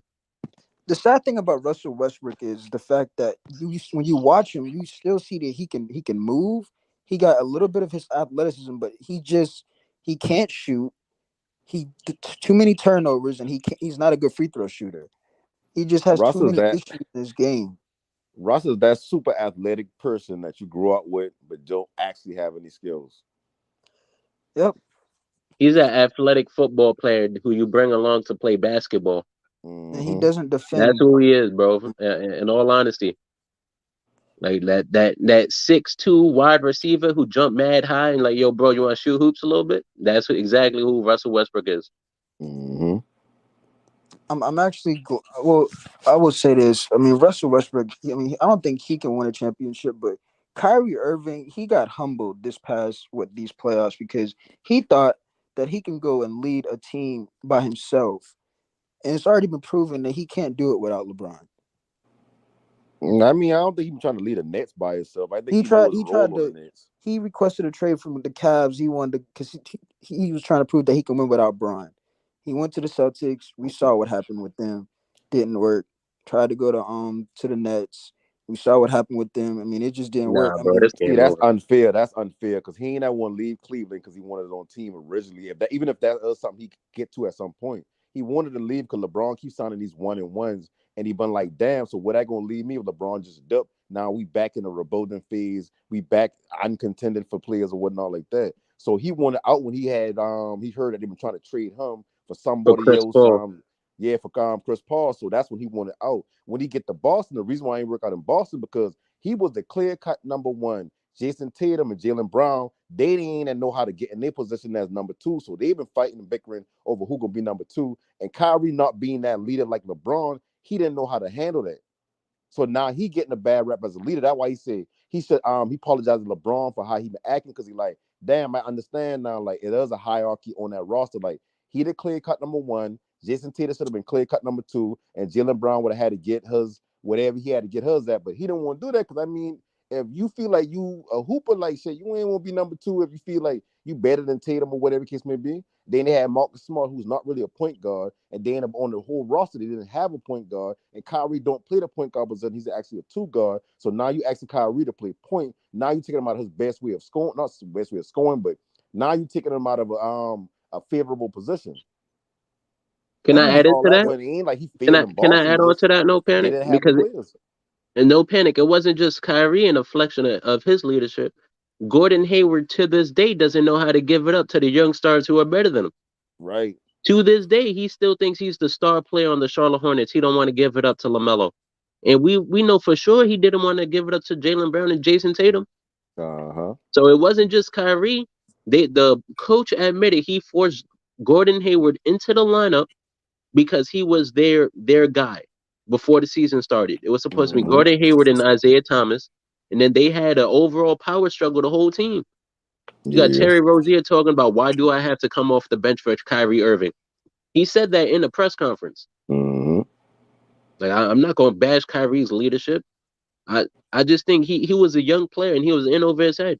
And he did the best with what he could, bro. And of course, when he get to the Nets his first season, he had to do it alone because Kevin Durant still been rehabbing from that incident when he been inside Golden State. Then the next season come over when KD did come back. He kind of missed a couple of games due to injury. And then this last season, this trade for James Harden, he like, now y'all got to figure out how this going to work. And James Harden ain't been the same player. That's why Kyrie said, no, listen, you're going to play the 1 and I'm going to play the 2. Because obviously you wash. Because he's been busting his ass in practice. Per reports. Do y'all think quote, right? No panic. You saw that, right? He used to go to practice. Not even allowed to play no NBA games. Kyrie used to show up to practice just to wash James Harden, pretty much. Beat them in a one-on-one, call them washed up, and go home. Yep. Wait, is Harden a free agent? No, he got another year left. Mm-hmm. Oh, I don't see him being on that team. I think Sixers are gonna try to rebuild. I don't know. I think the only player they might keep is Maxey, but I think Embiid's gonna be gone. I think Harden's gonna be gone. I just don't see that same team returning. Shout out to Zen Master. What's up, Dex? You look like a meme. With all that going on in the background, man. That production just off the chain right Shout now. out to the Zen Master. Good damn. God damn. Had to switch hats on y'all. Had to switch Zen ain't hats. playing out here. But yeah, it's the same thing I always do with the memes. It's just the background for the wallpaper, background for the camera. So all I got to do is flip the camera up. I'm on. You knowing the weed. Yeah, I tell Phoenix like they about to lose. I told you. Yo, I ain't even see what's going on. I just came back from the shop. It's about to be halftime. You just got a haircut? Let me see what's popping. Say what? You just got a haircut? Nah. I went to the greenery shop. Oh. A nice fit with the Knicks. Nah. Had to go buy some more Lucky Charms. Let's put it that way. Your Celtics done won. Yeah. You called it. I'm still waiting for Rave Kingdom. That's all. I think I've dealt with everybody else that need to be dealt with. But he definitely got one coming. Well, Rave go hiding on these type of moments. I mean, it's coming one way or the other, so you might as well just come get it. Yeah, you might as well get it now, right? Yep. I was going to be here if I lost. Everybody knows that. I was going to be here. I might have looked depressed and down. We need I was going to be here. We need to call Uncle Vern down to the altar as well. Well, we took care of my nephew already today. I'm Uncle Zen today. That's my nephew Vern. We took care Uncle of Zen. Yeah, that's okay. Give us your layout. What's going on? Well, as far as this game right now, or what in general? No. Your Boston Celtics. Congratulations. Thank you. I just home court advantage paid off. And this series was always, in my opinion, it was always 7 games. When the Bucks beat them at home in game 1, I stuck with it and said 7-game series. I never faltered. So, it's not to disrespect the Bucks. The only reason I gave them 7 games against this team was out of respect. And, just as a measure of that, I give Miami 6. That's how I feel about it. Miami's probably going to go in 5. Against this team. Probably 5. Kyle Lowry's injured. Jimmy Butler, we got answers. The Celtics got answers for Jimmy Butler. Adebayo is not Mr. Offensive Threat. And then all you're worried about is Tyler Hero off the bench. The best thing about Miami is their defense. They don't have offense to match the Celtics. They don't. And the Celtics have been low scoring for what they usually do. The Bucks are holding them. And Miami, they have a good defense, but they don't have Milwaukee's length. They don't have Boston's length. So just like what people were saying to me about how Milwaukee's length and size would beat Boston, no, I think it's going to be that way with Boston beat Miami. PJ Tucker's 36 years old or some shit like that. I don't know how old he is. He's getting up there. Jimmy Butler's 35. The more this stuff goes on, the harder it is on those older bodies.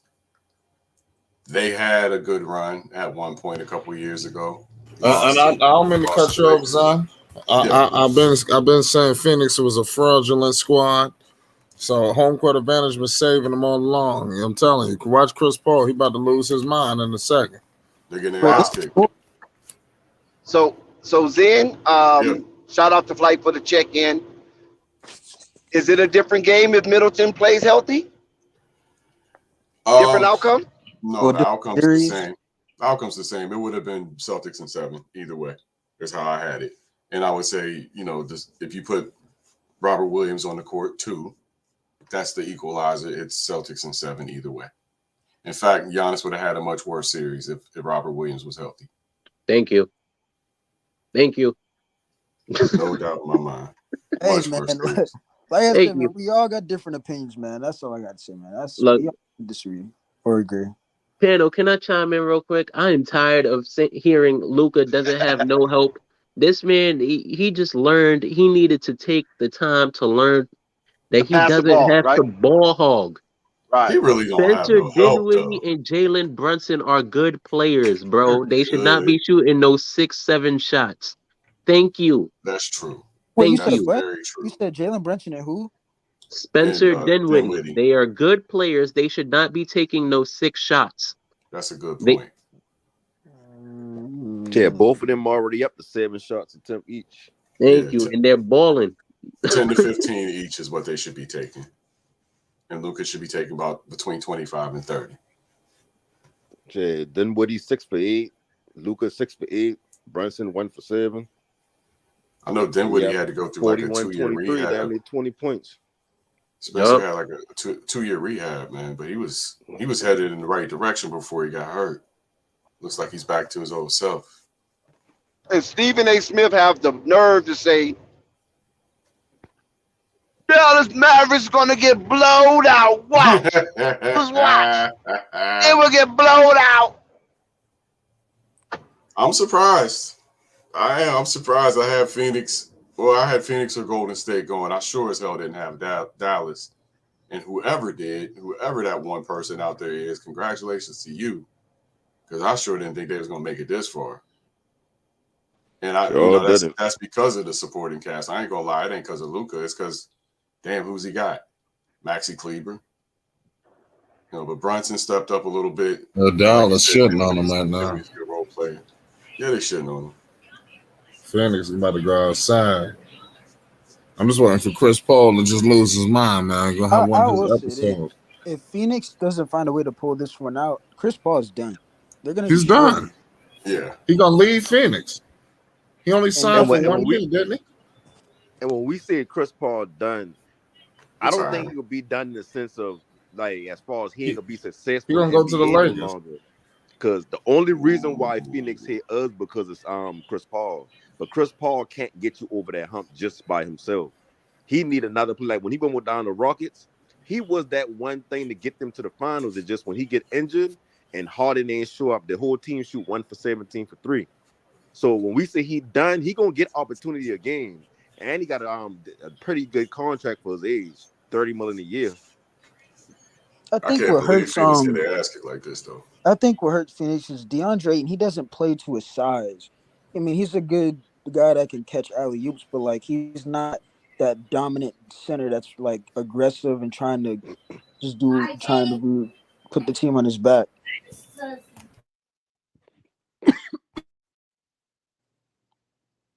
I agree with that. But it doesn't help that Devin Booker is playing like trash right now either. Because if Devin Booker doesn't have a game where he gets like 30. Yeah, he had a lot of injury issues at the worst time. What's up with D-Book? He's injured? No. I mean, last series, because maybe that could be lingering. Yeah, he was injured last series. Now that you mentioned it, because it was last year when they played Milwaukee in the finals. It wasn't that Booker and Paul couldn't score. It was the fact that Ayton was getting murdered on both sides. Giannis was eating inside, and Ayton wasn't responding with the same thing. He was just playing. He wasn't really showing no aggressiveness. He was just playing normal. It's like, yo, it's the finals. We need you to play. We need you to be that third option. It looked like what they're doing right now. Phoenix trying to run Horn's offense, but Dallas picking them up 94 feet. Well, picking Chris Paul up 94 feet.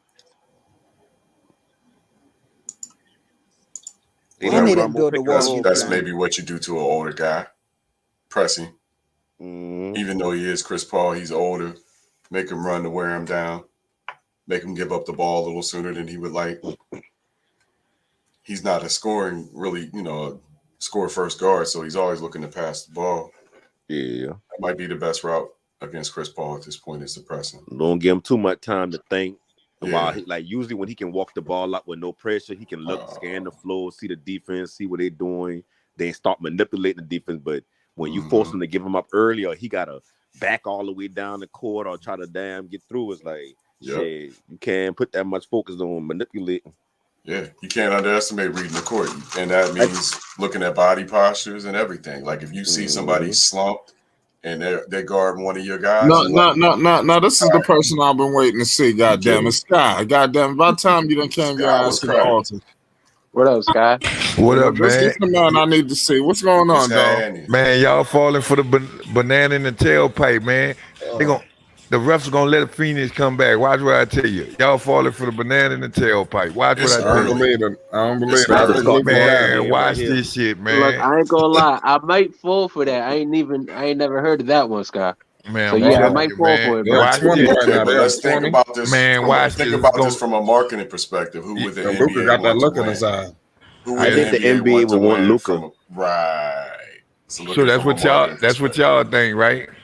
The NBA I mean, they had Scott Foster. They been officiating the Milwaukee game, and they changed him all that sudden. And now he officiating this game 7 with Dallas and Phoenix. You got to market. Let's think about it now. The guard is changing now. Like they want these younger players, these players who like 24, 25. They don't want to waste their prime. They understand the TV money and all that. Yeah. You want Luka in there. You want to see Luka. You want to see Jason Tatum. You want to see these players. Luka's box office. Absolutely. You think they want to see more Luka than Devin Booker? Man, nah, man. They want CP3 to get a. They want CP3 to get a ring, man. Great white. Watch what I tell you. Because they looking for a face right now. Because Giannis ain't playing their game. Giannis ain't gonna be out and about doing all these commercials, doing all this talking to he ain't about to be doing that. He ain't gonna be the next LeBron as far as like outside of the basketball court. He ain't gonna be how like Kobe main thing, but basically that Mamba mentality, like his personality and how he coming with it or whatever. That been kind of like driving the NBA for a while, but they ain't before that Jordan. Like they want a Luka or they want somebody to take that mantle that they can market and they want a smiling face. That's what they want. They had it in Steph Curry. He's a white boy. They had it in Steph Curry. Remember the light skin? That's exactly why they had it as Steph Curry. I'll be honest, but keep it real. Doesn't hurt that he's a white boy. You gotta give Jason Kidd credit. It's like they validated firing Rick Carlisle. Yeah, big time. Yeah, and what did he do this year? Where did Carlisle end up? Out the playoffs. Oh, this game is getting crazy. They dive in for everything. Okay. What team though, Flight? What team? No, he coached the Pacers. Oh man, yeah, that's right. That's where he went. And all hell breaking loose. People unhappy. People want to leave. Turner requested a trade, didn't he? Yeah. I'm not sure if he requested it, but he pulled it back. Then he pulled it back. I know he said he wanted to be a number 1 option on a team. He got injured. Know how that's gonna Miles work. Turner got injured. Who, Turner? Yeah. Something happened up there. That's wishful thinking. Shit, Scott, what you think about Milwaukee? Man, Milwaukee out of here, man. They out of here, man. It's bust open. Who can win now? Yeah. The championship gonna be wild. But I think it's gonna come out the East. That's why it's difficult to repeat. And those teams that have repeated, that's why they get kudos, because it is very, very difficult to repeat, because now you're not the hunter, you are the hunted. Yeah. And it's easy to watch somebody win one championship and go, oh, they're the greatest player in the world. Right. Nah, should cool your jets. Because as soon as somebody else is in that light, you're going to be like, oh, they're the greatest player in the world. Jason Tatum dropped 54 in game 6. I ain't gonna lie. I want Luka to win, but I think that it would have been a more competitive series, Phoenix versus Golden State. That let me know Chris Paul, man, he's a sucker, man. You know damn well that was supposed to be the series. I'm happy for Luka and all, but it was supposed to be a showdown between Phoenix and Golden State. It's crazy. It seemed like something broke with them, man, and maybe it's Dallas. I don't know. They got it. You can't explain it otherwise. But it seemed like something just broke with them. Yeah, the only like watching this game is like I don't see them running as much pick and rolls no more. I was about to say that. No panic. I think they figured out the Spain pick and roll. So it's crazy. Honestly, and this happens to a lot of teams. Even the Golden State Warriors, to an extent, got figured out, and they had to revamp their entire offense. Like that, the same thing. You could shock the NBA with it, But after a while, these coaches are masterminds. You can't keep running the same play on them for 2 years in a row and think they're not going to do nothing about it. Yeah, they'll start running it in practice. Man, the thing about it, man, Phoenix never was good, man. Even when we played them, they wasn't good, man. Nah, Yeah, you 64 trying to say they won an 64 injury wins. chip? Man, They had Dallas. an injury finals last season? What I'm saying is Dallas getting calls Shout that out we to wasn't. Jessica. Dallas Shout getting out calls Jessica. that we wasn't even getting. That's the point I'm getting at. They doing the same thing. Now, let's be honest about it. Did Phoenix beat a healthy team last season in the playoffs? It's a good No. question. No. Hey, listen, They beat I've 3 been the injured same teams. way. I've been the same way. I've been like Phoenix ain't all that good coming into the season, so it was shocking to me for them to win 64 games and be considered one of the best teams. So I've been wrong in that take, but shit, I know, man. 64 is like 64 wins is a lot of wins, man. I mean, they You did say go they to the ain't a good finals team. last year. It won't be the first 60-win team to get smacked in the playoffs. I saw that happen to Atlanta before. Yeah. And they ran right into LeBron and just got smacked. They had 4 All-Stars and everything. Sounds Yeah. like a Toronto team. I hate the Atlanta Sounds like a team, Chris man. Paul team to me. Sounds like a DeMar DeRozan-led Raptors team to me. I hate teams that's built to win and they be so good in the regular season, but you can literally see they ain't all that good. Like, Kyle Korver was not going to be that guy like that in the playoff. Like, Exactly. I've been a waste of damn wins. But what about smoking Joe Johnson though?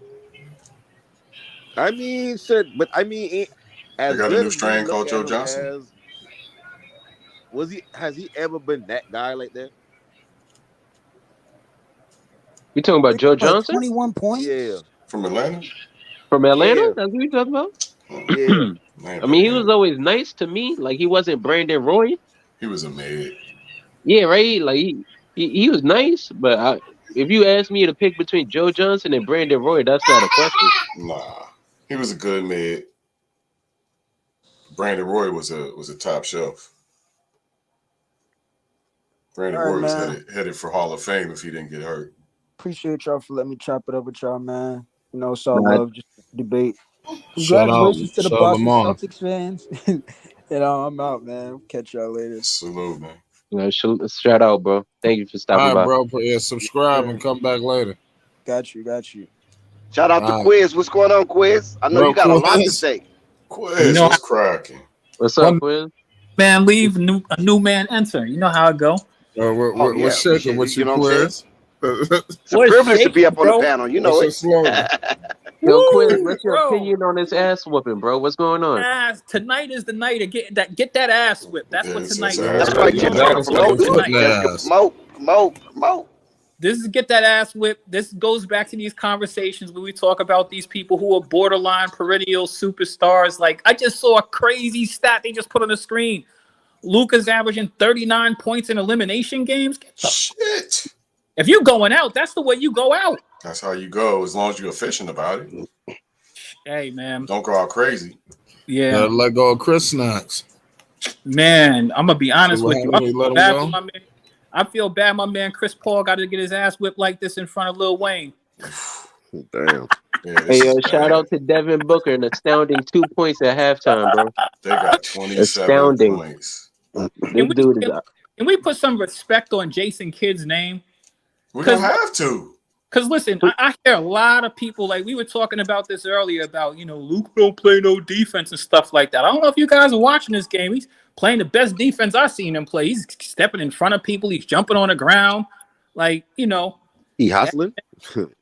Putting some effort forth. Shoot. I ain't gonna lie. I want the Suns to lose, but you can see they calling this game one way. If you could play, Scott, that's a lot of contact. The refs ain't made it 27-54. No, they calling the game one way. Listen, bro, the refs ain't made it double. Them people are about 30. They done right now. They doubled them, Scott. Officials. I've been watching this whole game. This has zero to do with the officials. The Suns are getting their ass beat. Period. 27-54. Now they was not prepared for Spencer Dinwiddie. They was not prepared for that. This is over for Phoenix. It's a 30-point halftime lead. They thought Luka was going to get his numbers. They was not prepared for a second man to have 20. All right, so let's start talking about Golden State Dallas because Phoenix is done. Let's start talking about Golden State Dallas. That's so funny. It's over with already. Let's prepare. Done. Get ahead of the story. Get ahead of the story. I told y'all to step back three. He's smiling, bro. This game is over. The Suns have 27 points going into the fucking half. Oh shit! Wait a minute. No way. Did you just see that? Yes. Did y'all just see that? Yeah. No, a rave sighting. We have Rave Kingdom in the building. Rave Kingdom in the building. Pay homage. Man, them people got Rave. We gonna need to hear the notes for the Bucks. I was about to say that. God damn, it's a 30-piece. Rave can hold out no longer. Rave could not hold out any longer. Has made you cry. He tried to hide, but his parents locked the door. He couldn't get in the house. Man. Oh, he had to come down Flight Boulevard. He had to come down Flight Boulevard. Oh my God. Man, this reminds me of the Bulls. Man, more about Phoenix than Order in the Mavericks. court. You know it's bad when Chris Paul not even passing no more. I see that boy pull up a deep range three. You know that. You know what that's. You know the game over when Chris Paul not even passing. Order in the court, my guy. Order in the court. Order in the court. Because I'm saying bye-bye. They call me the player. Listen, they call me the player from the Himalaya. Nah, we call you the singer, Ray. Start singing. Listen. Singer with ashy knuckles. All right. Everybody in the chat, everybody in the panel. For starters, congratulations to the Boston Celtics, everybody. You know what I'm saying? Everybody give it a round of applause. Everybody get a round of applause. Everybody get a round of applause. All right. Boston Celtics. I ain't gonna nah. Watching the game. Rave, 1 second. Can we have a 5-second moment of silence for Cam Johnson? Cam Johnson. No. We gonna get our sons later. Not right now. No. Luka just put him on the floor. Right now. I get it. Right now. And let's bow our heads. Sorry. Rest in Pittsburgh, Cam. Rest in Pittsburgh. Oh. All right, Rave. Continue, Rave. Thank you. Okay. I have to give credit to start it off because they are the winners. Okay. Boston Celtics, as I watched mortal victory, I saw my boy Tatum. He did his little thing, bringing the energy, especially right after halftime. He just came out there with his mindset to just show the team like they needed to click again. What's his name? Jaylen Brown had a great game. It's just a great game, and then the team. Grant Williams, bro. Hold up, man. But that's the thing. Fucking that's the thing. Listen, Pritchard and Grant. Them two was just laser focus. That's really what it was. We seen Grant Williams do his thing, but when the fact that you had those two guys, Pritchard and Grant Williams, just laser focused like that, you don't always. I don't think you always get that. There's one thing playing good, but there's another thing for them two to just go out there with an agenda of just laser focus the entire game. I remember Pritchard was scoring, and then he was kind of a little silent. But the fact that when it was time for him to shoot or time for him to be ready a part of the game, he was just there. It was just right smack there. So that laser focus, when you ask for your players who are rotational pieces or even starters or guys who's not even meant to be all that scoring, just to be ready at the moment, any time of the moment, that let me know. I was like, okay, they're on point. What do you think about Smart, man? What you think about Smart? Just the whole team had a brand. Mark Smart on cuts, driving, passing the ball. I mean, I said, okay. He got his shit together. The Celtics is playing not only a great brand of basketball, but they went out there just ready, bro. And now in the first and second quarter, they was playing great. They was playing good basketball, but the Bucks still had them. But that third and fourth quarter, Jason Statham started off that energy. They said, okay, boom, let's start taking some threes. Boom, let's start taking some cuts and passing the ball. And they just started to run with it. And I said, boy, that's how you do it. They did not take the foot off the pedal. They sure did. And oh my God, we tell these teams all the time, do not take your foot off the pedal, especially when you're doing your thing. And a lot of these other teams, they just take the foot off the pedal and they let these teams come back from a 25, 30-point deficit. That's why I'm not even tripping about the Suns game. Anyways, now, everybody, what we all been waiting for. Mute your mics. The great balloons song in the chat. Balloons in the chat, please. On Flight Sports TV. This great song. Can I get an amen from the panel before I start? Amen. Get your earplugs. Lock up your pets. And I need an amen, chat. This is a great mean, song that's been a part of Flight Sports TV. And I want everybody to listen up. If you're a Milwaukee Bucks, if you're a Bucks fan, I need you to open up your ears and hear this. How do I say goodbye to what we had? Oh, the good times they made us laugh, and what we had. The Celtics smacked the Bucks, and Giannis wasn't enough.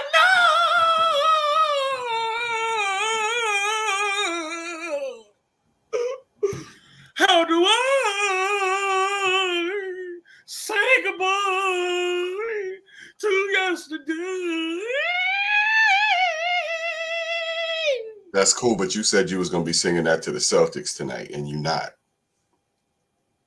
Sorry, can we just enjoy the beautiful song? Nope. Rave been saying congratulations. I've been Zen Master. quiet, and I'm here to dish out smoke. I ain't give nobody smoke. Zen Master, Zen Master, all these playoff Rave been saying congratulations to every other team except his own. That's bad. I mean, they went out. That's how it goes. They went out. And congratulations to them for making it, which they haven't done in a while, if I'm not mistaken, right? The Bulls? That's not what we talking about? Not my team. The Lakers. Well, he was riding with the Bulls this year. We already knew Lakers were dead. Lakers was dead and stinking since preseason. It's funny. They started off in last place and ended up in last place. Ain't that something?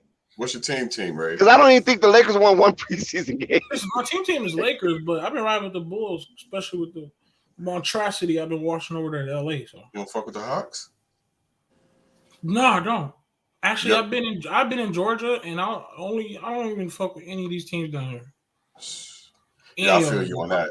And I'm not even trying to like real shit, bro. Braves, fuck no. Atlanta Hawks, fuck no. Falcons, no. They're chokers. They moved the Braves out to Cobb County, right? And the Falcons, like, bro, there's no player of significance that I feel like I have like an attraction to really. Not since Michael Vick and Jamal Anderson died. Yeah, and that was a long time ago. That was a long time ago. What the hell? Like, bro. Julio Jones, that's about it.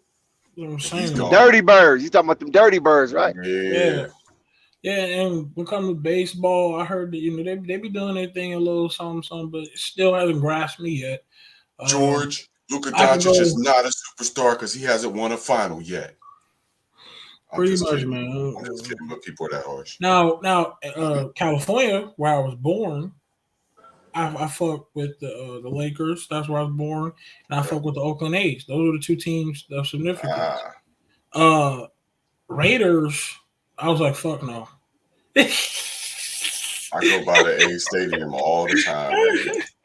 But the Oakland A's, that I fell in love with them when it comes to baseball, even though they're sometimes just not all that good. Yeah. But I just feel like one day they're gonna meet glory. One day, I just gotta wait. You know. It's been a long time. I know what I'm saying. But they always grasp me when it comes to baseball, and then Lakers, and I was in California too. I wasn't attracted to Golden State. You know, I don't know why. I just wasn't. Well, it's hard if you're a Lakers fan to follow Golden State like that. I get that. The Golden State, they wasn't that much. I don't know. They had Monte Ellis and all that. Yeah, they wasn't very good for a very long time. Other than that, We Believe team. Some of Don Nelson's teams were cool. Right. But they were not competitive for a long, long time. Yeah. Like, I like to see Houston get up off the mat this year. Mm-hmm. Definitely, of course, Portland, I want to see get up off the mat. I'd like to see Orlando finally get up off the fucking mat. You know what? Orlando, it's been a while since they was on top, but it's like, well, not on top. It says Dwight Howard. Yeah, that's what I was about to say. Yeah, since all that. About 10 years. Man. It didn't feel like 10 years. Damn. Yeah, it's been about 10 years, a little over 10 years. Hito Turkoglu, Rashard Lewis. Oh my God. That was my favorite team back on 2K. Turkoglu? Oh my God, that boy. They had Mikhail Pietrus. He was nice as hell. Turkoglu was a stretch forward that can do anything. He was a point forward. Except for slam on on like some Giannis or some shit. But Turkoglu was like that, bro. I swear to God, he was like that.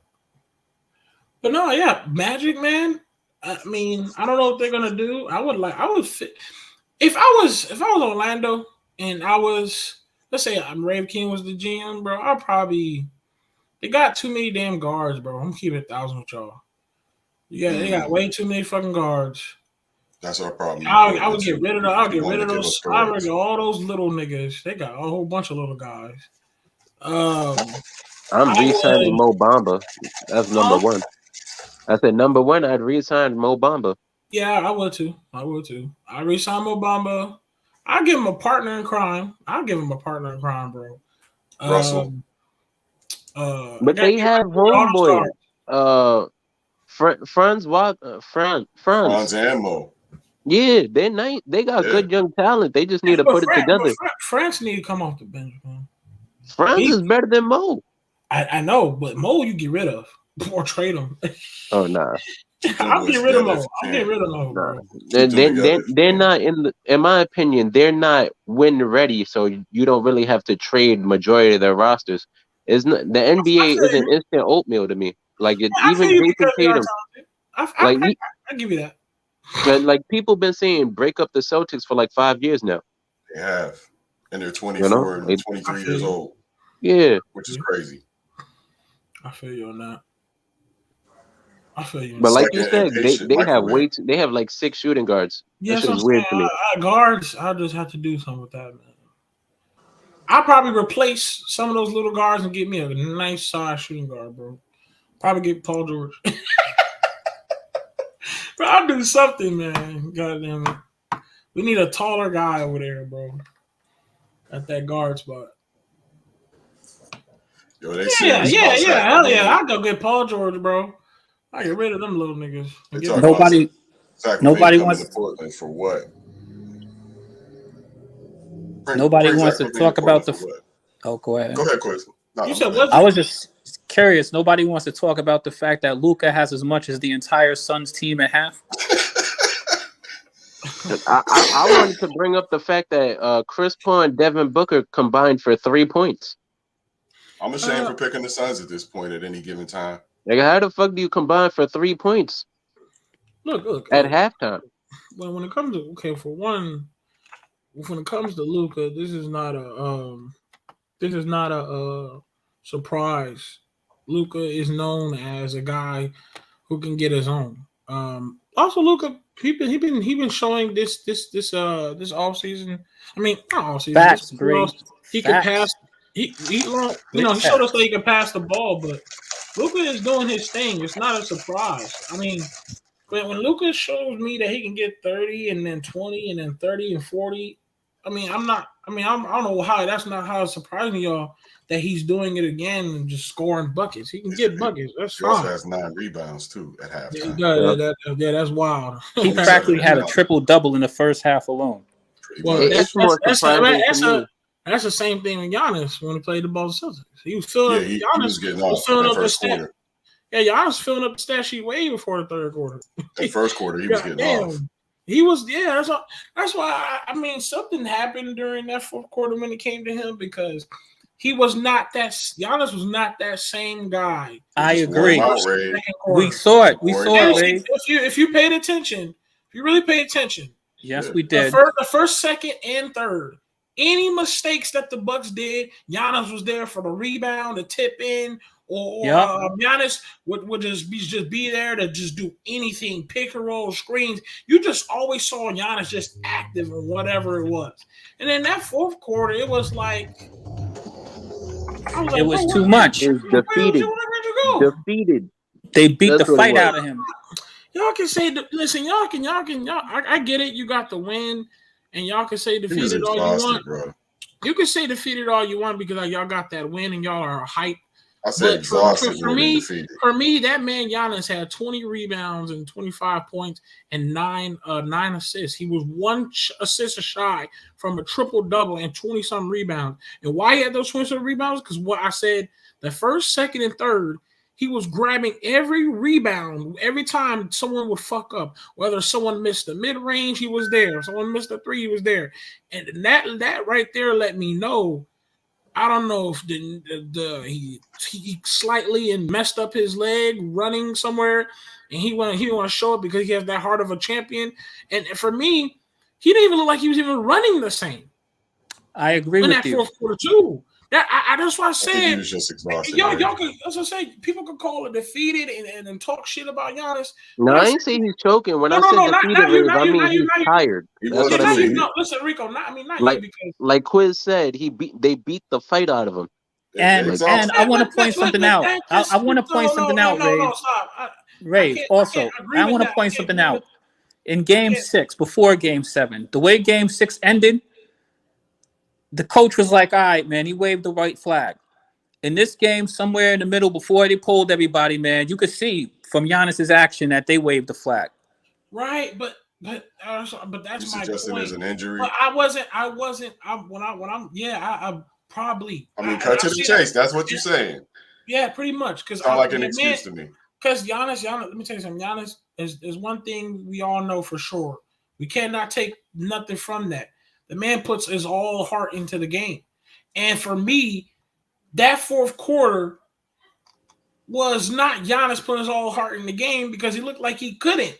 I'm like, Giannis, you okay? Bro, man, listen, man. Let me give you an analog, Ray. If you paid attention. Like, Ray, think about this. Kevin Durant in overtime last year against the Bucks. How exhausted he was. Yep. That's what happened to Giannis tonight. And when KD has 0 points, he got killed for it. We're not hearing nothing about Giannis. And hold on a second. I want to point out what we saw on the court because I don't think it was just Giannis just hanging his head. Like, thank you. It wasn't. Let me just finish this point. It wasn't enough. Grant Williams had a career night. Yeah. The Bucks could not cover that corner three all game long, no matter who they put out there. Whether it was Bobby Portis. Well, I'm not talking about Pritchard. Pritchard had a couple of points, but that dude killed them, Williams, because they could not cover him at all. They couldn't cover him with Brook Lopez. They would not cover the paint at the same time. And Giannis had to cover on the perimeter. And once they got past Giannis, man, it was over. Every single play went down pretty much the same way. And after a while, you could just see it, man. They didn't have it in them to stop the Celtics from doing what they wanted to do. Okay, they couldn't defend them after a while. Let me extend this olive branch. Listen to me. I promise you. Go look at that fourth quarter again, and you cannot. And I want you to worry because I watched Giannis almost after every play, like kind of grit his teeth, like something was going on. And if I'm wrong, the next stream, please give me your Cash App. I'll give you some money. I don't think you're wrong at all. I don't think you're wrong at all. Is that what you're trying to tell us? He's injured and not saying it? Man, listen to me, dog. There's one thing I know about Giannis. I remember last season against the Suns in that championship game when he hurt himself, he still went out there and did that little semi-run and still played the rest of that game. Yep. And he was hurt. And there's a thing about Giannis is if he's hurt, he gonna lean on all his whatever muscles he has left, and he gonna still continue his game because that's what he does. He is a fighter. He is a fighter. We can't take that from him. They still only got 27 points, yo. Listen, like right, I said, exactly. Exactly. Listen, Luka. This beatdown worse. This is the worst beatdown in the Celtics. This might be the worst beatdown in NBA history at the end of this. This might be the worst Chris Paul game all time. Yeah, CP3 is known as Christopher. And I'm sorry, I gotta rehash this because I had this conversation. Yeah, Rico, this is one of those games. Okay, go ahead. Yeah, no, I gotta rehash this, Dex, because I was wrong and I was defending Chris Paul and Ray was telling me and Marquez was telling me and I was fighting. I was saying he wasn't a loser. Yup. You're playing like a fucking loser. Woo! What are you doing out here? This is one of them games that Adam Silver had that yellow jacket and was about to put it on Chris Paul and then say, not better not. Oh, yeah. It was one of those games. I didn't say CP3 was a loser. I gotta see a little more. Remember, Ray, we was having that conversation where you said he underperformed, but right. Marquez was saying he's a loser, and I said he wasn't. Well, Marquez looks really right now. He's a loser. He's a loser, dog. This ain't underperforming. Underperforming is that's saying a lot. Marquez being right. Marquez being right is saying a whole lot. Yo, listen, underperforming is having 15 points when you're supposed to have like 25. That's underperforming. He has one. A singular point. We're not about to define his entire career on one game, dude. We're not about to do that. We're not about to do that. I'm nah, serious. bro. Like I said, I'm not calling him a loser. He's playing like a loser. That's what I'm saying. The next best thing. Okay, playing like a loser. Okay, that's better. He may not be Adam Silver. He may not be trash, but he's definitely recyclables. Okay, Adam Silver just tucked back the yellow jacket he gave Chris Paul and said, maybe next season. Oh, hey man, look, I don't put Chris Paul high as y'all think. Anyways, I think that was somebody else that was doing all that. Saying Chris Paul is as high as all get out. Rave, I was just too hard body. This shit, Chris Paul is making his case look real. Like we sat here and defended him and said that I was right with you, Rico. Remember? Like.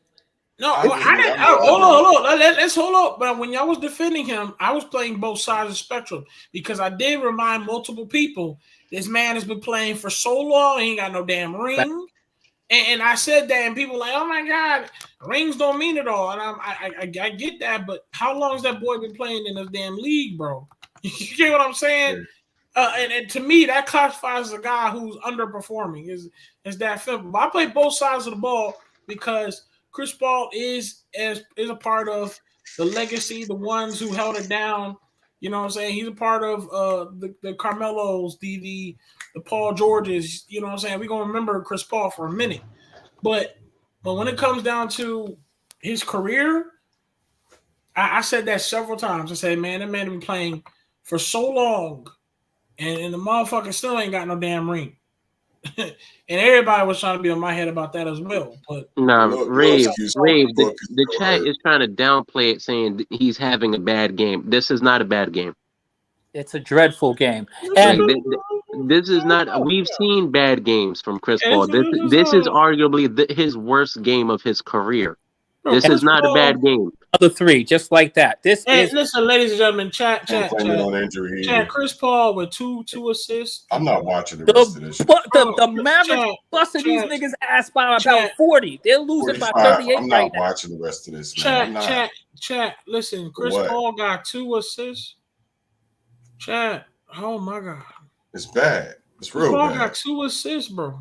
2 minutes into the third quarter, they still have 27.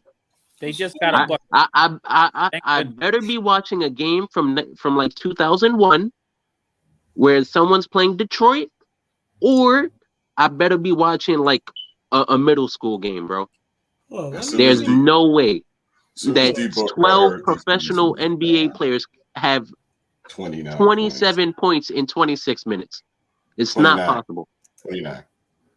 They laid a goose. And let's not kid ourselves. You know what the Mavericks did this series? They targeted Chris Paul. They took all of their guards and even Jalen Brunson. Like they took him to the paint. Like they literally targeted him the whole series. So maybe it's weighing on him. I don't know. Maybe just the sympathy that you have for Giannis, Rave.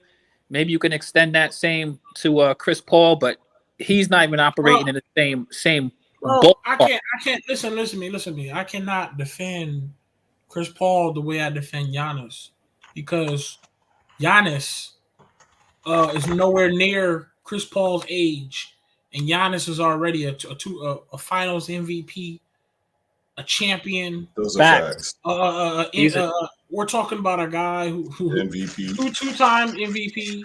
Yep. I mean, defensive player of the year. Right, defensive player. We're talking about a guy that's already filling up the accolades right now. Hall of Famer. You know what I'm saying? At 27, he's a Hall of Famer. Right. He's still young enough to still pull off. Like he may have lost this season, still young enough to pull it off another season after that and another season after that. Oh yeah, you can go. Chris Paul is literally one gray hair away from retiring. Devin Booker, 2 points, 1 assist, over 7 goals. This is nasty. This could be it. Telling you, I don't want to hear nothing about him being better than what's his name anymore. He's not better than Zach LaVine. I don't want to hear it. This is beyond embarrassing. This is humiliating. Paul or Booker better than Booker? 2 points, 1 and 1? Oh my goodness. Rave, I told you they combined for 3 points at halftime. What's wrong with these boys? Wait. But They're head fucked. They're head fucked. Hold on. But Booker has the most minutes on the court with 2 1 and 1. They're fucked. Their head is fucked up. You know I mean 3 1 and 1. Oh my! You know D Book is hurt too. I mean he's on the court, so that's not really an excuse. What in the world, bro? I fucks with you, Zen. You know I fuck with you. This is humiliating. Let's be real. This is humiliating. I've never seen anything like this before in my whole life. I'm embarrassed for them. I really am. Basketball. This isn't even fucking. This is a game 7, guys. Oh my! This is a game 7. Thank you. It's also a chance to see something spectacular. So let's see what happens. We still got 20 minutes of basketball. Something spectacular? What you think? Something so spectacular be getting your ass beat by 70? You want to see that? Maybe D Book breaks out for 71 again. I don't know. I'm just trying to keep y'all entertained. I'm watching something spectacular right now, man. This is shit. If you're a Dallas fan, man, you're partying in the streets already. Yeah, well, thankfully, the folks in Milwaukee. It's going down in Oak Cliff. It's going down in Oak Cliff. They don't seem how to act in Milwaukee whenever they lose a game. Shooting up the place. He got the white power. We didn't even power. talk about that, yo. We didn't even talk about the fact that 10 people got shot outside of Deer Park the other night. Hey, whoa, wait, hold on. Let's leave that alone. No, but that's something to talk about, but I don't. Let's leave that off. We didn't even mention that off a flight. Let's leave that off a flight. Out of respect. That's too deep into politics, and that's just fucked up. Well, there's no reason why it happened. They're still investigating. I mean, even though the message was kind of true, but let's leave it alone. Still losing ass Bucks fans. Oh, that's what the message was. What? I don't know what kind of message you sent. No, I know. I mean, let's there was two. There was one in Milwaukee and one in New York. Oh, right. so I might be thinking about attack. Yeah, I'm talking about the racial one. Yeah, that was ugly, man. Oh, all that's right. the one in Buffalo. The one in New York. I'm thinking about the different one. So Dex, I'm not sure if you heard the one in Milwaukee. There were 3 separate incidents. Right. Exactly. Yeah. Yeah. And they collected weapons. I think that. I mean, I don't know. They say that they don't know the motives. They say that they don't all seem to be connected or whatever. But maybe you know nowadays people are crazy out here in the world, man. Who knows? People have all kinds of agendas, and that's because they don't get their ass beaten up. Hey man, let me tell you something, bro. Hey man, what? I don't think that one. What you talking about, Milwaukee or New York? No, the Milwaukee, the New York one. We know what that was about. That was the one in Buffalo. Yeah. Right. Okay. We know what the Buffalo one was. That's the one I know. Really, we shouldn't talk about. That's the one. Yeah, no, we Or we could say, okay, then we could say R.I.P. to the 10 that lost their lives prematurely. Facts. Right. In Milwaukee, I don't think anybody lost their life. No, just injuries. Yeah. Yeah. But that's probably because of some Boston fans and Milwaukee fans. Milwaukee got their butts dragged, you know what I mean? And it could have just, escalated. All I know is we got. They were wilding out. They were wilding for the night. I heard they turned it into the wild. That's surprising. That's surprising on Milwaukee because I'm not gonna sit and act like I know everything about Milwaukee. But from what I heard, they're pretty calm place. Shout out to Marvin. They be chilling. You know what I'm saying? Shit. They be chilling. Yeah, until the lights go down. I go to Milwaukee a lot. Listen, I go to Milwaukee a lot, right? Milwaukee. I hang around. I'll be in the outskirts of the Milwaukee area, but I go to Wisconsin often. And when it's daytime, yeah, it's nice and calm. But when the lights go out, oh boy, all hell can break loose. It's the GD from Milwaukee. Yeah, because they got a lot of Chicago cats up there. Don't forget that. Yeah. A lot of Chicago cats is up there in Milwaukee. Right. I got people from the Wisconsin area. I definitely know it ain't. If you ain't from there and you ain't got no reason to be there, don't go there. Yeah, it's bang bang up in Milwaukee. I feel you. Dex, did I hear you say something about Oak Cliff? Don't forget. Yeah, they partying down there, man. Dallas is whooping butt. South Oak Cliff, baby. I'm 5 minutes from Oak Cliff. They ain't doing nothing down here. Shit. Too hot for all that. No, we was using it as a reference because Dallas is kicking butt. You know what I'm saying? They only up by 40. Partying down there in Oak Cliff. They only up by 40. Only. I'm wondering if Dallas is gonna score 60 today. I mean, how about Phoenix with only 35 damn points? What the hell is wrong with them? They quit. Only? They quit. Marvin, let me ask you a question. You ever seen anything like that? We're Luka going to the Bay. I told you guys that Dallas is going back to the finals. Send Luka to Can you believe that? Back and forth with a guy about Dallas. He was talking so much trash about Dallas and said Phoenix is going to kill him. And I told him, man, Dallas is learning how to play against Phoenix. They're going to get better and better. And I'll be damned if they not. I'm shocked. Absolutely. And listen, in that addition, Spencer Dinwiddie looked like he done found a home over here. After that rehab. Yeah, but see, now the next matchup against Golden State, it's not as good as a matchup for Dallas. But Jason Kidd is a hell of a coach. He made these adjustments. That's why they winning. Yeah. The thing about the Warriors, where is this game being played at? In Phoenix. Phoenix? That's a dark disgrace, ain't it? In the Valley. A 7-game elimination on your home court, and you land an egg. It's a shameful. That's a disgrace. That's disgrace. By 40, for real. A real 40. Real deal 40. That feel like 50. Dex, you've been to Phoenix. It's a shameful place. Yes, I've been to Phoenix. They only shoot 29% from the floor. Yeah, they terrible, playing bad, guys. They playing terrible. Listen, it's a hell of a strip over there in Phoenix, man. In Chandler. Yeah, I like Chandler. If you ever go to Chandler, boy, I'm telling you, man. But let me ask you guys a question. Wasn't Dallas beaten by 40 last game also? Dallas whipped up on them for sure, but this is worse than that. But this is a home game, though. That was in Dallas. No, we thinking that was about like 20. Memphis and Golden State. Oh, Memphis yeah. Beat up Golden State like that. Oh, yeah, okay, that's right. 50. They just dropped another 3. But you can't do this at home, though, man. You cannot do this at home. Nah, bro, this is just. I can imagine what Charles Barkley got to say. He's shocked. I just was looking at him, Dex. He's shocked. He literally looked like he ain't never seen nothing like this. He wasn't expecting this. Nobody was really. Ernie, this is terrible, Ernie. At one time, Devin Booker, DeAndre Ayton, and Chris Paul was 1 for 15, I think. They hadn't did shit. Charles Barkley going to say, Michael Jordan even beat us like this bad. I was thinking the same thing, Dex. He played Michael Jordan in the finals. He didn't get his ass beat this bad. They got 42 points. Jalen Brunson, I don't know. How is Jalen Brunson 6'8" or something? Nope.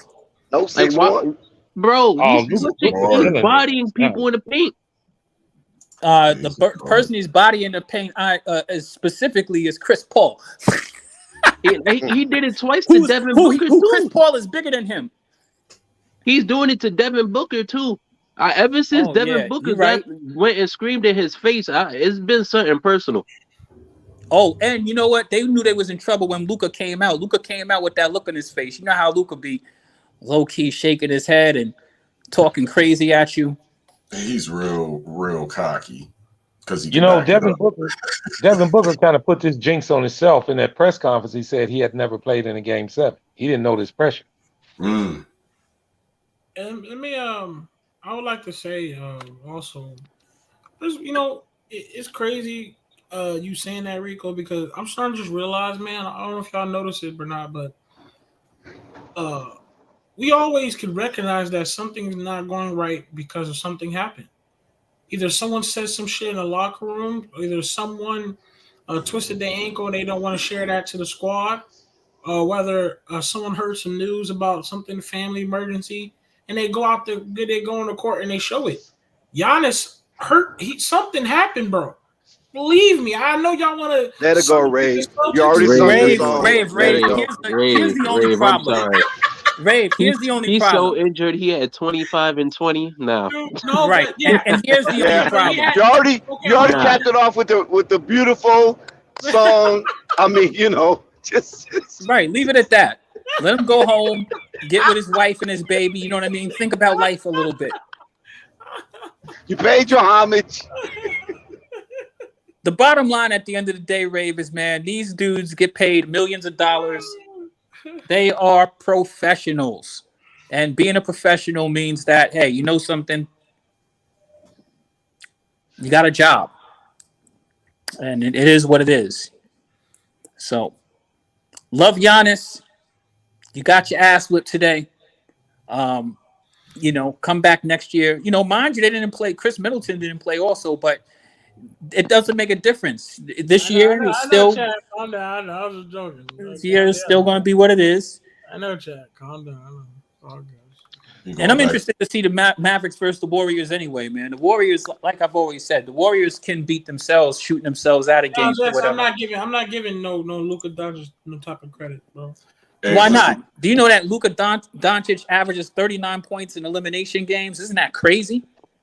The Suns should have known he was showing up. Bro. The Suns should have known he was showing up. Let's go and look at the numbers. Is this the last we see of Ayton in the Suns uniform? I just break this down to y'all, but it might be there. Luka reminds me of James Harden so much. Oh, he's better than James Harden. I'm not talking about who's better. I'm talking about Yeah, his game is similar. You're right. Yeah. No, he has similarities. Man, let me tell you something, bro. I'm so glad that I get to watch Luka career with y'all, so y'all can see it. Unless he proves me otherwise, because he hasn't proven me otherwise. He do look good scoring all them damn points. He look good, just like James Harden. It looks pretty. Oh yeah, MVP splashing. I get it. Everything looks pretty when you're scoring 40 something points. I get it. Right. But I promise you. Right. Okay, what would James Harden do with this Dallas team? Never win a championship.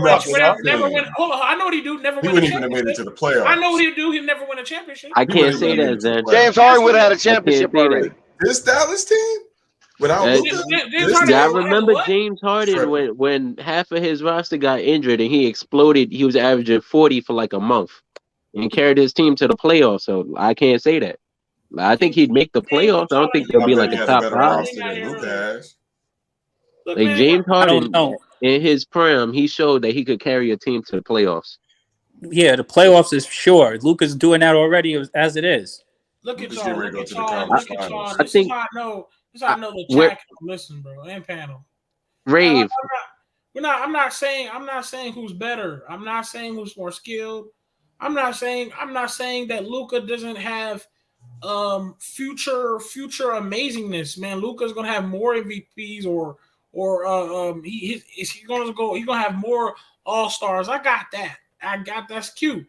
All I'm saying is Luka, the way Luka plays in his formats is going to end up like Harden's, where you don't end up winning the championship at the end of the day. I hate this, and it's a sad truth. And I can't wait. We're all going to watch it together. Wait, Rave, can I ask you a question? Yeah, go ahead. Has the format and the way Luka has played, has that changed in the past 2 seasons? Luka. You talking about for Luka? Yeah, for Luka. This season he passes more. That's all I can give. I mean, is he passing more or is he playing off ball more and allowing his teammates, chances to do what they do? Point that out. That's what I think he's doing. He's learning to let teammates do what they do. I don't think James Harden never learned that. Or I think by the time he did learn that, he was already too old and on the way down. Luka's learning how to do it right now at like, what is he, 24? James Harden started learning how to do that at 31. Right. And if you also notice, like since that trade, like he and Brunson play actually really well together, and he moves off ball and Brunson goes on ball and vice versa, and then they have like, this is a different team. They actually have 3 certifiable, dudes who can point guard on this team with Dinwiddie as well. So this is a little different sort of situation for them. And he seems to be thriving with these guys simultaneously. Was that Thor that courtside iced out, y'all? Did y'all see that? Was that I saw it. Was it Thor? I think so. They showed a whole bunch of people. Chris Hemsley, I think it was Thor. Yeah, he was there. Him shit. And they showed so many people. Thor's iced out like a rapper. Y'all see that? Yep. Check that shit out. Well, I feel bad that they had to, spend their money to come watch their team get the foot put to their ass, but yeah. I just saw him. Yeah, it is. Steve Kerr is returning to the bench. You think that's going to make any difference with the Golden State game? Sure. Yep. Yeah. Mike Brown's a cream puff. And dealing with Draymond, you need Steve Kerr. Sacramento, boy, they regret that decision already. After Golden State got blew out, Sacramento took so much heat because it was like the day after they hired him, and he had to be the Warriors head coach and got blew out. So, but back to Luka, guys, he's not playing much different than he always has. I'm currently in a disagreement with a guy on another channel who told me that Luka would never win because he plays all ISO ball. And I've heard that over and over and over. And I told people a long time ago, everybody plays ISO ball. Now everybody's saying Luka's not playing like that no more. No, he's still doing the same thing, but he's winning. So it's not called ISO ball anymore. Nah, Marvin, stop it with this DeMar DeRozan apology. I didn't mention DeRozan. I'm talking about everybody Luka. plays ISO ball like DeMar. Yeah, no but you're still trying to justify. Yeah, exactly. No Marvin. You want the whole NBA to play like DeMar DeRozan. DeMar DeRozan is way in the Bahamas some damn well. I ain't talking about him. I'm talking about Luka. He's still trying to prove a point from 6 months ago. Look, Marvin. No, the playoffs, man. The game slows down, man. You need a little bit of ISO play. You guys don't say ISO ball is when they win. If they losing, y'all say ISO ball. When they win, you don't say it. Plain and simple. Nah, Marvin. Even when they was winning. Okay, Fred VanVleet play ISO ball too. Yeah. It's the playoffs. The game turns into a half-court game. Hey, yo, I think Booker still hurt, Juju. I don't think that's fair. Yeah, because Booker got a hamstring injury, so that's definitely fully plausible. I feel bad for Monty. Well, I feel bad for the fans. We know. So it's up to Jason Kidd in the West, and it's up to Celtics in the East to see if it's going to be 2 black coaches fighting it out for the. Yes, sir. You're right about that, Dex. That's something to cheer for sure. Definitely interesting. It throws a new wrinkle in things because this is nobody saw it going down the way it's going down right now. Exactly. I don't want to say that Devin Booker isn't injured, but he's running up the court off inbounds, shooting floaters, getting blocked, getting his own rebound, and then taking second chance layups. That's not very injured to me. If you're out there, you're out there. Well, he's playing the whole game, and he don't look like he's laboring at all. He's just playing like shit. Doesn't look like. Thank you. It just looks like he said there was no pressure. He's never played a game 7. He just got smacked with a wall of pressure. That's what it looks like. And Devin Booker's a shit talker, so I got no mercy. I have really no sympathy for Devin Booker. He's trying to hurry up and get to Kendall. Shit, Kendall fucking with her other nigga after this. She probably went. You loser. It's about to be You're a not Luka getting none of this, Kardashian Jill. in a minute. Watch. You ain't even welcome in the Kardashian mansion tonight. Shit. Bro, it is 92 to 50. He's sleeping in the doghouse. You like, you're fucking the brand up, bruh. Turn it. Yeah, I'm done with that. I ain't watching Congratulations to the Dallas Mavericks, sons. I got a song for you, boy. Dex. Like the hit? Dex, Here let we me ask go. you a question, because Dex, Yes. you and Marvin are Yes. like historians of the game too, and I respect you guys, even Zen. When was the last time that you saw a team losing by 42 points going into the fourth in a playoff game? Let's see. What's the last time I saw demolishing?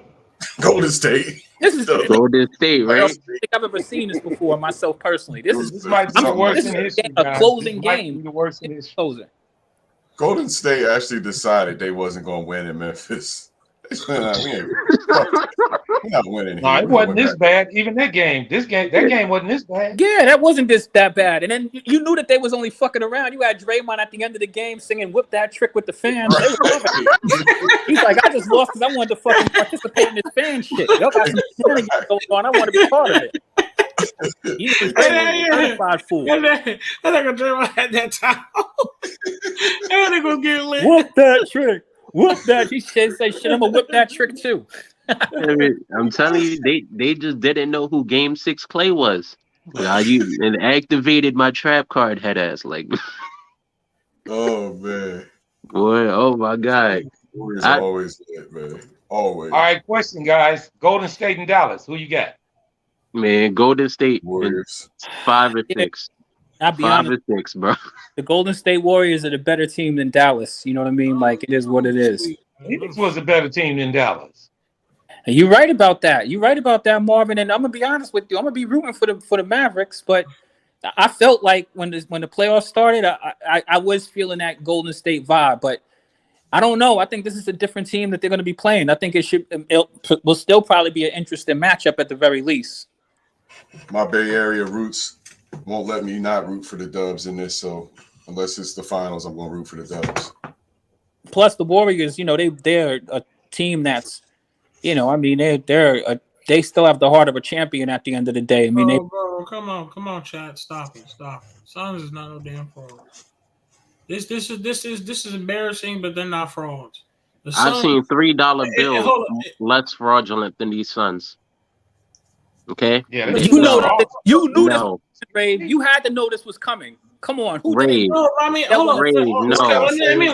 Let me defend okay. why they're not fraudulent to the Rave, they beat 3 injured teams last year in last season's playoffs, and then they lost to the Suns. This is also a team that has produced themselves to get better. Remember, the Suns was a horrible bottom feeders. Okay, they most definitely worked their way up. Okay, so let's cut out. Yes, they can bear. See, niggas always want to destroy people when they at their lowest points or they ain't doing so damn good. Yes, the Suns getting destroyed tonight. Probably in history. Goddamn, this about to be in history a playoff game where they act this damn bad. I get it. Or at least a game 7, right? Right. I understand, but we're not. This might be the most lopsided victory for a game 7 elimination game. They haven't beaten a healthy playoff team in 2 years. If it stays like this, listen, but they're not fraudulent because you could tell their progress. What progress, Ray? They definitely had an outstanding regular season, and they was going to do good even in the playoffs. They beat the first round, and they just out of nowhere. Dallas did their thing. Yes, I know they get smacked. Rave, you're not gonna ice skate past that. No, you're talking about they made it past the first round. You called the first round opponent some bums. So that's not a good thing. They beat the bum ass who? Who they beat in the first round? The Seabirds. Huh? The New Orleans Pigeons? That's what you called them?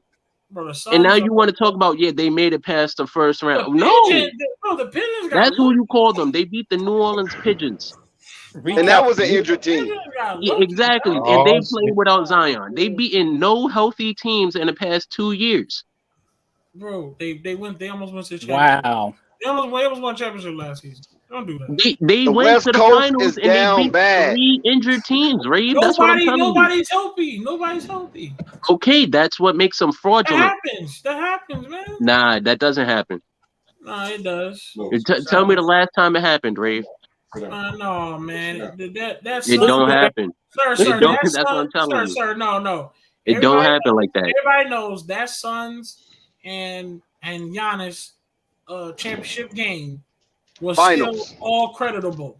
So stop it. They Suns beat and no Giannis. Nah, they beat no healthy credible. teams last year, Rave. Stop it. That was credible, bro. That's credible. No. Stop it. No, You yes. beat no healthy team.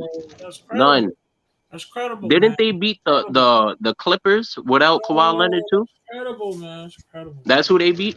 The Clippers with Paul George instead of Kawhi Leonard. Also, you're not looking at the fact that the Suns was also the worst bottom feeders, bro. They worked hard. Okay, so all that means is they became a playoff team, but they're not no championship caliber team the way people been talking about them.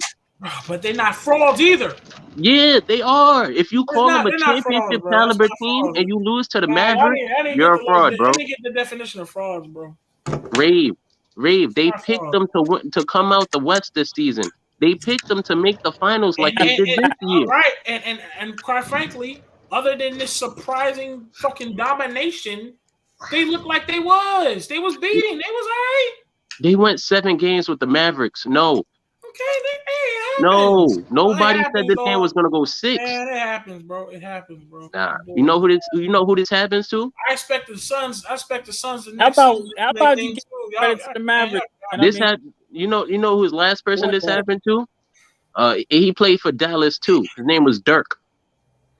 When he won MVP and everybody thought that the 1 seed Mavs was going to be this great team and they got smacked. That's exactly what we're watching. And that ain't the damn Suns.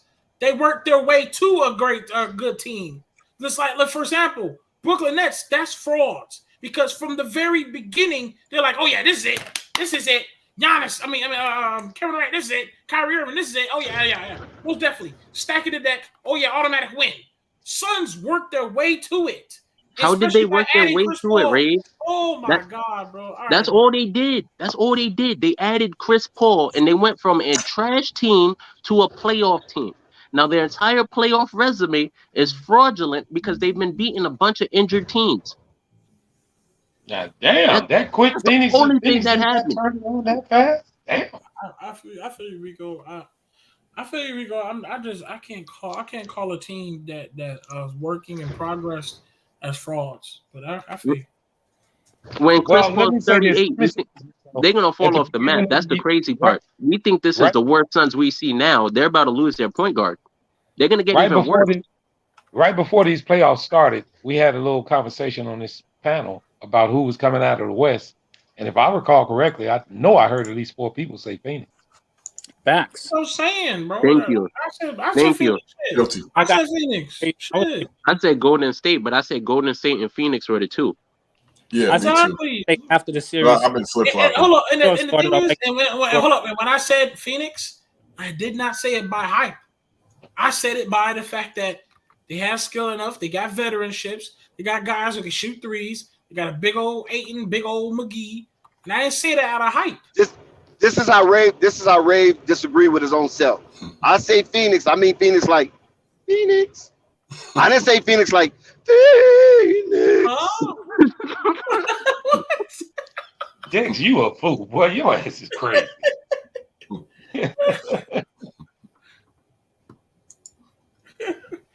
I know they're getting smacked today. They really losing bad, guys. Is anybody still watching it? Because I'm done. Well, it's different. So you gotta understand Rave. You know what I'm saying? Yeah, I'm watching it. What if the Suns pull up the greatest comeback in NBA history and surmount this 40-point lead with 6 minutes left in the game? What would you say about the Suns? They come back in this one. Dallas don't need to never play another damn NBA game. I'm gonna walk to New York backwards. Sell the team, bro. Sell the team.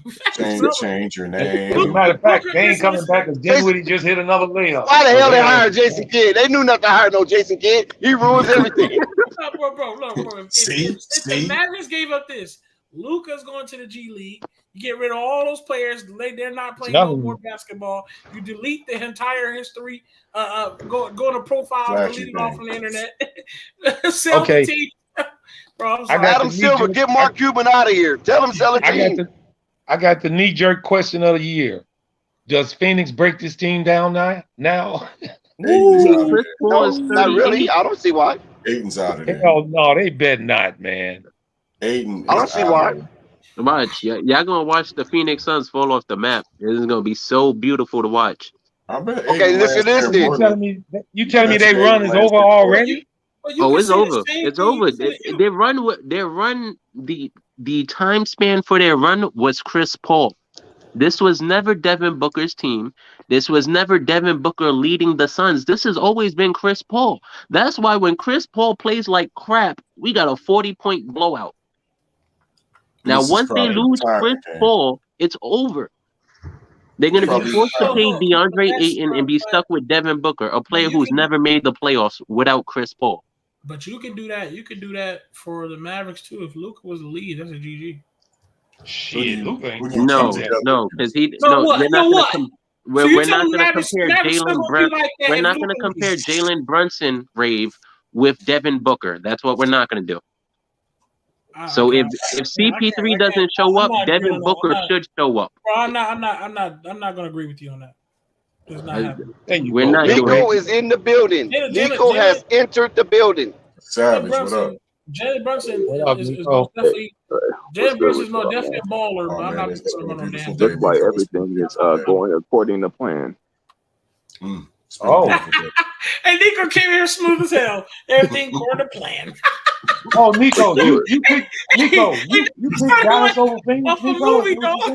Well, of course. I've been telling y'all this is a budget Warriors team. Nigga, I keep asking y'all why y'all keep picking the Suns to win the finals. Yeah, that's right. You sure have been saying that. You're right. It makes no fucking sense, bro. They are an unproven team. All they did was steal the Warriors game plan without the Warriors players. Wow. And ta-da, Luka Doncic is putting that ass whooping on you. Foots in ass. Oh, yeah. Show for hey, show. Y'all remember Hancock?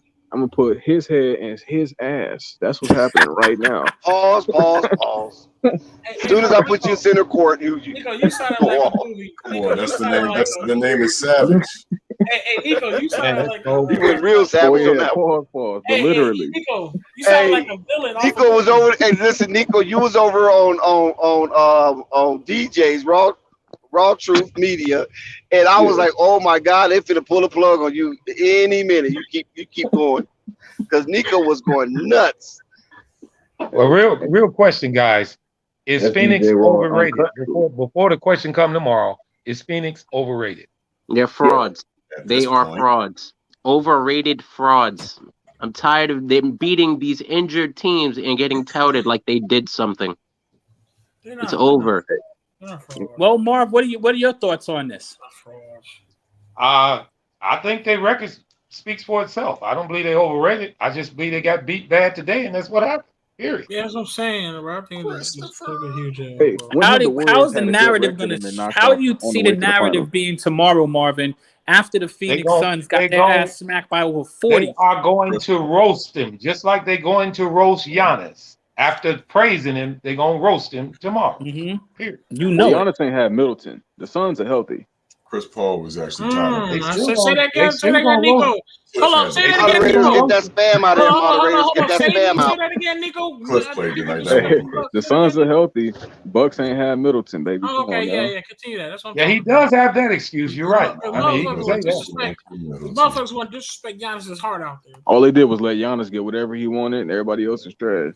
So one player is just and I can't even dispute that, Nico.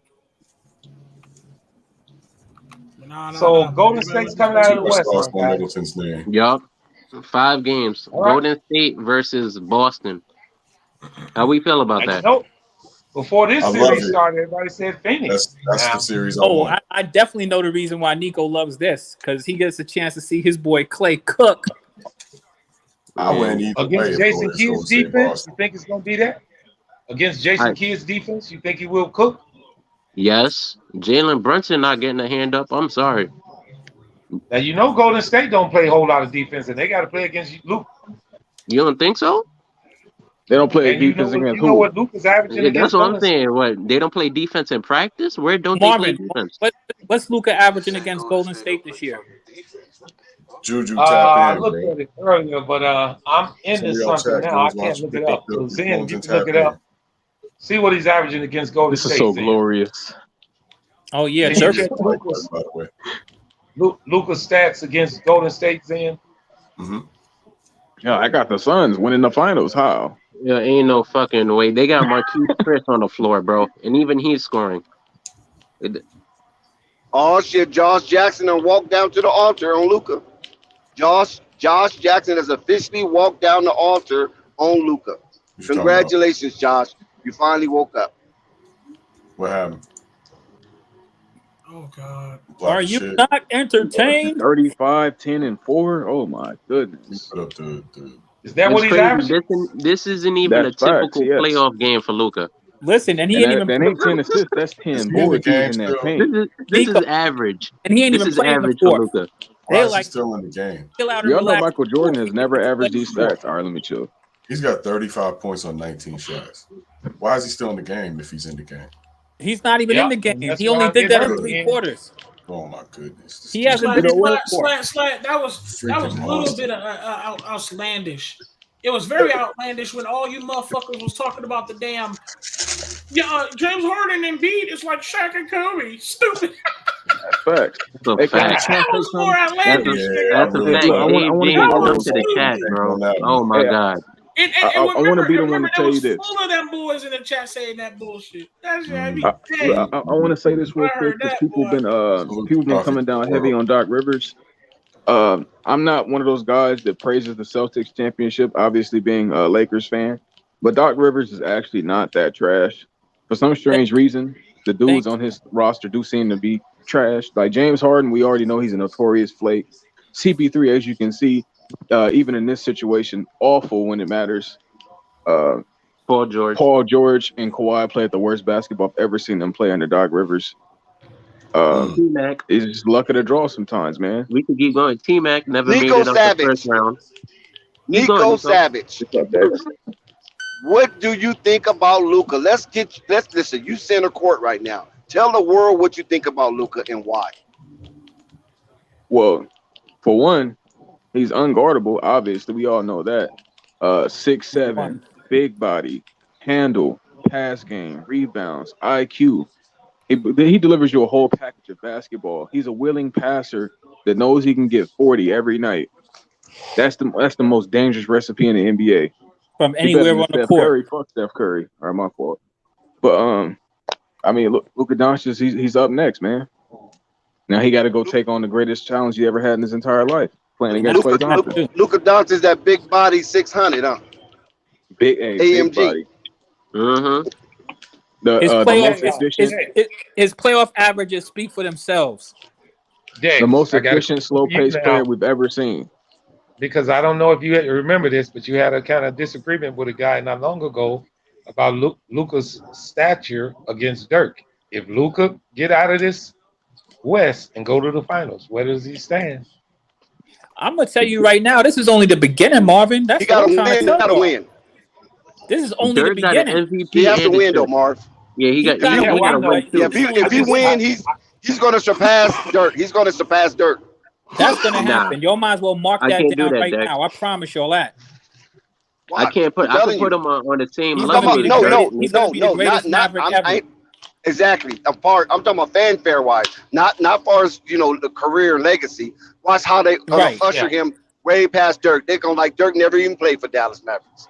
Yeah, I don't think they're gonna make it like Dirk never played, but he's gonna be bigger than Dirk. Like, period. I'm just being real, and I love Dirk. Dirk's a great player, but I don't know. Luka's better than Dirk ever was. No, just go take a look at his trajectory. It says everything is already there. And no, that's what I'm saying. He's already better than Dirk ever was. But I'm saying, if you want to put him above Dirk, you need a second title. Well, he's got to win titles anyway. Bro, Dirk don't even got a second title. That's what I'm saying. That's what you need to put him above. You could put him on the same level if they both got one. But if you want to put him above Dirk, he's so much more talented than Dirk. It's not even funny. It don't matter about talent though, bro. What I'm saying is, if he wins this title, right, for Dallas, and then he spends the rest of his career with one title, what that means is he's going to keep on losing in the playoffs. That's going to take away from his legacy. So he's not going to get past Dirk until he gets a second one. If you don't get a second title, that means you keep losing. That's what that means. I mean, if you go off pure stats, he was walking out the league. The guy fell out of bounds and rolled up on Brunson's knee while he was on the bench. No. Oh no! Don't tell me that. No way. He just kicked him in his knee, man, and Brunson is wincing. He was on the bench. The guy flipped, rolled out of bounds, and almost hyperextended Brunson's knee. Wow. I just saw that's that. close. I just It's saw a blood that. moon out tonight. It's a full moon, and it's a blood moon. If you guys can look out your window, you will see it. This is a rare occasion on planet Earth right now. All right. Make your wishes. Make your wishes. Thanks for keeping me. I'm going to hit the Powerball. What's your wish? Shoot, I might need to do the same thing. Hey man, let me win the scratch. Let me win the scratcher, man. Let me win the scratcher, man. Hey, we saw Jason. Unfortunately for this, Dirk never had to play against Klay Thompson. You know what I'm saying? Not when he was good. Yo, Rave, go get a large glass of water, brother. We're gonna need you in a minute. In the building. Jason committed I'm actually so happy the Suns fans are humbled and crushed and destroyed. Are they? Same. Oh yeah. I'm tired of Devin Booker fans. Devin Booker is cool, but it's a whole new wave of Suns fans that think they were the next coming of the Golden State Warriors. How? Do you got Steph Curry, nigga? Do you got Klay Thompson? Nico, stop. Personal for you. I feel you, bro. Oh my God! Nah, you guys gotta understand from Nico's standpoint. Knock off Nico, I feel you. Nico, I want to ask you how irritating this was to hear when people said Devin Booker was better than Klay Thompson. When people told you Devin Booker was the best shooting guard and it wasn't Klay Thompson anymore, how did that make you feel? Oh, the thing is, I've heard that a lot. I've been hearing Devin Booker's better than Klay Thompson, even when Klay Thompson was at his peak. So it's just great and humbling to see Devin Booker actually have the team now and lose. That's one thing Klay Thompson don't do. You don't give him talent around him and allow him to add his ability to that talent and watch him lose. Only time you've seen Klay Thompson really lose was when Steph Curry sold 3-1 and when he fucking died in Game 6 against the Raptors. Other than that, he's not losing. Devin Booker is now getting embarrassed on national television. I'm telling you, man. After having the niggas talking about 73-9, right? Klay Thompson is getting ready to play against the same defense that Devin playing. Are you talking he better wake them the fuck up. Hold on, bro. That's exactly. Hey, get your candles ready. Marvin. Hey, get your candles ready. All I do is this, Dex. I don't make bold predictions because I don't want the riffraff coming back. I hear all the talk, but they said the same thing when Phoenix was playing Dallas. Now Dallas is blowing them out. It's funny. Golden State is up next. Assad, are you available? I think the Warriors could definitely lose. They definitely need to bring their A game. You gotta stop saying this, man. Hold on one second. You can lose to Jalen Brunson. Hold on one second. Listen, guys. We got Assad. I mean, he hasn't been here in a minute, but Assad, of all the basketball you've seen today, what caught your eye? Shit, OG, I was at work today, OG. I ain't even looking to the game. I just tuned in to y'all boys talk this basketball shit. Okay, you're goddamn Raven shit. No disrespect. You might blow shit. You gotta say no disrespect and bring all that disrespect. Why you weren't here when I was cooking though, man? That's lame, man. No, man, yeah, both y'all going back and forth and all, man. It was cool, man. Both y'all boys. It's all love, though, man. Just basketball, man. I'm dead. How you feel about this ass whooping, Assad? It's crazy, man. I mean, hey, it just shows that sports in general is all heart, man.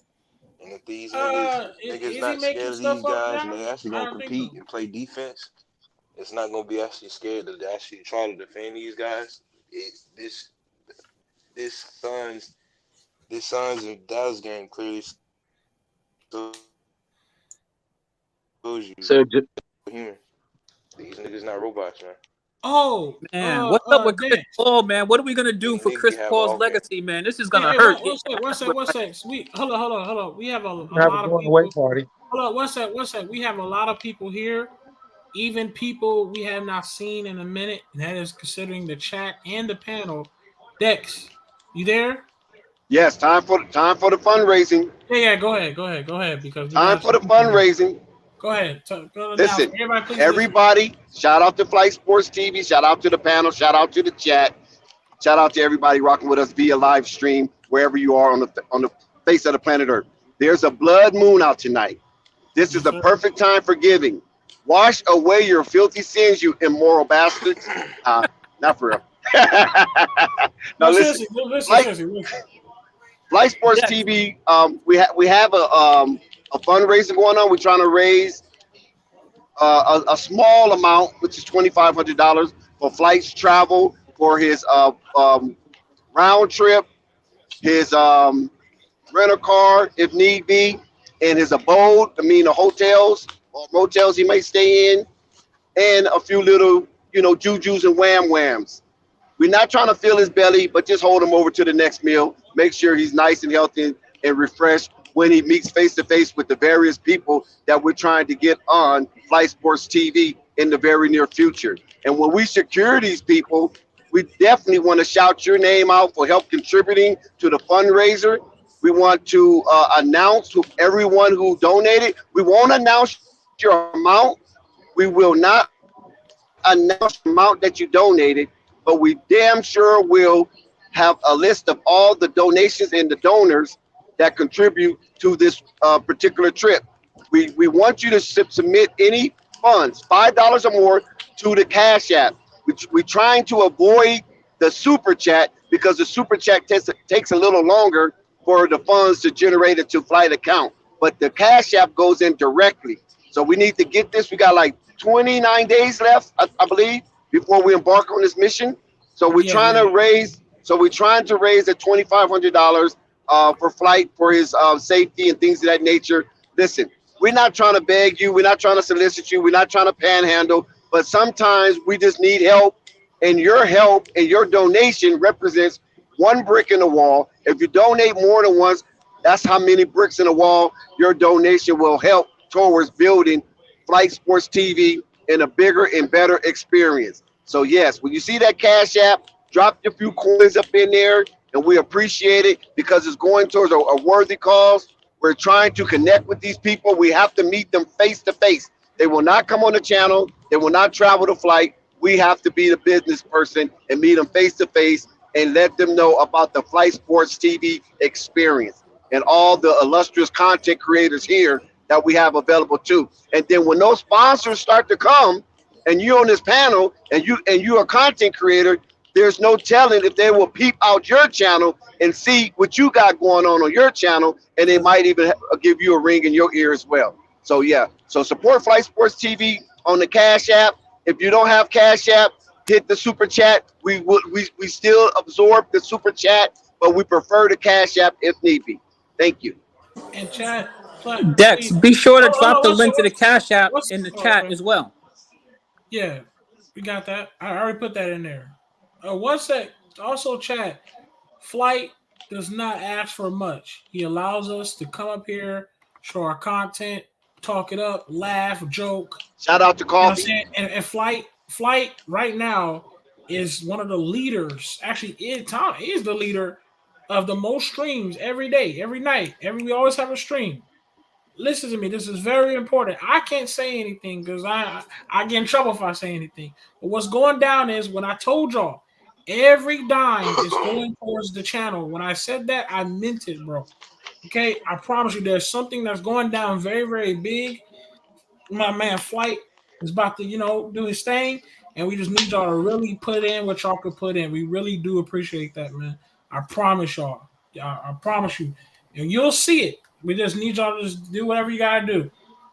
And once we reach that gap of 2,500, then that fundraiser is dead. We will not try to exceed that. So we're not trying to milk you for anything. We just want to reach that goal, and we want to reach that goal in a timely manner. And once it's reached and everybody have participated, we will read off your name, we will shout you out, And like I say, when things get bigger, we will revisit this fundraiser. We will revisit those who donated, and we will shout you out again. So these people know that we're a family, we're a community, we're brothers and sisters, and we're a cohesive unit trying to build for the better. Paula in the chat, I probably should address anybody that's new. If you're also new, we're not one of those channels that just be collecting money. We did Cash App giveaways. We gave to the people as well. Also, we also always have a stream for y'all to do y'all thing. And it's just right now, there's something going on where we want to support Flight on his travels because he's about to go somewhere that's not only going to make him look good, but also all of y'all look good. And the channel itself. And it's very, very important. Like Dex said, these people ain't going to Flight. Flight is going to them. And we don't just be asking people for money. It's just in this moment, we're just saying, hey man, can you please, if anybody can give a little something. And for me, I feel like all y'all should, all y'all should probably want to give whatever y'all can, because if it was some people who really don't care about y'all would be giving them hundreds of dollars. But here we are as a community that we come here every day. I see some of y'all come here every day, and now it's always questionable because we finally asked for a little money. So please, is that really hard? That's all I'm saying.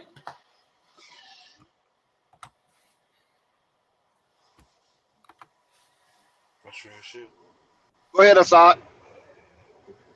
Paul, we're not going to give. We can't tell you who these people is because it's a surprise and it's important.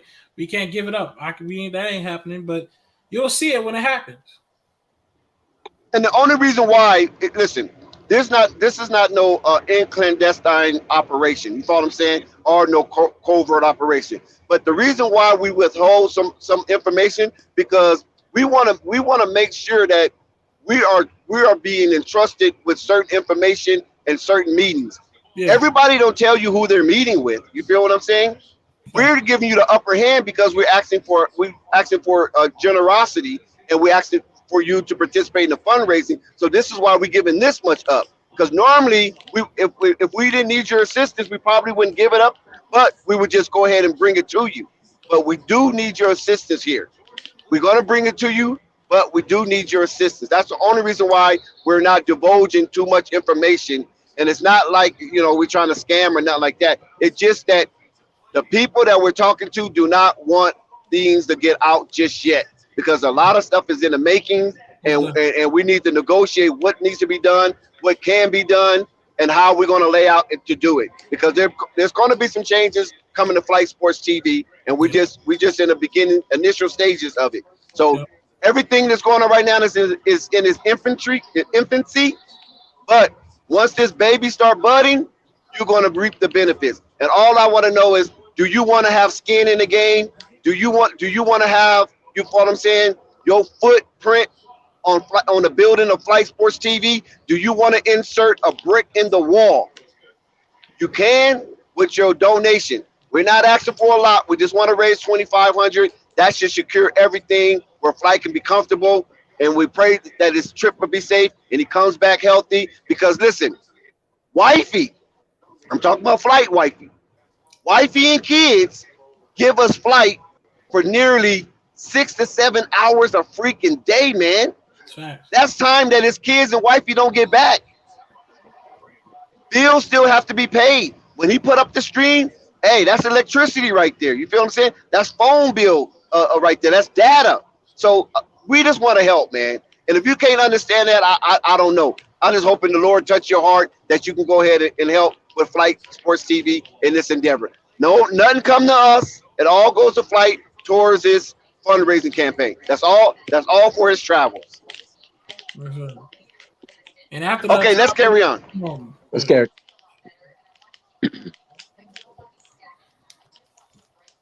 Are there any adjustments, or do you guys think there's a certain matchup that Luka is looking for the same way he looked to match up with Chris Paul this series? My bad, Rico. Dex, you got PayPal?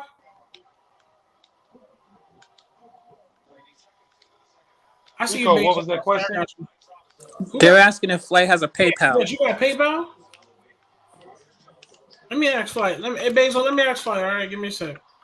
And just let me clarify with the super chat. YouTube takes 50% of that. When you contribute towards the Cash App, it's available quicker and it goes directly to the cause. So the Cash App is the quickest and easiest way. And if you don't have Cash App and you have PayPal, we'll figure out a way for you to go about doing that. But Cash App is pretty cool. It's easy and it's accessible. I got you, Basil and Joseph. Let me ask real quick. Recap. You were saying something. Who was or were we in? Aside in the middle of saying something. Quiz. I was wondering, is there the same way Luka looked to exploit the Chris Paul mismatch and go at him 1-on-1, and overall the entire Dallas Mavericks did it. They was all going at Chris Paul. Are we going to see something similar to that in Golden State? I'm sure of it because everybody knows that Steph Curry is the weak link. 1, 2. I actually think this should be a pretty decent matchup. The Warriors, they're a bomb squad. You know what I mean? They're gonna have their games, but if you've been looking at them play in this postseason, it's just like every other team. You know, the game kind of slows down a little bit. I'm just looking forward to see a good competitive series. I like to see the best Steph. I like to see the best Clay. I like to see the best Luka. I like to see how all of this stuff comes out, and may the best team win. That's what the playoffs are all about. So I definitely think that Jason Kidd and the Mavs are definitely going to try to exploit Steph Curry for sure. Does anybody on the panel have PayPal? I got PayPal, but I really don't use it, to be honest. I got a question for you guys. Does this I have a next PayPal. series? Hold on 1 second, Marvin. Marvin, hold on. Marvin. Oh, I'm sorry. Marvin, hold on. What'd you say, Ray? You have a PayPal, Dex? Yes, I have a PayPal. Okay, because Basil, who was one of the regulars, he said he would like to donate. Okay, so you couldn't get a hold of the flight? No, I did. He does not have PayPal. He does not have PayPal. So Dex, what we could do is you could share your PayPal and then you could send it over to Flight and Cash App. Right, exactly. If hold on 1 second. Yeah, okay. Go ahead, Marvin. Oh, my bad. Yeah, the question I was going to ask. If y'all have nothing, which I'll be really, really surprised. So I know we do have people that is foreign, that's not in the U.S., so they don't really have Cash App sometimes. I heard if you're like foreign and stuff, if you gotta go to Super Chat, we understand. We're not gonna say like just don't. If you ain't got nothing, you can't send it through nowhere. Then yes, send Super Chat. I guess we're just saying this because we want to make sure Flight gets all the value of the money. Yes. Now the question I have was this, guys: is Dallas' next matchup very similar to the Phoenix matchup they just played, or is or do you feel like Golden State's matchup is more similar to them when they played against Memphis? I think Dallas is almost in the next series is almost a split image of what they just did. Do you guys think Phoenix and Golden State are similar? Some people do. I don't expect Golden State to fold over like the Suns, but then Golden State did have a fold over game when they wanted to dance to that "Whip That Trick" song for some reason late in the series. Okay, is Dallas is they similar to Memphis? No. So I think the adjustments are on Golden State is what I'm getting at. Oh, absolutely. And I mean, like, you already, Marvin, you're a smart basketball person, and you see what Jason Kidd just did. So you already know that Steph Curry is about to get. He better be ready. He better be ready because he's no match for Luka when he takes him down the blocks. They have a little bit more help for him or whatever, but Luka's also got that lethal three going and whatnot. But they got a bunch of guards, and then on the Warriors side, the Warriors have that Jordan Poole kid. I know he's going to give them a lot of problems. So I think it's going to be an interesting matchup. Yeah. What I will say is, Marvin, I think the Dallas Mavericks have the size to outplay the Warriors down low. But the thing is, they don't have normal bigs. They don't have the size like the bigs who use their size to make people pay. Their Right. bigs, besides Boban, are all 3-point shooters. They're all stretch bigs. Yeah. I So see. it's like, yeah, you have the size to probably beat down Draymond, but you don't utilize it. So is that really an advantage for them? I don't think so. The same way I see the Luka probably running Steph Curry through a ton of screens. I definitely see Luka getting lost. I don't know who he's gonna have to chase around all those screens, whether it be Steph Curry, Klay Thompson, or Jordan Poole. I don't know who, but that's at least 5 miles per game running. So yes, he can try to put all that energy on somebody, but they're definitely gonna give it back to him. Yeah, the Warriors are a tough team to cover for sure. But the Warriors are an outside heavy shooting team, and they're going to have games where they shoot well. They're going to have some games where they don't shoot as well. And, I think it's going to probably be a shootout. Both of these teams are going to shoot a lot of threes, a lot of them. I think the deficiencies more fall on Dallas because I think Golden State is going to try to run an up-tempo series. Absolutely. If they do that, they can beat them. But if they try to run a slow-down game, Dallas is going to kill them. But here's the thing, though, Marv. The Dallas Mavericks are a sneaky good defensive team. And they have a lot of guards and that Dorian Finney-Smith dude. So I think that everybody knows what the Warriors are going to pretty much do. It's just going to be a matter of executing at the end of the day. And Luka has a size to go in on anybody on the Warriors, to be honest with you. Is Hardaway completely out for the whole playoffs? Yeah, he's done. Okay. He hasn't played all year. Well, I think he might have played a little bit of the early part of the year, but he hasn't really played all year anyway. One sec. I don't know. Dex there? Yeah, I'm trying to find my link so I can put it in there. Okay. Marvin, how have you felt that you've seen the Warriors play this postseason? How have you felt about the Warriors? What you've seen? Well, forget about the first series, that last series against Memphis. How did you feel about their style of play and all of that? I never said anything, but I felt they were playing arrogant. I felt that they wasn't taking the team, seriously.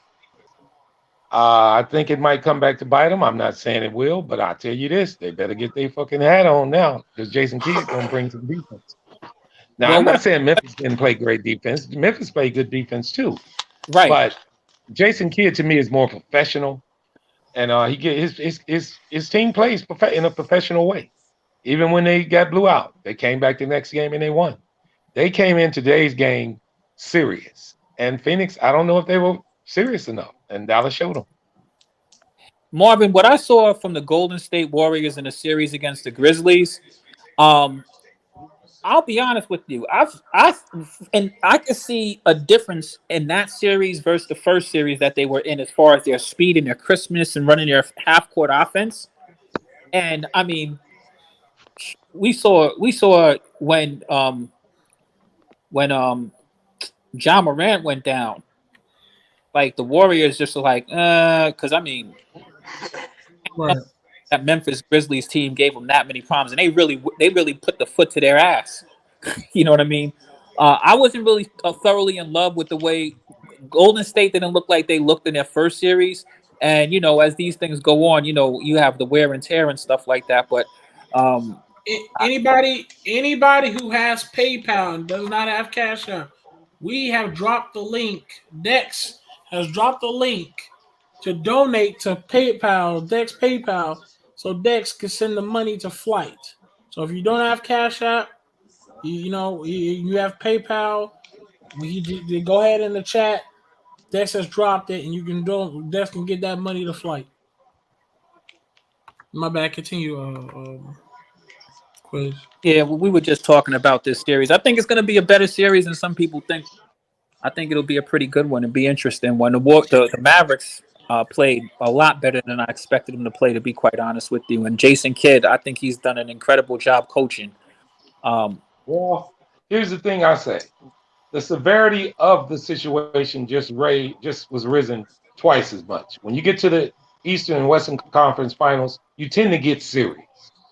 and I think both teams will be focused. I'm not picking either side because to me it's a shout out to Coffee for the $5 super chat. Oh, question: who has home court advantage in that series now? The Warriors, I think. Aren't the Warriors the third? The third came third in the West, right? The Warriors, I think, third, and the Mavericks were fifth. Oh no, fourth. Mavericks are fourth. Warriors were third. So Warriors have home court advantage. Yes. Game one. But game one means a lot. The Mavericks did win 3 out of 4 games in the regular season series as well, panel. Wow. But some of those games they didn't play against play. And I'll be honest with you, I think this is going to be a good series. I think it's going to be a really good series. I think it's going to match up a lot better than people think. I see a lot of threes being shot in this series. Get ready for it. Well, Golden State, that's their game, threes. It's Mavericks. Mavericks shoot a shitload of threes too. All of those guys. Bullock, that's all he does. You already know Kleber and their bigs. I think it's gonna be a bomb fest. I think for what sucks for the Mavericks is the Warriors play a certain style of basketball where some NBA players aren't even playable against them. And it really sucks, but Boban can't get more than a minute in this entire series. You might as well not even have him on the team at this point. He cannot play against the Warriors. They're not going to put him on the court. They barely play against Phoenix. There's a bunch of players when you put them against if you can't chase shooters around screens all day, you're not going to get playing time. And that's what really sucks about the Warriors is no matter how good you are offensively, if you're not fit enough, no matter what you do, if you cannot chase a shooter around the screen for about 20 minutes, you cannot be on the floor because that's what it's going to feel like. You can play 5 minutes. They'll probably be playing. Does that mean you play zone? You play zone, right? Right. That's what can't play zone against a team like the Warriors. Oh, you can. You can. Yes, you can. You could try. It doesn't work. There's more than one type of zone, and it can stop threes. No, I know that. I know there's a ton of zones. I know they can even try a flex zone where they incorporate man defense within a zone, but it doesn't work against the Warriors. The Warriors move the ball, but remember that the Warriors are not an unbeatable team. The Warriors shoot themselves out of games a lot if you watch them play. The key Warriors are the favorite. The key player in this matchup to me is going to be Jordan Poole because that's the dude that really penetrates. Also Steph.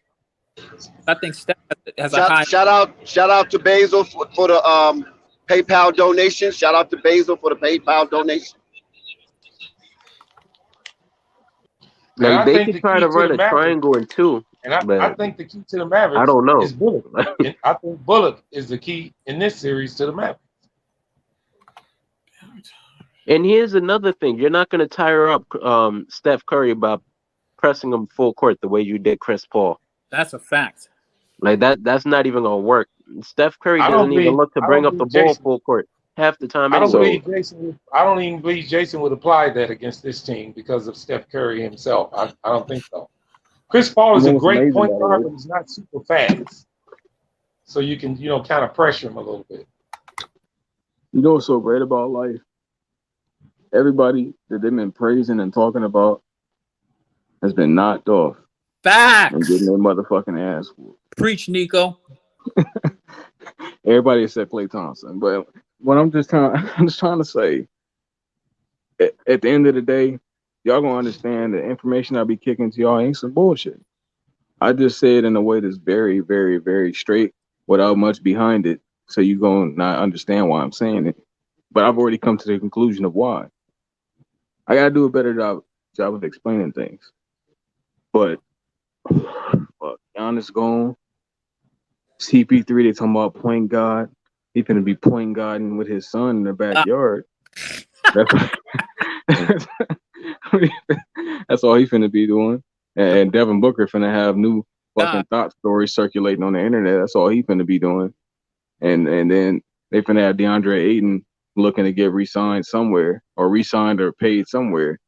They're in flux, bro. None of these dudes are building dynasties. superhero or the superheroes dead, Nico, or what? I wouldn't say the superheroes dead. It's just we realizing there's more superheroes. Facts. The changing of the guard and superhero. Yes, it's Young Justice time.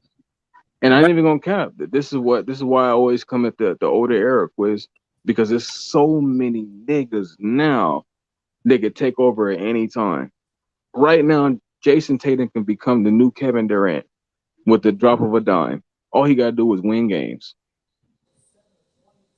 Bro, I'm telling you, these older guys. So y'all want to shit on the younger. Y'all want to talk about some of these younger guys, how they're not fully doing this, they're not fully doing that. And I know I'm a little biased with Lonzo, but y'all can get on Lonzo. He don't do this, he don't do that. But it's funny because all these older guys are gonna start retiring. It's time to start pushing these young guys in. These old guys starting to leave. Guys like Lonzo, LaMelo, John Morant are going to be higher than where they're at right now. That's all I'm going to say. Y'all keep this up. You know another thing, Nico? I'm going to be real with you because I know that you're a Clay fan, right? I think that the Warriors are the closest thing that we've really seen to a dynasty, and the basketball gods struck their ass and derailed them from doing their three-peat. But their core is still there. Their heart is still there. You know what I mean? And I think that they've done a really good job of managing their franchise to where as the changing of the guard is coming in, like the Warriors are a team that still looks like they'll be competitive for at least another 4 or 5 years. You know what I mean? And probably further because of the way that they invest in their young players, bring them up and give them an opportunity to hit the court. How do you feel about that, Nico? You know what? I'm glad that you say that because it's kind of like, let's say Michael Jordan dominated the 90s, obviously. But let's knock back a couple years and let's say Shaq and Kobe started in 96.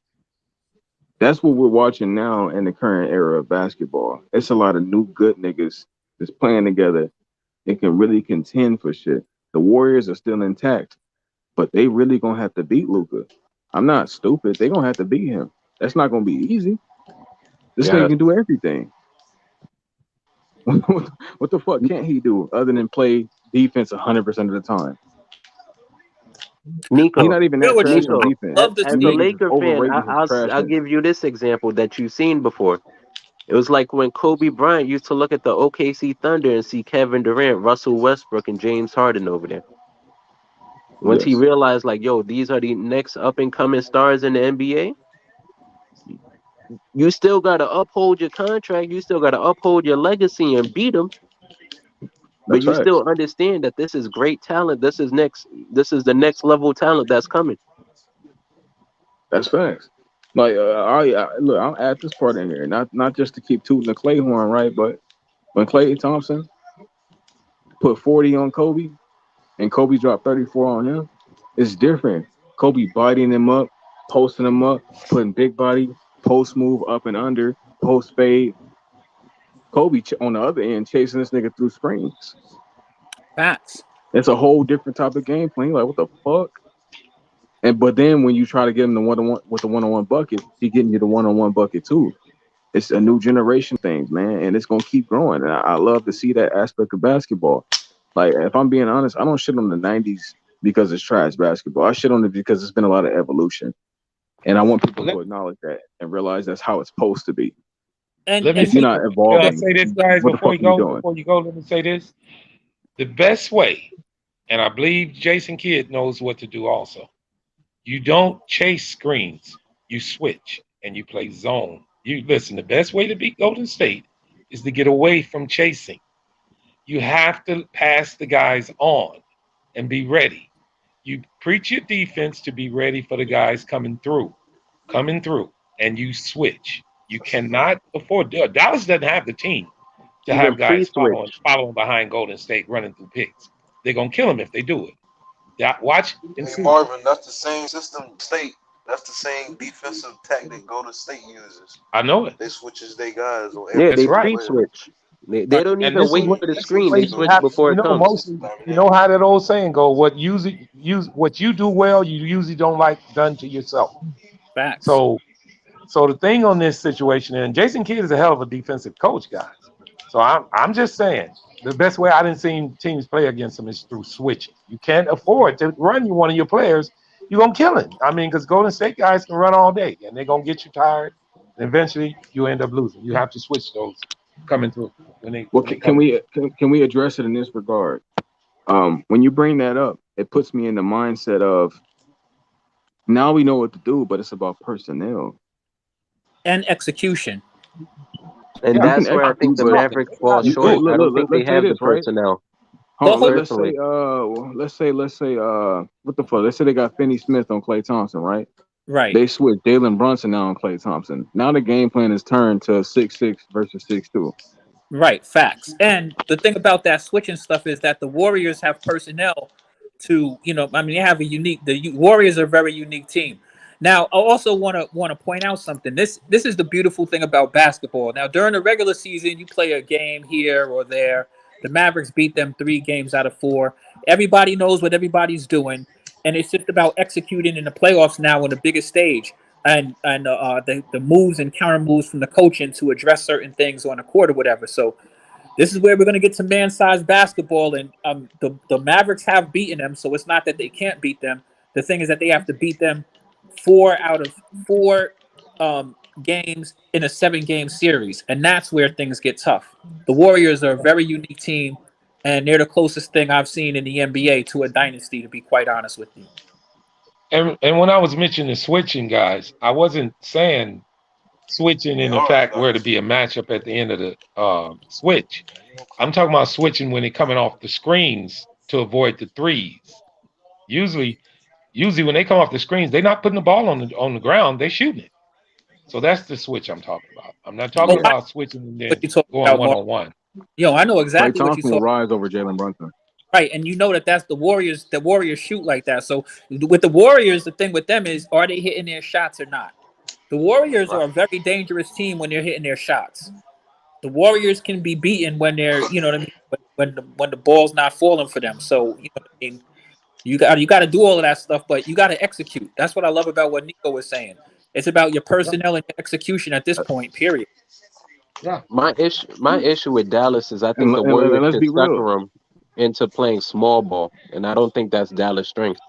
Warriors love to play small ball. We all know that. That's what I'm saying. I think the Warriors could play an up-tempo style where, as I was saying earlier, they can make certain players unplayable. I think they could push this pace to the point where Dwight Powell, like I said, Boban, Maxi Kleber, all of them won't touch the floor that much. They're going to play. They cannot keep up with that switching. Even pre-switching, they can't keep up with it. I'm going to tell you right now, I don't even need to go and take a look at the reason they beat that team 3 out of 4 games. They're not going to play Bobo, so you don't worry about him.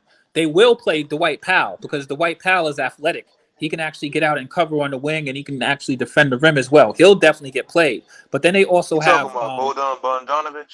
Yeah, Boban's not playing. He's out the series. Dwight Powell, like you said, is good. Maxi Kleber forgot to shoot threes. Right. They'll use Kleber. They'll use Bertans. I mean, the Mavericks aren't a terrible team matched up against this team, but the Warriors are quicker. They're younger, better in the open court, easily. But it goes both ways too. You know what I mean? I think it's going to be a good series, to be quite honest with you. I mean, you just got finished looking at the Mavericks. The Mavericks haven't been destroyed by anybody in the postseason. Even though people talk about, Luka hasn't got out of the first round, yada, yada, yada. But, I mean, you go look. They haven't been, thoroughly, trounced. And he's still a young player, too. They seem like they're growing in strength. But the Warriors are definitely, I don't got to tell Nico. Nico knows. These guys have, 3 rings, don't they? Oh, the Warriors? Yeah, man. Yeah, they got 3. They got 1 without KD, 2 with KD. Right, and they got their same core, their same nucleus. They got a couple of young dudes out there. They got other dudes that they could play, like Gary Payton, the second, who's a great defender, and he's actually getting a little bit better offensively. Otto Porter Jr., I like him. He's another stretch guy. They're not trying to play big at all. They would love to play small. They love to play small ball, and that's where things are going to get interesting. Because when they play small ball, Luka's a dude who can get wherever he wants on the court. So I think it's going to be a good matchup regardless. I'm just looking forward to it. I think that the Warriors, though, I say it, man, never underestimate the heart of a champion. You know what I mean? The Warriors are cocky. That guy, Draymond Green, he brings a certain level of energy. Steph brings that little cocky edge that, gives them the attitude and whatnot. I don't know, man. This should be a good one. Yeah. I wouldn't mind. I think the Warriors should be favored. They are. I think if they push the pace, I think they can wear the Mavericks down now, and then vice versa. If Dallas can play solid defense and force missed shots, then they're going to slow the pace, which is a disadvantage to Golden State. So this is all predicated on the Warriors hitting their shots. I think the Warriors have to do more in this series as far as adjustments than Good Dallas point, does. Zen. Zen got a good point too. I forgot to talk about Andrew Wiggins. Him and Jordan Poole, their athleticism and ability to attack the rim, not just sit out and hit threes too, is going to be big too. But honestly, I wasn't in love with the pace that they played in that last series, Marvin. The Warriors, I really like the pace they played in that last series. Well, that's because Memphis kind of dictated it. They kind of made them play that pace. So can Dallas do it, is what I'm asking. Well, we shall see. We shall see. But it's getting good now, guys. How do you guys feel Andrew Wiggins' impact this next series? I think he's a good matchup for Luka. And what did he do in the last matchup? What did he do in that last series? Nothing. That's what I was going to say. I thought he was kind of invisible, wasn't he, guys? Jordan Poole. I mean, I'm not saying he's a bad player. I'm just saying they didn't run a lot of set plays for him, did they? If you ain't know any better, you would have thought that Jordan Poole was the all-star. I think Andrew Wiggins is there for defense, really. Like people say, he's another, what's his name, who used to play there? Harrison Barnes. Harrison Barnes. He's a great value two-way, man. He does. Yeah, I almost forgot. Great value two-way. Yeah, he's a Harrison Barnes 1.1. Send that to the Cash App, Coffee. Man, the Warriors are a better team than the Mavericks. Let's just be real. Of course, that team is stacked. But the great thing about the Warriors, they build it from within. That's what you gotta respect about the Warriors. I love that shit, man. All them boys is homegrown. That shit is beautiful. Facts. They did it the right way. Shit. I can't wait to see what he does. What if you broke like me, Coffee? They made their franchise attractive enough for people to want to go there. They did the right moves to have the capital to be able to bring over a max contract player like KD when he came. You know what I mean? Like they really built their shit from the ground up. Started from the bottom, now we're here. You know? Yeah. That's what makes that Golden State run so special, because they built it from the ground up. And even though Kevin Durant did come over there, some pundits tried to taint that championship because they wanted to be more organic. But that's still organic because they didn't lose anything when Kevin Durant came. He walked right over there just like Paul George and Kawhi Leonard walked right over to the Los Angeles Clippers. They made it attractive for him to come there. It's not the Warriors' fault. The Warriors are competing just like every other franchise. They had the capital. They had an attractive. They created the attraction where people want to play there. It's not their fault. Now, from the Kevin Durant side, we could debate on his weak ass, whatever, you know what I mean? But it's not the Warriors' fault. If you can get him, hey, why not? Exactly. In my opinion, you can't blame them for drafting better than everybody else, because that's all they did. Every team tries this formula. They draft well, and then they use their draft picks to entice free agents. That's everybody. Yeah, proven commodities, yes. Yes, the only difference is the Warriors drafted a superstar and two borderline superstars. That's the only difference. And they backed it up. Wait, Rico, you just can't stop right there. Right. Name those superstars and borderline superstars. That's what I'm saying. They drafted Steph Curry and two borderline superstars in Draymond Green and Klay Thompson. There we go. Yes, sir. That's the only difference. They drafted extremely well. What they did is that's the normal process for every NBA team. And their original team was very flexible because this wasn't Dex has followed basketball for a long time. Remember Run TMC and stuff like that. The Warriors stuck to a particular thing. They had who is that white boy, Andrew Bogut. Remember their first team? They had Andrew Bogut, who was injury prone, right? Who was a shot blocker and was very athletic and can run the court. They backed that up with Andre Iguodala and who's my other dude who used to play point guard? Did Andrew Bogut come from Milwaukee though? Yeah, no, they traded Andrew Bogut for Monte Ellis. That's how they got him. Yeah, exactly. He came from Milwaukee. They didn't draft him.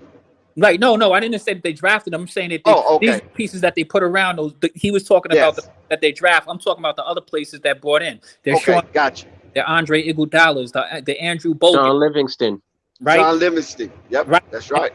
Saying is that David Lee. They have a David model. Lee. Yep, from New York. Yes. They have a model. And so they're always looking, they don't mind playing small ball because what they learned from their original squad is, hey, you know what? Andrew Bogut was injury prone. They had to play small a lot of times anyway, right? You know what I mean? And they use that. Right. Good point. That's a good point. Yo, Dex, someone in the chat is asking for, I think Isaiah Curry needs Cash App. Drop it. That's what Basil Carpenter said. The Cash App is pent up there already. The Cash App is pent up. Look at the screen, guys. Chat, if we could get some of these bots out of here, chat. Well, we got to work on moderators in the chat. Yeah, moderators, they be beefing with each other. They ain't got time to watch for bots. They putting each other on timeouts. That's funny as hell. Hey man, this has been a really great conversation, man. I thing I love about Flight Sports is that, you know, we have a bunch of people here who are passionate about these sports, this basketball, and you know what I mean. And we do this with a certain level of integrity around here, and so it's always great to get together, chit chat, share our thoughts, views, and perspectives on this game. And I think that all of us, even though we may have different perspectives or different vantage points, we all respect the game enough to appreciate the company we're keeping. So you guys in the chat, we appreciate you guys. Thank you for helping to make this platform phenomenal, awesome for everybody. And just like the Golden State Warriors, you know, you start with the foundation, you make it attractive, and then the all-stars start coming. And that's what we're doing over here at Flight Sports. So that's what I think is dope about this particular platform in particular. Yes, sir. Yes, sir. Another thing that we need to worry about is, can the Golden State Warriors close out Dallas early? Because they next matchup, if they close out the Dallas Mavericks, which most of us believe, it's going to be a tough defensive battle, and there's going to be some bruises. You know what I mean? It's going to be some open wounds after end of each game before that series is completed. Because you got Miami, you got the Celtics. Those teams coming out with their sword showing. They will not try to, you know, show any type of stealth activity. Everything is going to be in the open. They coming out with all swords swinging. You know what I'm saying? It's not lift every voice and sing. It's lift every sword and swing. This is what you're going to get coming out of the East Coast Conference champion. So Golden State, we believe it's going to be you, but if it's not, Dallas, the Western Conference have to be battle ready. Question to you, Dex. Will Miami and Boston beat each other up so bad that they won't have much left for the finals? Listen, that is a good question. Rico, you want to address that? The same thing. That is a very good question. And it's funny because the matchup that they have to go against, if we're saying the Warriors, you don't want to be beat up of chasing those Warriors. I'm sorry. That is too much energy. You do not want to be hobbled. You don't want to be achy. You don't want to be winded. You don't want some Gatorade. None of that. You got to be fully healthy to chase these Warriors for 7 games. I'll say this, Quiz. I apologize. No, but go ahead. Marcus Smart has taken a ton of hard hits in this Bucks series. Yes, sir. And like we say, he fell on his face earlier. And it's going to fell get even on his worse against face. Miami. It's going to happen against Miami too. Yeah. Well, to be honest with you, they say defense wins championships, We love right? you too, Basil Carpenter Jr. Thanks for the love, and we send it back. It's reciprocated. So the thing I like about the playoffs is like I don't know if any of you guys are familiar with the movie Game of Death, right? So each level that you go, each round that you go, it gets deeper. You're playing that have a lot better defense, right? Now, my question, I'm not really the East is the East. You know that whoever comes out the East is bringing a lot of intensity and defense pressure. Let's just be real. Right? My question over here in the West is we all know the prestige of the Warriors. I watched that last series. I'm not sure this team is as fast as I thought that this team was coming into this playoffs. I want to see what's going on with the Warriors. I want to see if these Warriors are for real, and a team that's running people off the court, or are they this half court team that I just saw them play against the Grizzlies? I'm interested in seeing which Warriors we're getting, which iteration of the Warriors that we're getting, and if this Warriors is a team that I truly believe is going to win a championship this year, knowing that they're going to have to play against a superior defensive team, regardless of who comes out the East, if they make it out of this Western Conference final. Yeah. I think it's all boiling down to who's going to be the survival of the fittest, guys. Because Miami and Boston has been a battle with defense, and Golden State is ready to run the court. So let's see who ends up at the end, guys. Let's see who's got the stamina, Right. Excuse me for my temporary dismissal. I'm just trying to get all these funds together that's been coming in. Shout out to everybody that's donating, and we're just trying to juggle everything and make sure everything gets into its proper place. You follow what I'm saying? And get confirmation for everything that's going on. So that is big. The love is great for Flight Sports TV. I appreciate the brothers and sisters that come on the panel and cook it up and help get into the chest of some of the chat members or those that's on the watching for the stream, that they fill their hearts with some generosity, and they feel the need and the compassion to give back and become a brick in the wall in the structure of Flight Sports TV. So shout out to everybody who's donating. I know I'm kind of in and out, but I gotta get, you gotta, what I'm saying? It's always a bottom line. You can't mess over the money now. So I gotta make sure everything is cool and good. And so if the production's a little bit delayed, or me coming in a little delayed, that's what's basically happening. The donations are coming in. We don't have a a work staff. You know what I mean? we short on staff, so we got to try to make it happen, because there's no telling when Flight gonna take his nap. You know what I'm saying? So, but the show got to go on. So yeah. Appreciate you guys for bearing with me. I'm in and out the stream, but that's what it's about. Appreciate you, Dex.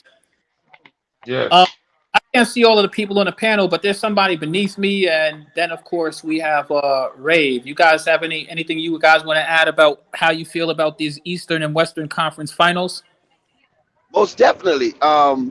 Like I said in my initial introduction, to these takes, is that Golden State is going to listen. It's not going to be no Swiss cheese. It's not going to be no walk in the park. They're going to have to come with a formidable mask, because there's no joke. You feel me? And the Eastern Conference, like Marvin's perspective was saying, they better come with their attrition full. You know what I mean? When we look at our phones and we look at the percentage of charge that's on our phone, the Eastern Conference got to come fully charged. They cannot come half-assed, or they get ran out the gym. Because when you really look at it, Boston probably have the better offense out of the two, between the two of Miami and Boston. I believe Boston probably have the better offense that can put out the scoring output to match a Golden State Warriors. But the Miami Heat probably have the better defense. Maybe. I don't know. That's kind of close too. But nevertheless, Miami hang their hats on their defense because they know their offense is pretty shaky. And also, Miami plays a slow game. So by Miami playing a slow, methodical game, if they get out of their calibration and they have to run up and down that court, that would rip them straight out of their normal alignment, and Golden State will feast on the Miami Heat. Boston can kind of do both a little bit. They can slow the ball down. They can play fast. Say that again. Miami what? Miami can play fast. I've seen it. I don't know. They would prefer not to. Yeah, probably okay. Yeah, they might prefer not to because I ain't really seen them play fast since the playoffs. You know what I mean? They can. Well, they get their fast points. They get their fast points off of defensive turnovers. Right, that's different. That's different. Yeah, they're not just taking the ball out and shooting it up the court. I have seen Boston do that. I've seen Boston take the ball out, shoot it to half court, shoot it back into the corner, shoot it back up to the top, and take a three. You know what I mean? All within about 12 seconds or something. But normally I don't see Miami do that after a bucket. Normally Miami going to, get in their sets, run their offense, and let it do what it do. But when you get turnovers, that's a whole different story. You're supposed to get out and run off the turnover. You're not supposed to let the defense get back in their defensive stance and try to turn you over. You want to get them at a disadvantage while somebody's laying on the ground or whatever, or somebody's fussing with the referee of a assumed no call, and you want to get the numbers out there, and you want to have that advantage. So, yeah, defense is different when you turn them over. But, yeah, I was more so talking the side about actually running, getting the ball out the net and pushing. Yeah. Well, like I said, this team don't really want that. If they have to play that, they will. But Dallas really doesn't want that. The only team left really that wants to do that is Golden State right now. And I think we all know that. So it's left up to Jason Kidd to try to stall that. And as far as Boston and Miami, good luck. Man, that's a hell of a series. These guys are going to beat each other up. And that's going to – it's hard to pick that winner. I think home court advantage should win. You know what? And I think in the past that Boston Celtics have played Golden State Warriors. Have they played Golden State Warriors in the NBA Finals before? No. Didn't the Warriors beat the Boston Celtics? Who did they beat when the Warriors won? No, they didn't beat the Celtics. The Celtics were decent, but they wasn't. Let me look at it. Hang on, before I just keep talking. Even if they did play the Celtics, they didn't play the Celtics. Wait, what are you talking about? The Warriors? He's asking, did the Warriors beat Boston in the finals? Where are you talking? Yeah, when Rick Barry, was it Rick Barry? That was a Rick Barry. You mean back in the day? Right? Back in the day. Yeah, I'm talking about back in the day, not recently. Yeah, back in the day. You talking about back in the day? You talking about I think it was the Celtics. I'm not sure with the JoJo Whites of the world. I'm not for certain. So don't hold me to that one. The JoJo Whites and the Havlicek. What bearing would that have on this series, Dex? No, it's a story. It's a story. It's a backstory. All right. Yeah. It's just a call. I'm gonna be honest with you. Jimmy Butler right now is the greatest version of Jimmy Butler I've ever seen. That guy right there is scary. Jimmy Buckets. A scary problem. Well, Rico, let me say something, Rico. Let me say something, Rico. I think Jimmy was highly motivated to play against Philly because of the situation that had happened. Oh, I agree with that. But I'm gonna be real with you. Jimmy Buckets looks really good right now. Like seriously, his strength, his ability, like he looks really super solid. I'm not just talking about the numbers he's putting up. I'm looking at the way he's getting these buckets. He looks really good right now. There's a video on Instagram with Jimmy Buckets showing his dribbling skills, and man, dude got some skills, man. I didn't know that he was that skillful. Man, I'm gonna be honest with you, Dex. He is one of the most impressive players I've seen in the postseason, low key. Jimmy Butler is playing some serious. I'm not just talking about his offense. I'm talking about defense too. Like is it poor man Kawhi? It seems that way. I'm kind of like, you know what I mean? I'm being honest Getting those with vibes, you. right? Yeah, Poor man for white vibes. Yeah. He's giving me nightmarish vibes over there. Look at aside. Wait a minute, aside. You emphatically was that a that's disrespectful, man. Not no poor man's, not no poor man's. that's the claw? Don't disrespect the claw. Not no poor man's. Come on, man. Hey, Jimmy Butler is his old man. Jimmy Butler is his own man, man. The dude is great, bro. The dude is great at playoff, bro. Like you got his whole career, like this nigga is he's built for a playoff. But that's bro. Like, I don't think that's a bad thing saying that though. A poor man Kawhi. You gotta think about it. This nigga's doing this on both sides of the court. He's done this his entire career, bro. Like I watched this dude like when he back in D-Roll prime D-Roll days, bro. Like when he was there. Like, come on, man. Like this dude is cold, man. Like, listen, Jimmy is hitting the three now. Listen, Jimmy is banging the three now also. It's not just his mid-range anymore. He is actually banging that three also, just so you guys know.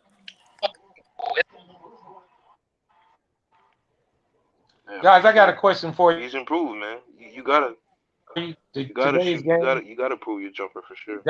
Dallas stats. Let me know if you guys feel this is good or bad. Shout out to Fresh Belize. Brunson with 24, Luka with 24, Luka with 35, and Dinwiddie with 30, and nobody else in double figures. Is that good or bad? It was good enough to bust the Suns' ass. Remember that those stats. Remember that the Mavericks, like Luka didn't even play in the fourth. I don't even think Luka touched the court in the fourth quarter. Those stats are a little bit weird because they beat them down so badly. Yeah, but I'm just saying, I'm looking at them, and 24, 35, and 30, and nobody else over 6 points on the team. I guess well, you know, Bullock usually shoots and hits a bunch more shots. I think they got a decent game out of Dwight Powell. What were the Dwight Powell stats? That's right. Okay, here they are right here. 6 points, 5 rebounds. Well, they didn't need him to do that much. How about these numbers, guys? Chris Paul, 4 of 8, 10 points, 1 rebound, 4 assists. Booker, 3 of 14, 11 points. DeAndre Ayton, 2 of 5, 5 points. That's crazy. Yeah, I was looking at those stats also. They were terrible. I didn't know they were this bad. Damn. Marvin, Luka could have had 50 in that game. I'll be honest with you. He didn't even play in the fourth. They were busting them down. They were smoking these dudes so bad. And if you look at those stats you can see that they cleared their entire bench. Like I think everybody other than maybe Boban might even have hit the damn court in that game. No, he tried to start a fight at the end. That's all he did. Yeah, I saw him. I saw what happened over there. Boban's a nice guy. Somebody had to really do something, be a real asshole to that guy. Well, here's the deal, guys. Dallas came out, and as they say here recently in the NBA talk, punched them in the mouth. 27-17 in the first quarter, 30-10 in the second quarter. Yeah. Blew them out the water and walked home. And to be honest with you, Marvin, their defense was stifling in the first half of that game. Like they if you look at the passes that the Suns threw, they got intercepted a lot. They deflected a lot of passes. They deflected and altered a bunch of shots. I mean, yeah, the Suns were playing terrible, but you know they were affected. And after a while, you just saw that team just, I hate to say it, but they played with no heart. There's no way that Chris Paul and Devin Booker really I can't believe they let that game get that out of hand. I'm still shocked over what I saw. I feel like I witnessed the crime. Should they be held over the flames because of their performance tonight? They've got to be. When in basketball history are you not held over the flames? Yeah, but still, a crime is an understatement. That was a massacre. I mean, hey, Dallas came out to play, man. I didn't watch the game, but clearly, man, like these boys played both sides of the ball and they was greedy. They wanted to win, man. Yeah, dude, I'm being real with you. I think Dallas was the first team so far that we didn't see guys that finally said, we getting out of the second round and we gonna do it. And they did it. I'll be honest with you. I was telling you this before, Marvin, in one of our other conversations. The like Luka, playing next to Brunson, it seems like that. It seems like they're starting to gel and get their chemistry at the right time. They really look like they're playing some of their best basketball. And to be honest with you, I said that team is low key a very sneaky good defensive team, and they came out and put their foot straight up the ass of the Suns from the beginning of that game. The Suns only had 27 points at half with an all-white shoe. I mean, listen, and it wasn't like the Suns came, like the fucking Mavericks came out, man. It was deflection, steal, bucket. Luka came out, he dropped like the first 8 buckets or something like that. He had 2 threes and a 2, but he almost had a damn triple double. It seemed like in the first quarter and the first half. Yeah. They came to play. They was not playing any games. And I mean, all of the attitude, because that Devin Booker's a shit talker. You had Luka coming down from the beginning of the game, shaking his head and all kind of stuff like that. They surely exercised their will over the Suns. That was, what'd you say the word was, Dex? Well, I know that was demoralizing. It was an annihilation. You said massacre. Yeah, massacre. Yeah, massacre. Yeah. That shit was an annihilation. Felt like massacre, like the mob used to do back in the days. You line the people up against the wall. Yeah, exactly. You know what I'm saying? Okay, here it is. I'm gonna be honest with you though. Go ahead.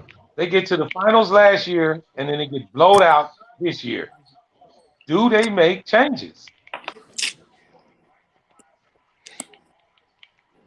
What's your thoughts on that, Dex? I don't think so. I don't see what can they do? Right. I'm with Assad on that one. I don't really. Yeah. They just got beat by a team who wanted it more. They just got to play better. Because they got a good team. They just had off night, man. Like it just is. Sometimes it's a matter of playing better. I'm trying to tell you, man. I'm gonna tell you right now, the matchups ain't gonna get no easier. You think it's gonna be easier next year or harder, Dex? He's on improvement. Of course, it's gonna be harder. Listen, I like the Phoenix Suns. You know what I'm saying? I really do. I really like the Phoenix Suns. I just believe that Chris Paul. I don't know what the hell happened in that locker room, man. Because you can't be that bad playing the same team that you just played 2 or 3 nights before. You just don't drop off like that. You did see that incident that happened in Dallas on the sideline after that game, didn't you? Oh, see, that's what I'm saying. Because the precipitation you shouldn't fall off that. You shouldn't fall off like that. He got in. Chris Paul got into it with a fan here in Dallas. With who? With a fan in the stands. Oh yeah, yup, I remember that. Oh, that's in Dallas, right? Mm-hmm. Yeah. Well, that's different. I mean, that happens all the time, though. But I don't think that would. Not really, man.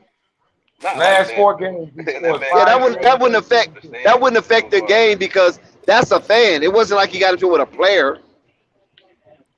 But fan doesn't have any outcome to do with the game. I'm just saying, did it kind of? No, not Chris Paul. He a veteran. No, he a veteran. No, he a veteran. Dex, I want to throw something out there to you. Go ahead. This is just something that I believe and just know from actually playing sports. If we play a series, right, it becomes personal and it becomes intimate because you see the exact same people. Even if you lose, like that series was 3-3, and then you go to game 7, you seeing everything that they're gonna do. It's a matter of executing, and along that way, you gain confidence. I feel as though that happened with the Celtics playing against the Bucks. I feel as though that happened with the Mavericks in this game, and I don't think the Suns were ready. The Mavericks came out. They've been playing this series with them. They've played 6 games. Yeah, they came out gun blazing. And they were hungry. They knew exactly where. They knew exactly how to. Exactly. They knew exactly where they were going to go. They knew exactly what they were going to do, and it was just a matter of executing. At a certain point, you feel as though you know that you can beat this team. You follow what I'm saying? Based off of the games that you played against them, and I just think that teams grow confidence in a series. It's like an arm wrestling match.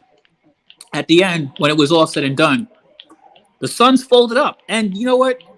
The Bucks did too. Hey. Yeah, I was just gonna say that. I think in those two matchups, I think Boston took that series, and I think Dallas took this series. Facts. I feel 100% that way. You know That's what? how you feel about that. That green, yeah, I agree with Marvin 100% because that green and white tonight was just awesome. Well, Boston took the series in Game 6, guys, when they beat Milwaukee in Milwaukee. Exactly. And at the end of that game, if you notice, Marvin, the Bucks folded. They waved the white flag, put their players on the bench, and they came out and they actually folded up earlier and harder, in my opinion.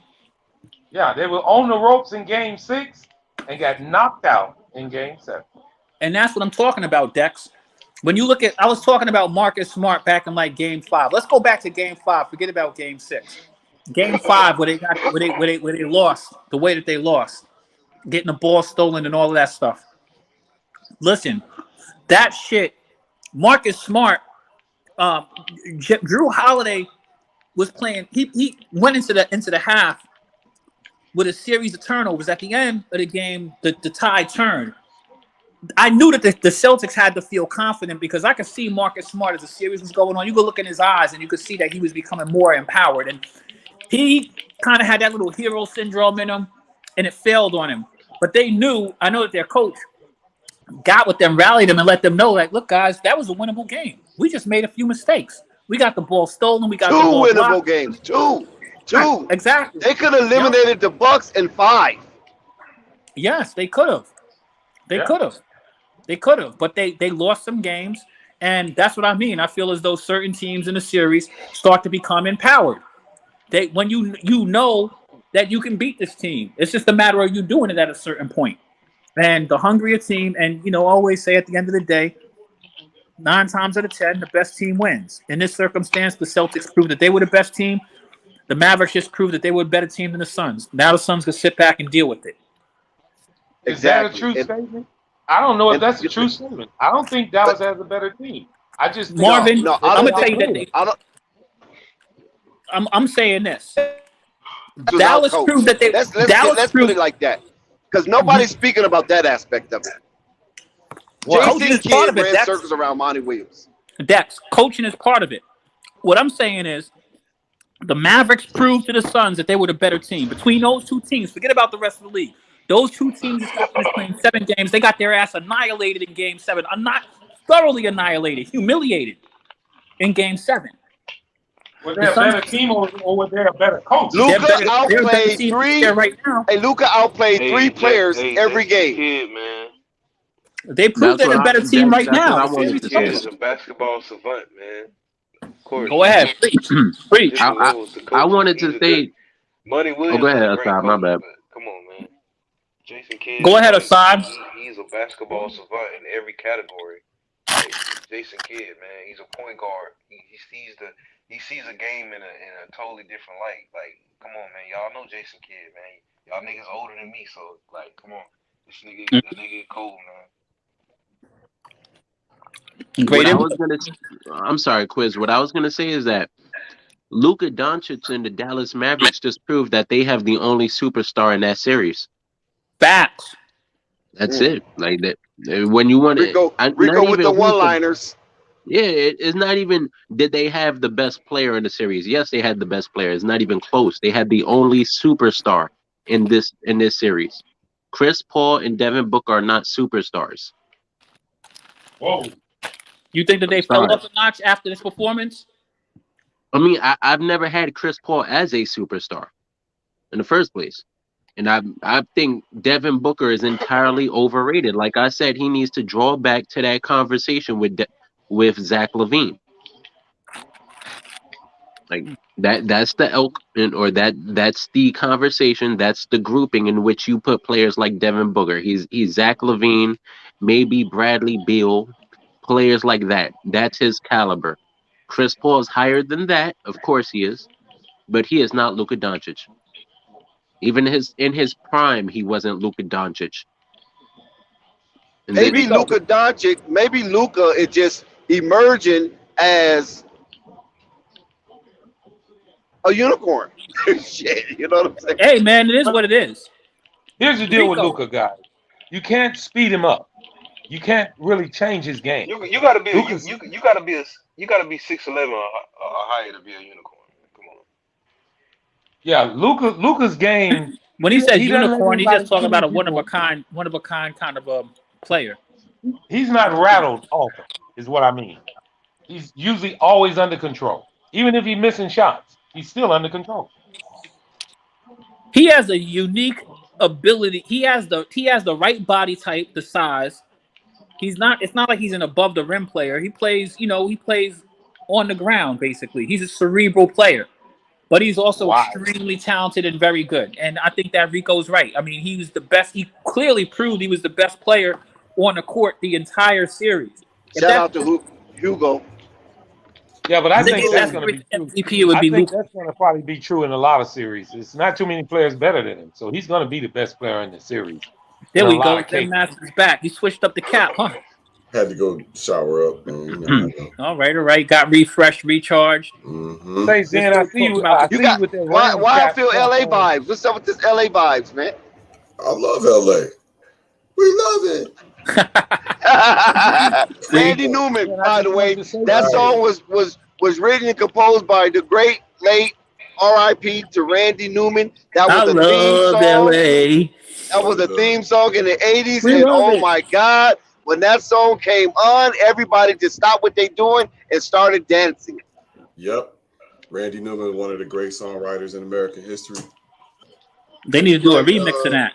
He wrote a lot of shit, but my favorite thing was when he was on Family Guy. That was the most hilarious shit ever. Oh, yeah.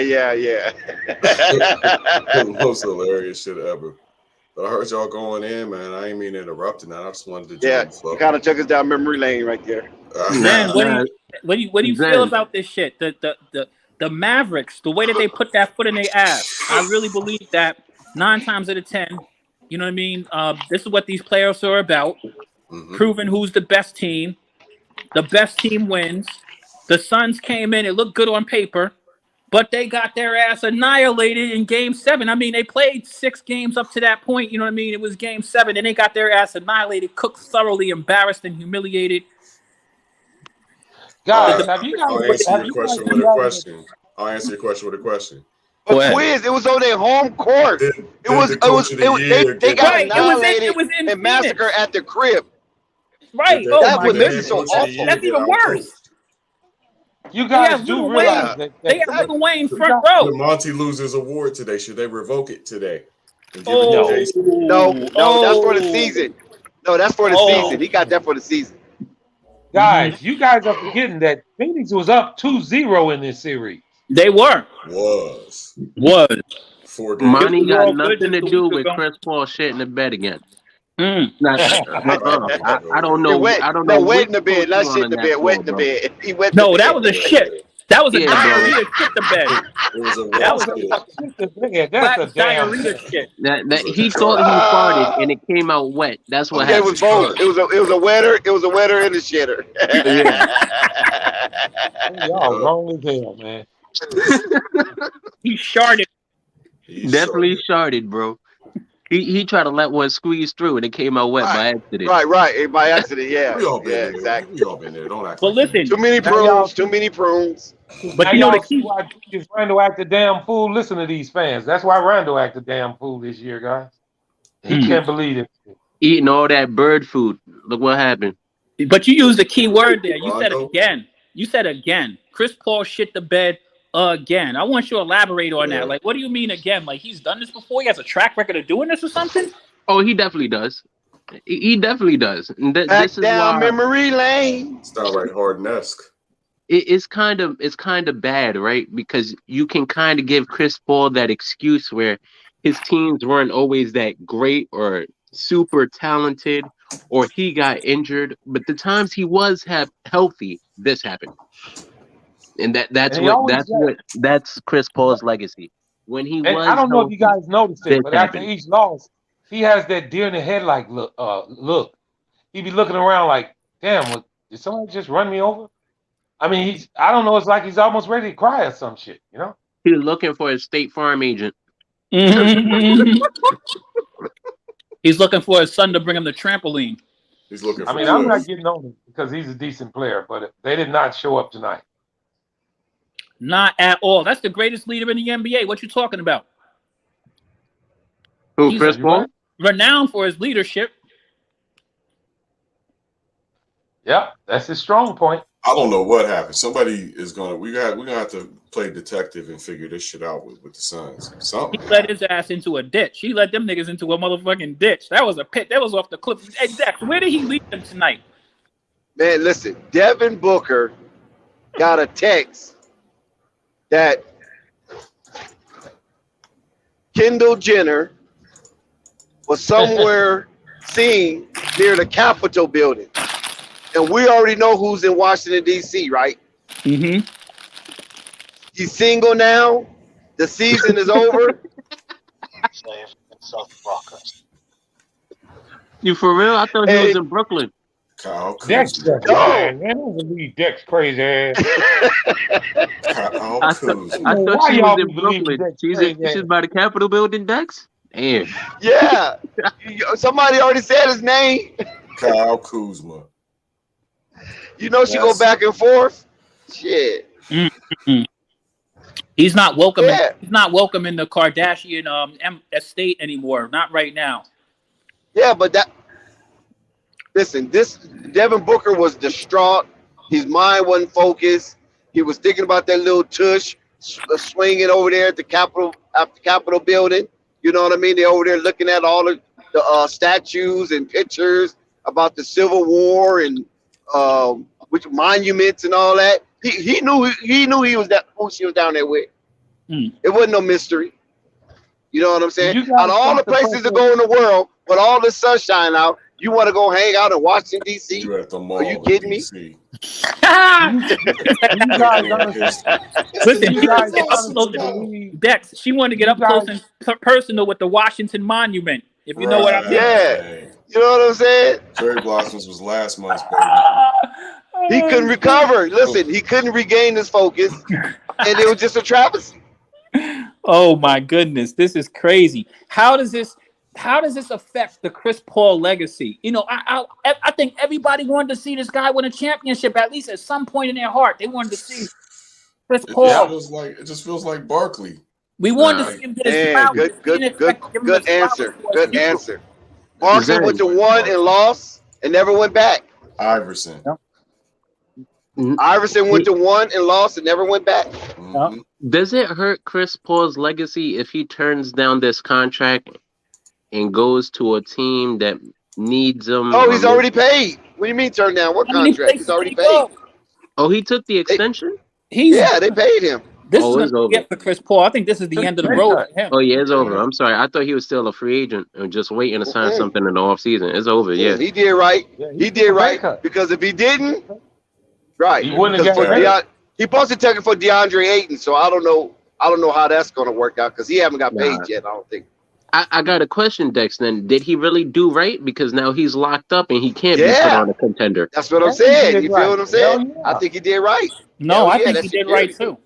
I think he did, from my perspective, I think he messed it up because now you can't get traded and you can't sign on a contender no more. Your contract is too big. Does he want to? Does he actually want to? He got the money. He been getting paid. That's the thing. You hear Jim Master? He's not trying to sign another contract. He got Hold on. Did you hear what Jim Master said? He got the money. Listen to what he's saying. He got the money. And it's the end of his career. He's good till what, 39, 40? Yeah. I don't know. All that ambition is gone after this playoffs. After this, Chris Paul ain't got no championship ambitions after this. His heart can't get up again. I guarantee you it can't. Not after this one was a tough blow. I think this one took a lot out of him. You can see it on the bench. Yep. I don't know. I don't want to. Not saying because I'm not really a Chris Paul fan, but I definitely did watch his era of basketball and like him as a great during that era. Yeah. I think he messed it up because now the opportunity for a Jason Kidd or a Gary Payton, one of those championships towards the end of your career is over. So we can't because those guys weren't getting paid that much. That's why, right? Chris Paul is finished. Yeah, He'll never win another championship. He'll never win a championship. This is enough. Because like we never look be in back on another Gary final. Payton's career and we say Gary Payton's a champion. We don't talk You're gonna about try to the fact figure out a way to my bad, Rico. Go ahead. No, I'm just saying like that we don't look at Gary Payton. We recognize him as a champion. We don't talk about the fact that he was pretty much washed up on the Miami Heat at that point. He was not the glove. Yeah. He was Gary Payton. You know what I mean? So at this point in time, I would love to remember Chris Paul at least as a champion, not Chris Paul, the guy who never got it done. Listen, not everybody gets rings, man. You gotta, you guys in this new generation, you need to understand that. It doesn't mean somebody was terrible. Charles Barkley was incredible. If you knew how good Charles Barkley was and how awesome he was for as long as he was, but you're not guaranteed. Like who is the best player that never got a ring, Quiz? I mean, to me, the best player who never got a ring. I mean, all right, what about your dad? What's your dad? Because he's a historical guy. Did your dad ever tell you who's the best player that never got a ring? My dad's not around, so I can't consult with him on that anymore. But I mean, the best player that I've seen that never got a ring is easily Charles Barkley, probably. You could put Reggie Miller in that category too. I used to love Reggie Miller, but I don't think Reggie Miller was as good as. Ding. I heard the answer. Elgin Baylor. All right, never get a ring. Wow, I didn't know Elgin never got a ring. Oh, he retired the year the Lakers won that ring. Damn, he retired that year, so he disqualified from getting the ring. And Zen, I love Reggie Miller, but he wasn't as great as Barkley at all. You could put Allen. People would say he was the greatest shooter before Steph Curry. Yeah, I mean, I could say he's the greatest shooter, but I couldn't say he was a greater player than Barkley, though, at all. Sure.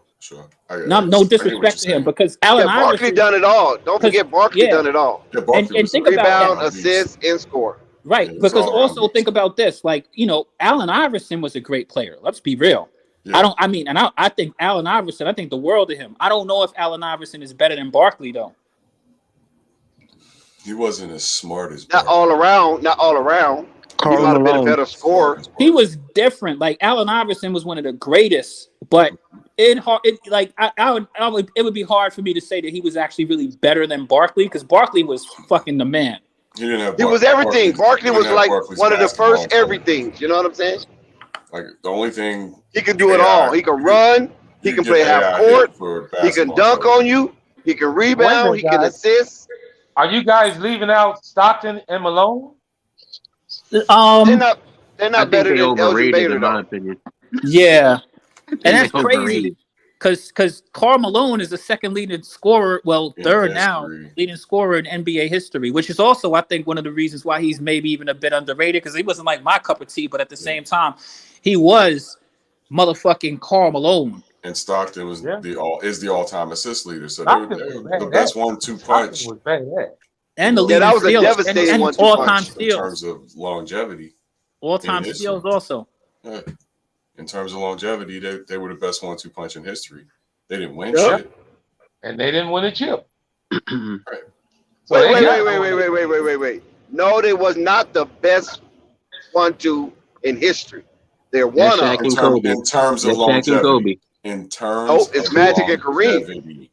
Oh. Because remember, Kareem is still the all-time leading scorer. Nobody won more MVPs than Kareem. Magic got 4 MVPs. Yeah, but Dex, I know, but as long I'm talking in terms of longevity, Stockton and Malone. Right. And look at the stat sheets. I mean, you see the second leading scorer, you see the all-time assist dude, you see the leading steals dude. I mean, these dudes are embedded at the top of the stat sheets. We all know Pippen and Jordan is the greatest. And that's what I was going to say, guys. And you know that Michael Jordan is the reason for those two guys not winning a championship. Facts. Yep. They ran up against the other greatest duo. Yeah, that's true. That's true. And there were other great players who didn't win championships. Say that again. So they ran up against the other greatest duo. No, that's true. Someone has to lose, right, Zen? No. That's why they never. No, that's not true. That's not true. That's not true. No, that's not true. Because before, yeah, exactly. Before Jordan and Pippen was a force, Stockton Malone was still losing. Follow Yeah, what I'm but they saying? They never was made losing it to to the the David finals. Robinsons of the world, the Keem Olajuwons of the got into world. the finals. They were still losing. They got to the finals. Had they That got to is the true. No, they got had to the never got finals. to the finals. That's my point. They had Okay. never gotten to the finals until their old years. And when the Western Conference just got too old, then they crept into the Yeah, finals for a couple of years. and when they did get to the finals, in how the that hoop. turned out for them? They ran into Detroit. Yeah, that's when they ran it up against the GOAT. The greatest. So what Zen duo. is saying isn't false, because what Zen is saying is that he's the reason why they didn't win the championship, because they were in the finals and they weren't able to beat. What I said was that great duo ran up against the other. But what I'm saying is there still was no guarantee. There was no okay. Listen, who did Michael Jordan beat? Everybody. Those 2 years, because they only played him 2 years. So who did Michael Jordan beat in the Eastern Conference? Who did he beat in the Eastern Conference? I mean, you know who I'm was in talking the about. Eastern Conference? I'm talking about those 2 years, 97 and 98, because those are only 2 years Stockton Malone went. The Knicks, they beat the Knicks, the Pacers. I don't remember who they beat in the East. The Knicks and I'll look it up Pacers, right now, most likely. Those were two of the best teams in the East. The Knicks, the Pacers, Right. Reggie Miller, and Patrick Ewing. So it still wouldn't have been no guarantee that Stockton Malone would have beat those 2 teams, because there were some awesome teams. Dex, don't act like that wasn't a winnable game for them. I mean, they lost the game with Michael Jordan smacking them on the ass. I mean, they were up in not that Michael game. Jordan. What's your name? That Dennis was Rodman. game 6. No, he's talking about the Byron Russell Oh, smack. he's talking about the push. The push. Right. Oh, the No, it push. was a smack. That was a tap on the ass. That's what that was. He gave him a booty tap. But Dennis Rodman literally was tapping Carmelo on his booty and pulling his shorts down. Listen, Dennis Rodman tapped on a lot of people's booties. Let's be real. And Carmelo wasn't having it, because Carmelo, he's one of them ultra conservatives, and that was just so beneath him. Yeah, He exactly. lost his mind.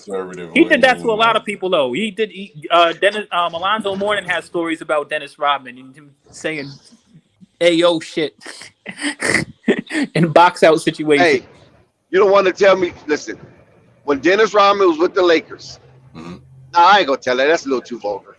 That's all right. Okay, let's move on. Yeah. Well, listen. Remember that Dennis Rodman stories are. He was getting married to himself and all kind of weirdo stuff. Dennis Rodman was a certified weirdo. Yeah, Dennis Rodman something else. But he had some of the finest women, man. He's the most that ugly dude. He is that the ugly dude has some of the finest women imaginable in the LA scene. Oh, he couldn't keep his hand off the cheerleaders. For crying out loud. I broke my dick 3 times. One time, girl just dunked on it, and it broke. Oh my God! Here goes Zed. See, Zed can't control himself. Dex, let's not act like NBA players historically have not had their way with pretty much any woman that they want for the most part. For real. You're not supposed to mess with the cheerleaders, man. You ain't supposed you can't to. fraternize with the cheerleaders. Well, tell Matt Barnes you breach your contract. Matt Barnes but they're not gonna get rid of the Go Vans. Yeah, but they're not gonna get rid of the player. They're gonna just go get rid of the cheerleader. And now you done sullied her name. Right. Well, some of these dudes, I don't think that Dwight Howard ever got that memo, nor Matt Barnes. Matt Barnes don't give a shit. You know that. You're talking about 2 people who don't take it seriously, bro. It's Dwight Howard and Matt Barnes. Yeah, that's true. Dwight Howard has never pulled out in his entire life. Pause. But this and Dennis Rodman stayed. He basically had his own room in the Playboy Mansion. He definitely did. You're right. Yeah, he's the boxer. That's his daughter. Who's the boxer?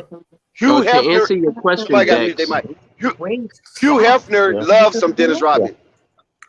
Oh yeah, because he was the life of the party. The party didn't start till Dennis came through. How about perseverance? The party don't start till I walk in. And before the thing ends, I'm sorry, but all these girls are like you do your thing and I do mine. You might want to mute your mic, whoever that is, in the car with your girl. Yeah, I think that's Hugo. Especially talking about Dennis Rodman, you know what I mean? No, Hugo. Dennis Rodman attract the ladies. You don't want to lose her. There we go. Shout out to Flight Sports. Shout out to the panel. Shout out to the chat. What's good, everybody? What we talking about? What's good? What's good? Oh man, we're talking about a little bit of everything, but the main course is the Dallas Mavericks thumping the Phoenix Suns in the desert. So let me comment on that real quick. So this might be an unpopular perspective, but two things, right? Actually, three things. Chris Paul is doing what Chris Paul usually does, choking Game 7. That's we one. just was talking about that. Two. No, go ahead. Two. Devin Booker is overrated. Factual statement. Go ahead. 3. Monty Williams. I don't know, man. He's a good coach, but it's 2 years in a row that he has had a 2-0 lead and folded. So we gotta investigate what's going on with him, because like a lawn chair. Yeah, that shouldn't happen. And they gave up probably the 6th minute of the first quarter. That game was done. So that can't happen on a Game 7. So. Why do you think that happened? Why do I think it happened? Can I ask you a question, Hugo? Sure. Is this because I know you threw in pretty much the 3 heads of that Phoenix monster? How do you break down the blame? Is it like, 50, 25, 25 between the 3? And does Monty Williams get somewhat of a pass, considering that this is, as you said, Chris Paul? This is the Chris Paul we've seen before? So this is how I'd break it down, right? So what you guys you guys may understand or may not understand is that you can't, it's not an excuse, right? You're asking, when the chips are against the table, for a 37-year-old individual to lead you to the promised land. It was all fool's gold from the beginning. Last year was fool's gold. This year is fool's gold, and it reared its ugly head again, because life is about pattern and trends and things of that nature. And we all should have known, right, that this was going to happen, because in the sense, like, I'm surprised but not surprised in the same light. For example, I'm not surprised that the Suns lost, but it's the way that they lost is a little bit surprising. But at the end of the day, right, I will give the blame honestly to Monty Williams. Here's why. You say, well, he's not playing out there. For what I saw, right, I didn't see not much adjustments. Like, he didn't make much adjustments in the finals last year. Here, he barely called any timeouts to stop the momentum. They weren't trapping Luka Doncic. He was having his way. There was no in-game adjustments that I saw to even quell the run that Mavericks was going on. So for me, I'll put probably 60% of the blame on the coach, and 20 and 20 on Booker and Chris Paul. That's just where I see it. Thank you for that. Anyone else got a question? I have a question. How do you have an 11-point quarter in a Game 7 in the playoffs? Help me understand that. How do you have an 11-point quarter? And one more question. Answer this one too. Did he get caught up in the moment? Booker? No, the coach. Monty.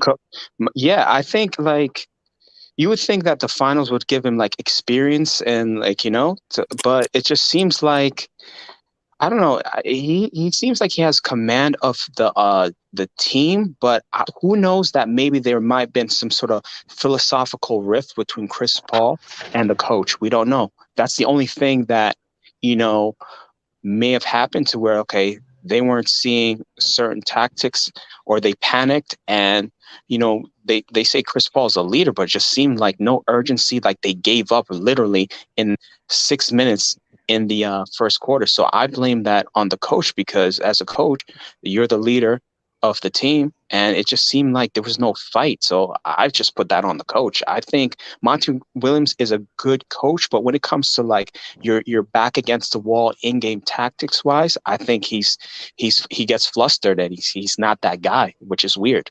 But that's just what it is. History has shown that when you have to make real time adjustments, he just doesn't do it.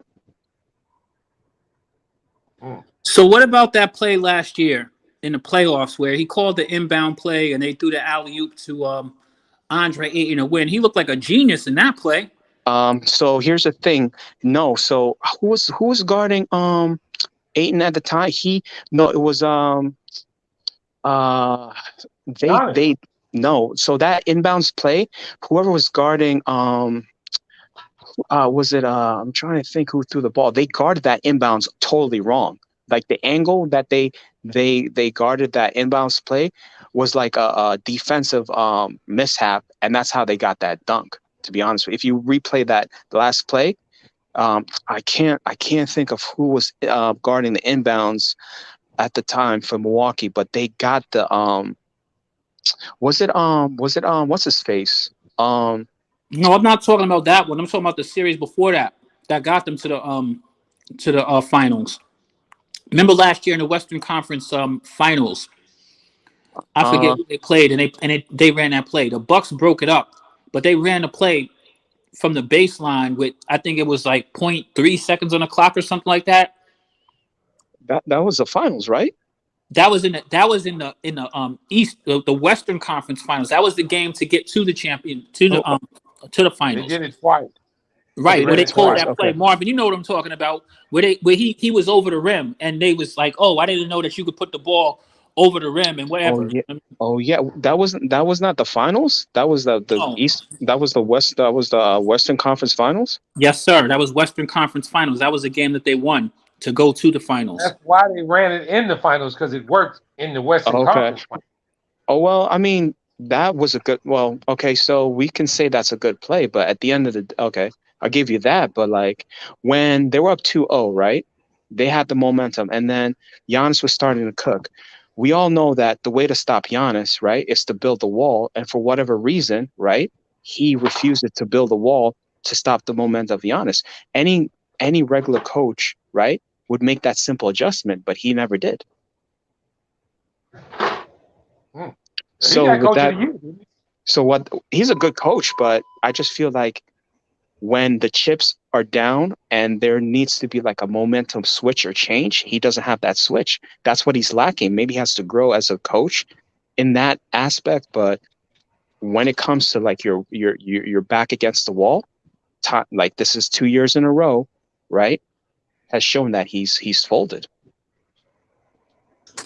So you think I can definitely say this: you do not go to the NBA Finals, and then the next year you get knocked out in the second round and say that's a good year. That don't work like that. It's not a what? I can definitely say this: you do not go to the NBA Finals 1 year and then the following year get knocked out in the second round and say you had a successful year. This was not a successful year. Yeah, he said they had a successful year. That's what he said. No, I'm just saying. He's saying the questions. The questions are going to be: was it a success? And no, it was not. No, you can't. You can't have 64 wins, right? You're the number one team all year and not get to the Western Conference Final. It's atrocious. This is one of the worst losses I've seen in NBA history, if you ask me. Game 7, the worst, not one of the worst. The worst. The worst. Game 7, you practically lost by 40 points. I know it was like 33 or 32, whatever. On a Game 7, you pretty much the game was over at the 6-minute mark in the first quarter. That's unacceptable. What do you say? What do you say to yourself? What do you say to management?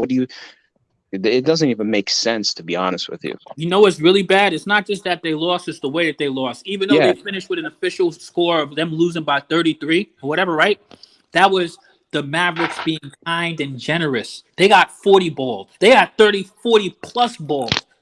40 plus balls. And only because the Mavericks stopped playing at the end of the game, they cleared their bench, and they were still 40 balling them. Man. Right, and Luka didn't even play the fourth quarter. Right, it wasn't like it was Devin Booker and Chris. They got beat by 33 officially, but we saw a team get trounced going into the fourth by 40. I've never seen anything like that. Me too. I've been watching basketball a long time, and this has to be the weirdest game, strangest thing I've ever watched in my entire life. Well, I agree with you, but what I'm questioning now is because I see where you're coming from, and I agree. And I know that they're about to get trounced all through the media. I'm not ready to say that Monty Williams is a terrible coach. I'm not willing to go there. But this definitely is a big stain on your legacy for sure. And if somebody questions how good of a coach he is, I can't defend him very much after getting demolished like that in the biggest game of the year. It's like they didn't show up to play. It didn't made absolutely no sense. Like I can't put my pulse on why they showed up a game 7, not playing with the energy, like do or die. You know what I'm saying? Locker room to me. It feels like locker something room happened. Something happened. Yeah, locker I room. genuinely think their game plan was just thrown off. I genuinely think they were prepared to come in and just let Luka drop 60 on them. And they thought they were going to shut everybody else down. Luka would have like 45, 12, and 8. That's what I thought they were prepared for.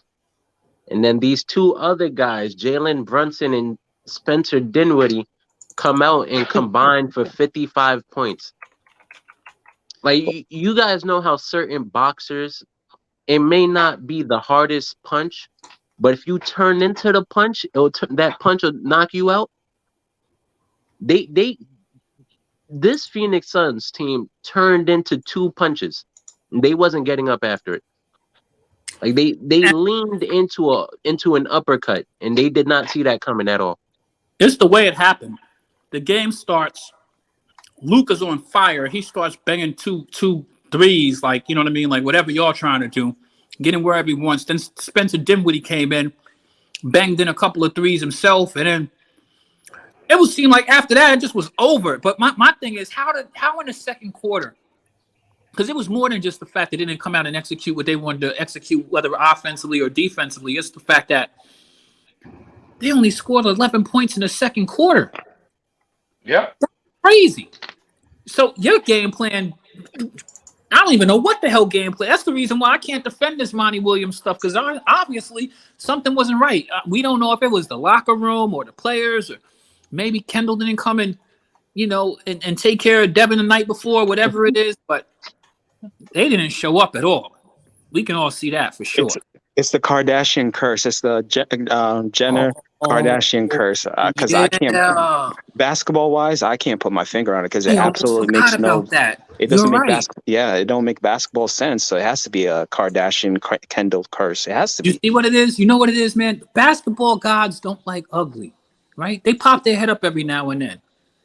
Like the Warriors. They would have had a dynasty. They would have three-peated, and the basketball gods mysteriously came in and said, "No, sit KD down and sit Clay down, and you know what I mean? You deal with this for a little bit." But you're probably right. The Kardashian curse. Funny you say that. Wait, hold on. Funny you say that, right? About like curse and karma. If you really look at it, right? Last year, right? I hate, I'm a Brooklyn fan, but Kyrie got injured by Giannis, right? And he was out, and they won the series. And then the following year, right? Middleton, they lost their player, and they lose in the second round. Isn't that funny how that works? Crazy. Yo, That's shout out to karma. Zen Master for the beautiful. Shout out to Zen Master for the amazing visuals. I'm seeing eye to eye too, man. Guys, I mentioned it earlier. Monty Williams got caught up in the moment. If you just heard what Alvarado just said, he let them go on a 33-4 run without calling a timeout. He was caught up in the moment. Caught up in the rapture. It's the curse, man. It's the Kendall curse. There you go. That's the only explanation, because it don't make no sense to me. And I understand basketball. I'm sure you fellas understand basketball as well. How you not use a timeout? It don't make no sense. He think he's Phil Jackson playing through a run or something like that. It don't make no sense, man. I'm watching the game a second time, and it's looking like you guys ever watched like a old Magic Lakers game back when he used to post up like the 94 feet because people used to pressure him? Yeah. But Magic would look over the defense so he could still play make. Chris Paul looked like he's trying to look over 5 trees. Like they're pressuring him the whole way, and they're often. It doesn't even look like Phoenix Suns basketball. I think this isn't the Phoenix Suns to me. It doesn't look like them. I mean, everybody started playing bad. I mean, everybody. That's what I'm saying. This doesn't look like the Phoenix Suns at all. It's not 1 or 2 people. Like, of course, we could point out Chris Paul and Devin Booker. They played horribly, and maybe that's the impact that your star players have on their team when they play horribly. Maybe the rest of the team follows suit. But this, from 1 to 12, this doesn't look like the Phoenix Suns. Like whether it's Cam Johnson getting dropped, JaVale McGee taking Kareem level hook shots. I don't know what is this. You see all the fouls. Bridges ain't even defensive the way he is. All the fouls that Aiden was called, all the fouls that were called on Aiden, he was totally out of his game also. Mm-hmm.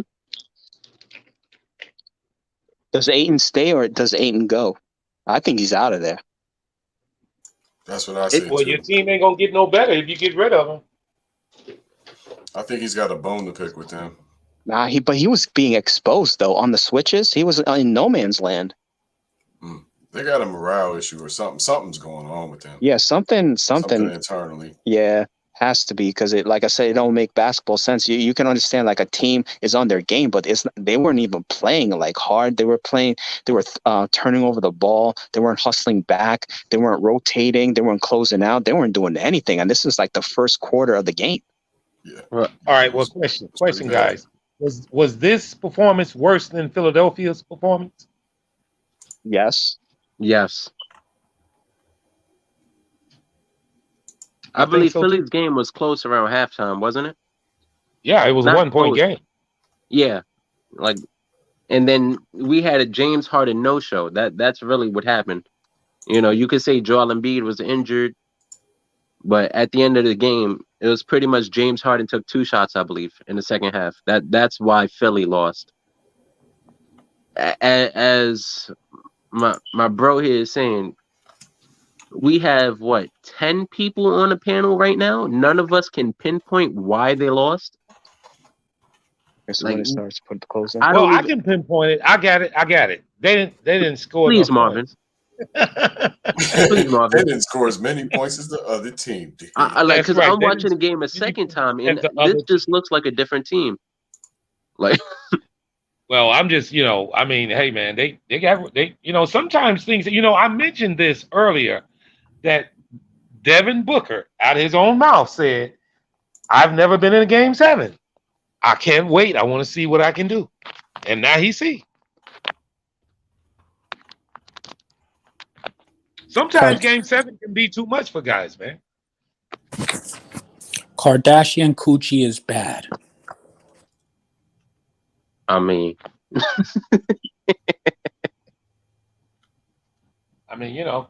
they got their ass still up. That's damn sure. It is very rare you get to see Luka celebrating while he's on the bench, and I think that was the first bad sign for this Phoenix Suns team. Oh, relax. Luka was on the bench, all smiles. You know why he was smiling? Because he got Kendall Jenner's number. Kendall Jenner just hit him with a text. That's fucked up. I'm going to Hollywood. Hey, Luka was over there fouling in love. Oh, goodness. Yo, I'm going to be honest with you. I love that shit. Luka got game. You better watch your chicks around that white boy. Him and Joe Burrow and Tyler Hero, all 3 of them, watch it. Joe Burrow will definitely try to take your chick. Yeah, man. Don't trust them, man. These girls ain't loyal. Chris Brown told y'all. Yo, I'm going to be honest with y'all. I mean, I know all of us have seen basketball. I keep coming back to this question. Have you ever seen I mean, I'll be honest with you. This is the worst ass whipping I think I ever seen in the NBA. And I'm talking about situation, moment. It's These not dudes the were worst. down by 42 going into the damn fourth quarter. It's ugly, man. I mean, at one point it was 27-57, and that's when I was like, all right. They had like 27 points at the half, and 27 in the modern NBA. It was at home. 27-57 at half. Don't leave out at home in Game 7. At Don't home. leave that out. Disgraceful. Lil Wayne showed up to watch that. Yeah, like his son or his nephew over there. I'm sure he was whispering in his ear. This is an ass whipping. This is, you know, when you play, make sure this shit happens. You know what I mean? Don't even show your face. Make up an excuse to hit the locker early. You know how LeBron be leaving a game like 5 minutes early? This would have been the perfect game for Chris Paul to do that shit. Nah. I would have given him 100% pass. Nah, you can't do that. I would have given him a pass then. I mean, I think he did leave the game 5 minutes early. I think the whole team left the game early. Niggas like, I'm out of here. I got shit to do. I think Dallas beat them so convincingly in the last 2 games that they probably felt like, yo, we're fucked going into this game. We're fucked. You know where they're fucked because they're gonna have to look at fucking Skip Bayless tomorrow. Oh shit. Man, he gonna burn their ass. I can't wait. He gonna get on Giannis too. You know that. Oh, he is gonna get on Giannis. You already know that. But man, he's gonna definitely get on Chris Paul.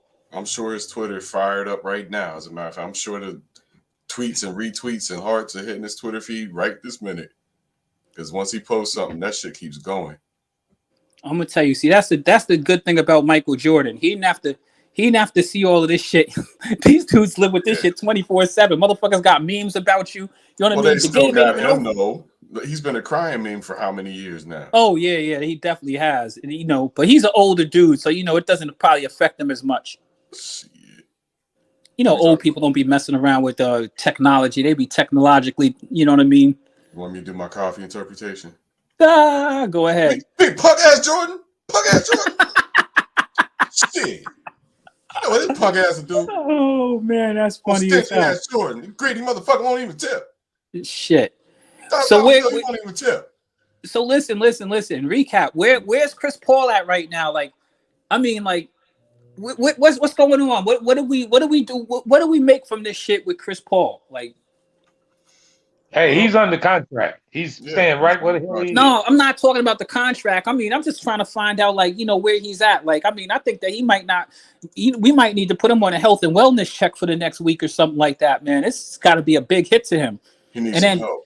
Yeah, like, and then what do we make? Because, you know, people. I mean, we're being nice. We're the nice stream talking about this shit. Can you imagine what other streamers are talking about with this shit right now? He could have used the six-man. I said let's talk about it now before we hear tomorrow because it's gonna be hell. They're gonna ride his ass in the ground. And Chris Paul got haters. Let's not act like we don't know that man has haters who've been waiting for this. These people have been patiently waiting for it. Shout out TV. What's going on, my brother? Well, they really haven't been waiting. He still ain't never won a championship. Hold on one second, guys. Guys, hold on one second. We got Ted TV, a long time chat squatter. He finally come on the. Well, this is my first time really seeing him come on. So Ted TV, what's going on with you, bro? What's cracking, man? Shout out KNT. No, not KNT, Ted. Oh, Ted TV. Oh, yeah, he be squatting in the chat. Yeah.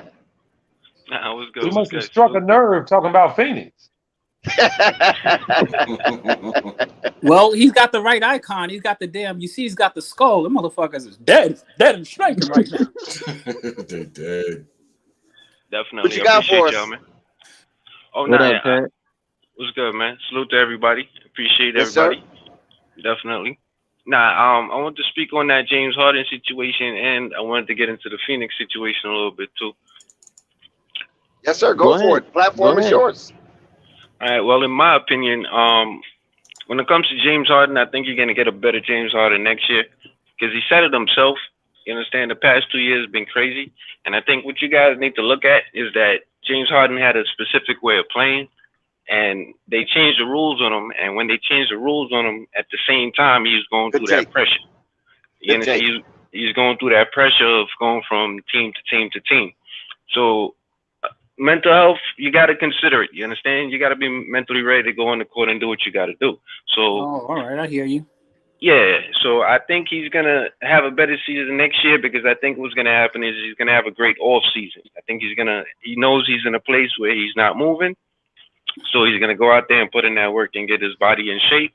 And at the end of the day, you're gonna see a better James Harden. That's number one. But number two. Okay, hold on right there with the James Harden one. Right, exactly. I love that take because I brought that take up. I don't know if it was on Flight Stream or some other stream about the rule change and how it affected certain players, and James Harden was one of them. Steph Curry, it affected him at first. It affected Dame Dollar. You follow what I'm saying? And Steph Curry, fortunate for him, he was able to play through those changes, and he stayed on one team, whereas and healthy at that. Whereas James Harden, like you said, he was a journeyman, and Dame Dollar got injured. So we didn't get a chance. We didn't get the opportunity to see if Dame Dollar could really play through those rule changes. I know he had a superb game against the Bulls, but outside of that, Dame Dollar was kind of fluctuating on all-star, not all-star. Is he ready to take the next level, or is he falling off? So yeah, that was a beautiful take, brother. I agree with you on that. Yeah, I'm gonna stick on Harden though. The second thing is, when it comes to the rule change, you got to understand how Harden scores the ball. Like when the rules were adequate for him, you understand he scored mainly off of stretching his arm out, catching a foul, stretching the arm out, getting a foul. He can't do that no more. You understand? So what he has to do is literally go retrain himself how to play ball under the rules that are now adequate for you to be able to be successful in the league right now. You understand? Right. I forgot Trae Young too. Trae Young, yeah. Yeah, so well, when it comes to Steph, it's a little bit easier for Steph for them to acclimate themselves to the new rules because, you know, Steph is just a straight up three-point shooter. He's not looking for the foul. You see, the difference between everybody else and James Harden is that James Harden is always looking for the foul. You understand? He's not going to get that anymore. So basically, he got to run off of screens, things of that nature. And that's things that Steph is already used to. So switching his game, he didn't really have to switch his game up. He just had to do something that he was already doing a little bit more. Yeah. However, Steph will get you on the three-point line, though. He will get you on that three-point line. Oh, yeah. But you see, James Harden, though, you got to understand, he was an ISO baller. You understand? So he just wanted to get you into an ISO position, and he's either going to drive, stretch his arm out, catch a foul, or he's going to hit you with a step back and shoot that three. But he's dependent on you to hit his legs. Right. You understand? So he could get away from whether or not he make it or he miss it, he wants you to hit those legs. That's not happening anymore. So what he has to do is he literally has to go retrain himself how to play ball. You understand? And he's a professional, so I think he's going to do it. And you just got to give him an opportunity to go out there in the off season and put himself in a better position. You understand what I'm saying? And just come back next year as a better ball player. Question. I agree with that. So I agree with that. So you're saying that he needs to learn how to play without using that cheat code bullshit. Pretty much. And you got to give him credit. I mean, he manipulated the game beautifully. Yes, he mastered that. Exactly. You think he can master coming to camp in shape?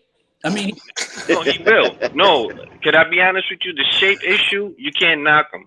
The shape issue is you can't. He said it himself. You can't get in shape while you're playing within the season. You can't get in shape, and then I go back to the mental issue position again because you got to understand. You got to have your mind right. You understand? Yeah. So it's hard to get in shape when you're drinking liquor and partying with little baby and shit like that too. So we need to probably lay down on, you know what I mean? Whatever it is that he's eating. I know he's eating filet mignon. I know that shit is fucking very, very delicious. Eating them Kobe steaks. Chicken wings. I mean, you could throw You know he got potatoes on Prime 112. Roof Yeah, I know he Chris. got potatoes on Horton the Steakhouse. Potatoes. the lemon peppers. Yeah, I mean, you could throw all of that on them also, but at the same time, I think all that goes into, because you got to understand, these guys are human beings. You understand? And they're human beings before they're ball players. So everybody kind of deal with their stress a little bit different. You understand? Maybe he needs to go to the club in order to deal with the stress. See, the point that I'm really trying to get to is that in order to be on the court, you have to be all right off the court. You understand? And maybe just the way he deals with his issues kind of puts him in a position where once he get on the court, he's a fat boy. All right, it's understandable. But I just think once he get a complete off season, knowing that he's coming back to a team that he doesn't have to go through, all right, maybe I'll be here, maybe I won't be here. Because trust me, he's not going nowhere. You understand? So once he puts himself in a good position in the off season, I think you're going to get an excellent James Harden next year. That's just my opinion. I don't know if you're going to get a chip off of him, but you're going to get a better ball player. Good take. Good takes. Listen, I'm really surprised, Ted, because when I see your name, you know, I just thought you just was a squatter and things of that nature, and just throw up little stuff in the chat. But you got some really heavy takes, and they're spot on. Oh, I appreciate you, man. Nah, I've been on the panel before. I just been on the panel on my other name. You understand? But I ain't gonna get into that. But nah, my takes. I mean, look, man, I love the ball. I love the game of ball. So at the end of the day, you got me. When I'm gonna talk about it, I'm gonna give you the truth. If I don't know about it, I'm not gonna speak about it. I do want to get into the Suns though. And from what I just seen from the Suns, I'm gonna be honest with you guys. I agree with somebody else on the panel that is. He said 60. I give it 75% of the coach's fault. You understand? Hugo, that was Hugo. Yeah, that's the coaches. You got to know how to coach your team because, like Shaq always says, and I said it in the chat, you don't let the others beat you. Now, Luka came out there and was just going off on you. What you're supposed to do is let Luka go off. You understand? The minute you start pressing Luka and giving Luka a double team, what you start doing is you opening up the rest of the team to start seeing that ball go in the hoop. And once they start seeing that ball go in the hoop, now you're going to confuse your defense. You understand? Because if Luka's going to go off, let him go off. Let him. Even if you lose the game, you're not going to lose the game the way you just lost it. Because you got to understand, basketball is a rhythm game. So once you allow the others to catch a rhythm, Luka ain't got to do nothing no more. He did his job. That's why the Celtics won. You understand? And then when it comes to Ayton, I'm gonna be honest with you guys, man. Ayton is a mental case because when it comes to competition, he plays down to the competition. You understand? He doesn't step up to the plate when it comes to competition. He's okay with Chris Paul, and he's okay with Devin Booker being the stars. His problem is what he needs to do is say, I want to be a star too. That's the biggest problem with the Phoenix Suns right now because he is a big man. And what you need to not do is you can't just give it up to your two little guys. You're the biggest dude on the court, man. First of all, I don't mean to cut you, bro, but first of all, we need to check DeAndre Ayton's birth certificate. We know how I get with them foreigners or them island boys with them birth certificates. They hold them back. They 20 years old in high school, okay? Because there's no way that DeAndre Ayton, he's only been in the league, 3 years? Island boy. He only been in the league like 3 years already. You know what I'm saying? He came in 1 year before Zion Williamson. You see the point I'm trying to go ahead. I'm sorry. So why he's playing like he's got rigor mortis? Yeah, but you see that's what I'm trying to get. I'm getting Greg Oden vibes. And you see the game that he had last year, listen to me real good. When you have that, because to me, it's like he's not using his experience to make himself a better player. When you experience the finals, there's no way in hell you're supposed to come back and play down to your competition. Shout out Talented TV. Appreciate you, brother. You understand? When you experience that type of competition, you're not supposed to come back and play down to your competition. You're supposed to assert yourself, especially when you're that big, man. You understand? When you're that big, you need to just throw your butt down in the paint, all right? Put your hands up and say, give me the ball. You understand? And that's what was supposed to happen tonight because Luka's killing you from the outside. Your job is to kill him on the inside. Your guys are too little. Chris Paul and Booker is not that far from height, so you got to help your two little men. So if you create the same thing that Luka created, which is a double team, then you open up the game for your two little men to start scoring. And that's what he didn't do, in my opinion. Exactly. Yeah, that's a good take, brother. Now, since you sound so basketball ready, who's your favorite team? That's an embarrassing question for me, but I'm gonna answer it. I'm a Knicks fan. I'm a Knicks fan all day. Hey, don't feel bad. Don't feel bad. We all know. Hold on. My condolences, brother. My condolences for your loss. Fresh Prince in the house. I'm a Knicks fan all day. It's never gonna stop. I don't care how many times we lose. I don't care how bad Dolan is. Where you from? Be a Knicks fan. I'm from New York, man. There we go, New Yorker. What part? Brooklyn all day. All right. Oh, Bed-Stuy. You from Bed-Stuy, right? Nah, Canarsie. Oh, Canarsie. Oh, you from the good part. Canarsie. All right, there we go. Nah, you wow. Yeah, Canarsie in the house. It's gonna be embarrassed. Yeah, he from the good part. You're not a thug. You said you're not a Uh-oh, thug. Belize, what's shaking? What's shaking, Fred? Can I get 5 minutes? Less than 5? Yes, sir, Belize. Come on, brother. We've been waiting on you. I just want to clear the air real quick. First of all, I just want to say shout out to my Rangers.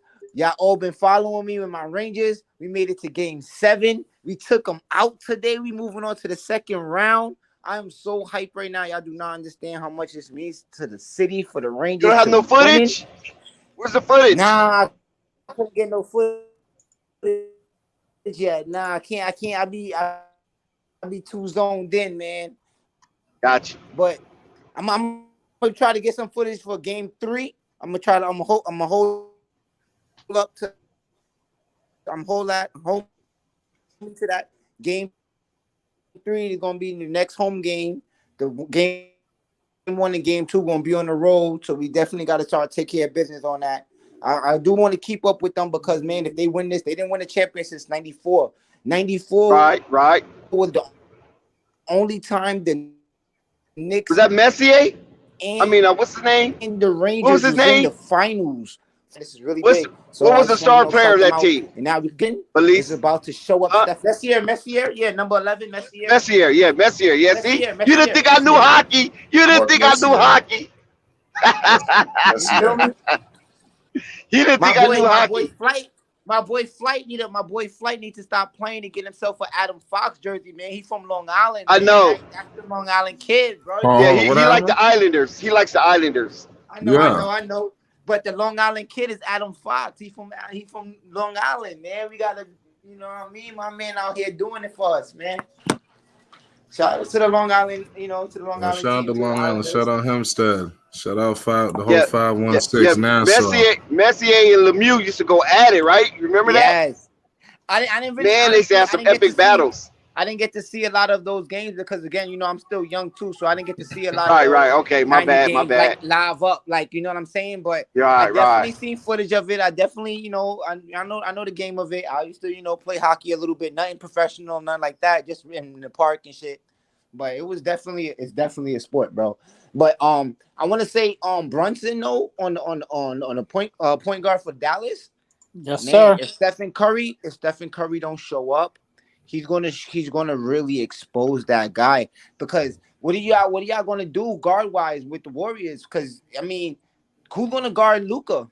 Clay? If Clay's guarding Luka, what's gonna happen with Brunson? Curry can't hold Brunson, and Brunson gonna take it to Curry every time.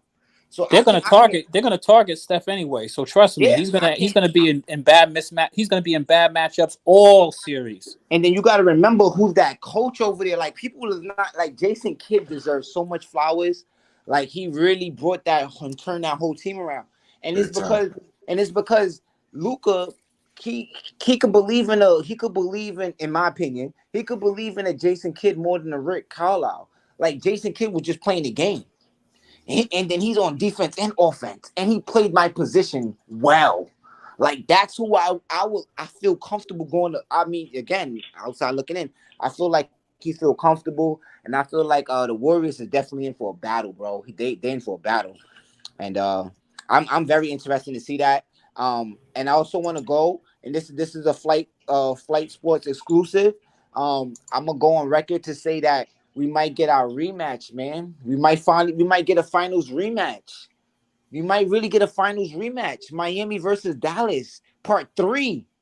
Ooh, let's talk about it. I don't think you're gonna get that though. That's an ancient rematch. The reason why I think you're not gonna get that is because the Warriors got one thing. Well, actually 2 things, but one thing on court and one thing off the court that Dallas don't have. Now, Warriors, they have Draymond Green. And that's a big factor, man. You got to think about that. He's a big factor. And then on top of that, Steve Kerr is a mastermind. So, Jason Kidd is good. I give it to you. But Steve Kerr is a mastermind, man. And I think he'll be back, and he's going to find a way, man. That's my opinion, though. He's back. He just got cleared from protocols. But we are talking about, they took out the number 1 team, and it's It's it to me right now is any team game. Also, I remember, think you it's guys important are to note that underestimating. I the think you Mavericks guys beat are the underestimating. I think you guys are underestimating Bullock on the right Mavericks. facts. Hey, I want to bring up one more point too. I want to make sure that you guys notice the Mavericks have beaten the Golden State Warriors 3 out of 4 times they've played this season. Yeah. How many times did they have Clay when they won those games? We can go look it I up. I'm believe sure they're at least 1-1 in those games. Well, I'm gonna say this: when you bring up Clay, then you bring up Jason Kidd. He's a great defensive coach. Question to you: do Phoenix have a better team than Golden State? No. Hell no. Nah. Once you get Clay back, everybody, wait. Everybody's saying that now because Dallas just beat them. Now they had the best damn record in the NBA. That's not true. I Well, at least always for pick me, not Golden State to come out the West. Okay, once you get Clay, regular season meant nothing, right? No. No, course not. Marvin. Not my opinion. When I was talking beginning of season, I always said Klay Thompson's gonna come back, and that's what's gonna push them to the best team in the NBA. Yep. Because you got to understand, Jordan Poole. That's Klay Thompson. That's not just nobody. That's Klay Thompson. Yeah, but and then you got to having Jordan Poole and Klay Thompson is like having actual Klay Thompson and then a lower version of Klay Thompson. So it's like you got to pick your poison with them two boys right there, man.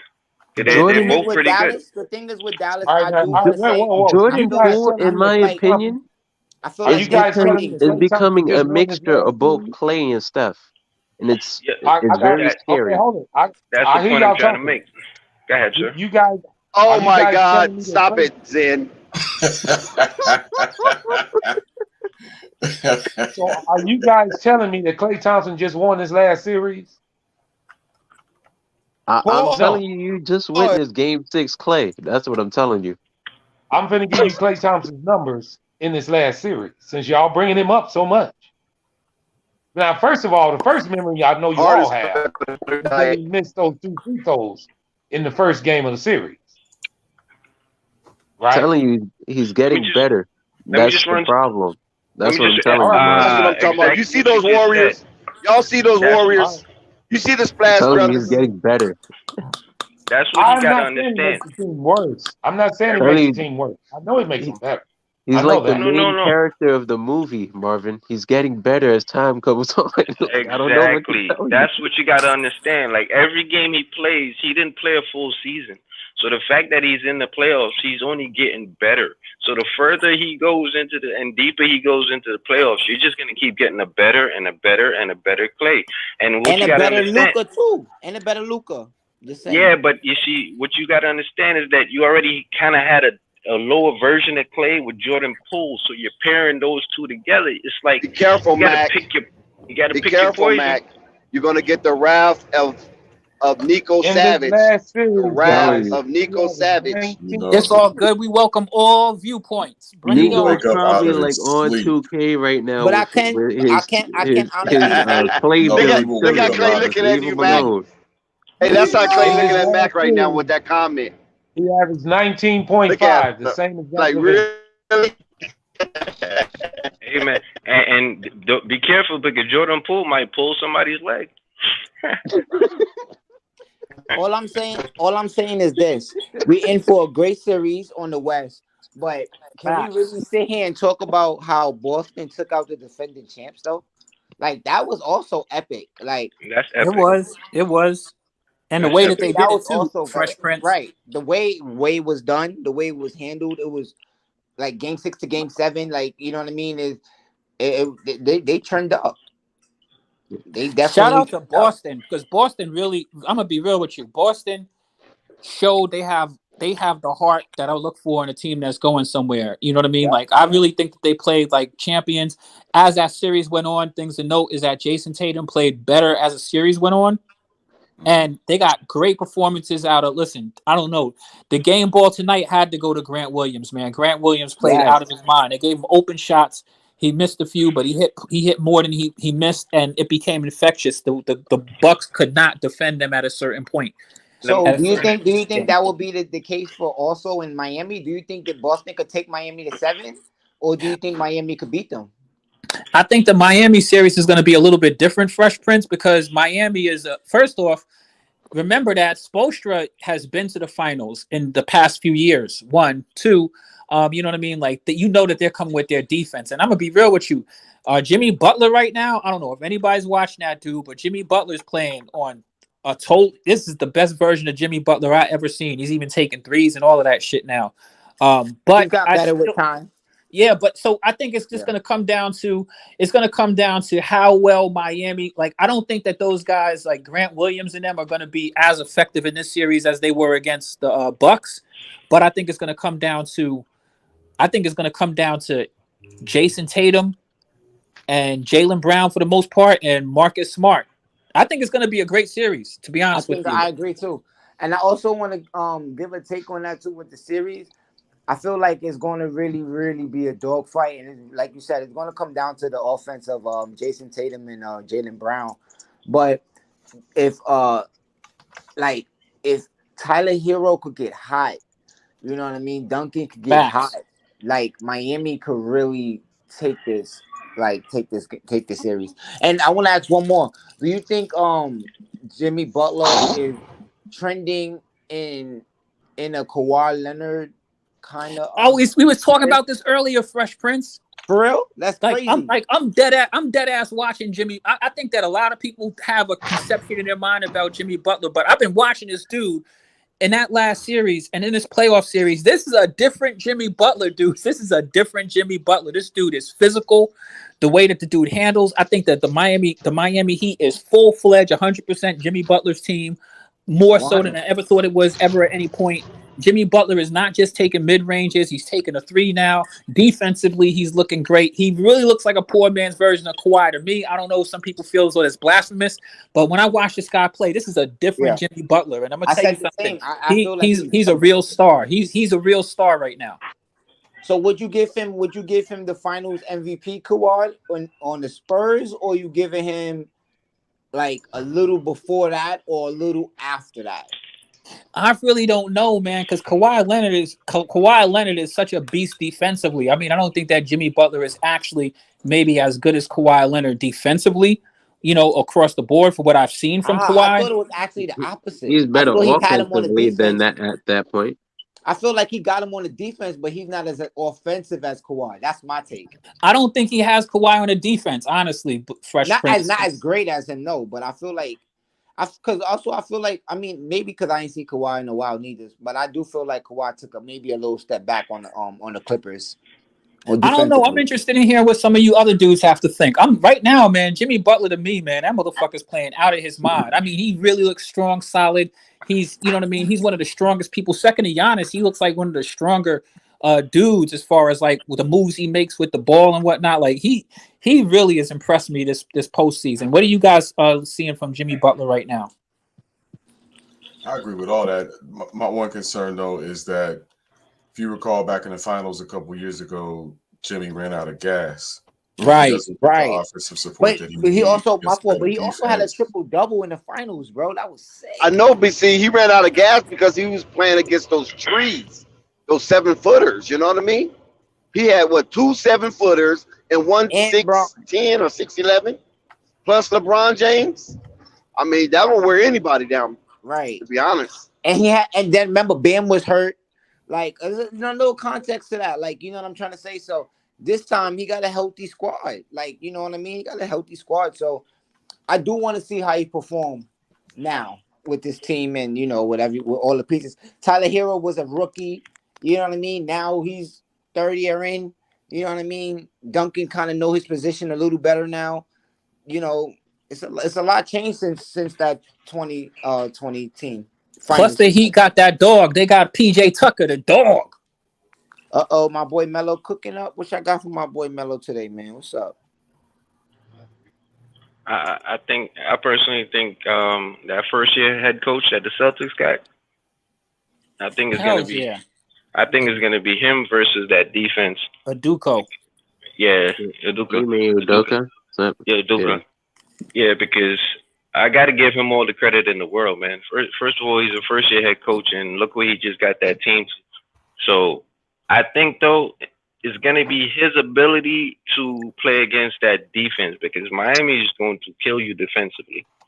So you got to find a way to get that ball in that bucket. And on the flip side, I think Bam Adebayo is going to be a key factor in this series. I was going with Victor Oladipo going to be the key factor for me.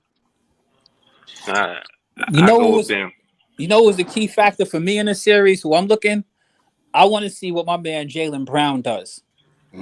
I think that Jaylen Brown is going to have certain advantages because some of those dudes that they're going to put on him is probably going to be one of them white boys. Respectfully. Yeah, no disrespect to white boys, but we all know that that's what they do. They shoot. They don't do no defense. You know what I mean? Not to say that they're terrible defenders or whatever, but I think that's one of the matches because Jaylen Brown is athletic, and Jaylen Brown could get a bucket. He's a unique talent, also. You know what I mean? He's not, he's not Jason Tatum, but you're gonna definitely have to give it. I was telling people he's 1B. Yeah, right. I think he's that good. I'm not like he's getting there, and they're both still young. They're both still getting better. So this ain't the best Jaylen Brown that there's gonna be. And the way how Jaylen Brown and Jason Tatum play is what we want to see as Bulls fans from Zach and DeMar. Is that fair? Oh, that's more very than fair. More than fair. Because we're not only talking defense there, we're also talking passing. So yeah, you're being very fair on that point. Yeah. And just remember, Kyle Lowry won a championship, so he's definitely going to be a real factor in that series also. I think between Jaylen Brown and Jason Tatum, I believe it or not, as crazy as it may sound what I'm about to say, I still think they're still trying to figure out how to play with each other. Yep. That's fair. That's what I'm saying. I see that too. Because at the end of the day, they both kind of play the same position, but they're on the court together. One is just a little taller than the other. I think their main success is going to come when they separate, if they separate, excuse me. You understand? But, let's give them credit. They're doing a good job. But so is it like a Harden? I think they need Harden got better when he left. I'm sorry, say that again. I was like, is that like you were saying then a Harden and Westbrook effect? Because Harden got better once he got his team, Yeah, So if Jaylen was to go to a team and they're like, offense is like, all right, we're gonna run through you. You know what I mean? Do you think that will help? Yeah, what it is, it goes back. All right, you see how Luka team is set up? Luka could because it goes back to the rhythm thing. Basketball is a rhythm thing. So what it is between Jason Tatum and Brown is that they're trying to catch their rhythm at the same time, but it's virtually impossible because there's only one ball on the court. So it's like they're still in the position of, all right, do you get it today or do you get it today? You understand? Do you get it this quarter or do you get it this quarter? I think once if they separate and they get a squad for each person get their own squad, like how Luka is, the reason why Luka is going crazy is because there's nobody else there. Everybody else just falls in a role position. Which is why that's also the reason he's going to get eliminated. Right, it's his team. Right. That's also why he's going home in the next round. Well, we're gonna see that, Zen. Yeah. But, that to me, with the Mavericks, it's really about the supporting cast, and he just like he's talking about with Jaylen Brown and Tatum learning how to play together. I think that's what's going on over there, and we're watching it in 4K in Dallas. Luka, hold on, I just want to ask Zen something real quick. Zen, mad random, super random. So Dame Lillard had tweeted out if you could get any player currently on the team, who would it be to get him to the playoffs or something like that? And he said Giannis. Yeah, I was going to say the exact same thing. Yeah. What's up with that? You think that's something they brewing probably like maybe Dame? It's possible for Dame to go to Milwaukee. It's not possible for Giannis to come to Portland. Yeah, I agree. And that'd probably work out for us because we could take some of the defenders, but then, they'd have an inside-outside game like nobody else. You can easily see that, but they're going to go thin at defense if they do that because we'll rob them for the defenders. Oh, they don't have shit you really want on offense. So Grayson Allen. Would that be something you'll be even interested in as a as a Portland guy, also a basketball fan, would you want to see Dame Lillard on Milwaukee? You have to give up Middleton. Oh, at least. I thought they were supposed to do that years ago. If Dame goes to Milwaukee, that's championship or bust. Yeah, it would be dangerous, but you'd have to give up Middleton. Portland's not going to let you have Dame for less than Middleton and probably one or two other things. Yeah, they definitely got to get their value worth out of a top 75 all-time NBA player, right? He's the most sought-after free agent on the market. He's not a free agent. He's the most sought-after asset on the market, and he still has 3 years left on his contract. So that's how good Damian Lillard is. People want to take him from us, even though he's under contract for the next 3 years. Wow, that's amazing. Yeah, but that's because Portland is not really going anywhere. But Dame wants to go somewhere. Look at us. Look what we're doing. Look, we dunking. They're young and exciting. That's what they are. What's that? But they're not a championship team, and they have a player in its prime trying to win a championship. What's that young kid name on the Portland Trailblazers? I think it's Anthony Simons. Yeah, that's they already have their replacement. They already know what they're doing. That's their replacement right there. Yep. So Dame is definitely going somewhere. I'm sorry, bro. If you all right, so if that's the case, right? Another one for you. Back to my Knicks. You know, Simons played with RJ Barrett in high school. Would you consider a move like that? Get rid of RJ and bring Dame? Bringing Dame to New York. You see, the whole thing is with Dame is like, what does Dame want? You got to figure out what he wants. Does he want a championship or does he not? Because you come to the Knicks, you're not going to get a chip right away, or unless they find a way to finagle some players over there. And there's not that many players out there that's going to come to the Knicks right now that could take you to the position where you're going to get a chip. I disagree with you on that because talk to me. I'll disagree off the strength of because Dame, I feel like New York and Dame will be a match made in heaven. And if Dame's here, that would bring like a respectfully a Donovan Mitchell to take a look at us, a Shea Alexander to look at us. If we have a piece, we don't have a piece that's like, okay, we've got a building block in RJ Barrett, and nobody really want to build with a young player. RJ Barrett didn't show enough like, oh yeah, I'm a star now. Like if John Morant kind of if he showed up like a John Morant for the Knicks, like you know this season, other players would have been more interested. You know what I'm saying? So that's just how I look at it. And if we get a Dame and a Zion, I'm with you. We're not gonna get that. It's just not gonna happen. I just don't see it happening. I wouldn't want that though. I would rather RJ with a Zion and a solid point guard. See the RJ thing. Go ahead. I'm sorry, brother. I'm sorry. I just want to say, in my opinion, Dame wants to go to a championship team. That's why he wouldn't want to go to the Knicks because they would have to gut the roster just to get Dame. That's not fair to him. They're gonna be in the same spot. And can I just say something? That's the Knicks' problem for over 10 years. They just keep gutting and gutting and gutting, and we keep getting nothing back, man. And that's the problem with the Knicks. We're running on the treadmill, man. So over 10 years. As a Knicks fan, right? When we did that Melo situation, and Kyrie was up for grabs, and LeBron said he wanted Porzingis. Do you think they should have just traded Porzingis to Kyrie because Kyrie wanted to come to New York. That was one of the 4 teams he actually wanted to go to. I don't think. Honestly, we end up giving up Porzingis for what? But would Kyrie have stayed is a question. Kyrie's a funny dude, man. You understand? I don't know if he would have stayed with us. Nah. Because hold on. He had the opportunity. You're not contexting this right. Talk to me. Sid, I was loving everything you did until you just did that. Because when he can get smoked too, Dex. He can get smoked too. When Kyrie said that he wanted to leave Cleveland, right? He had 4 teams he wanted to go to. The 4 teams were the Spurs, Miami, Lakers, and the Knicks, right? And of course, Cleveland didn't want to give him what he wanted, which is why he ended up in Boston, right?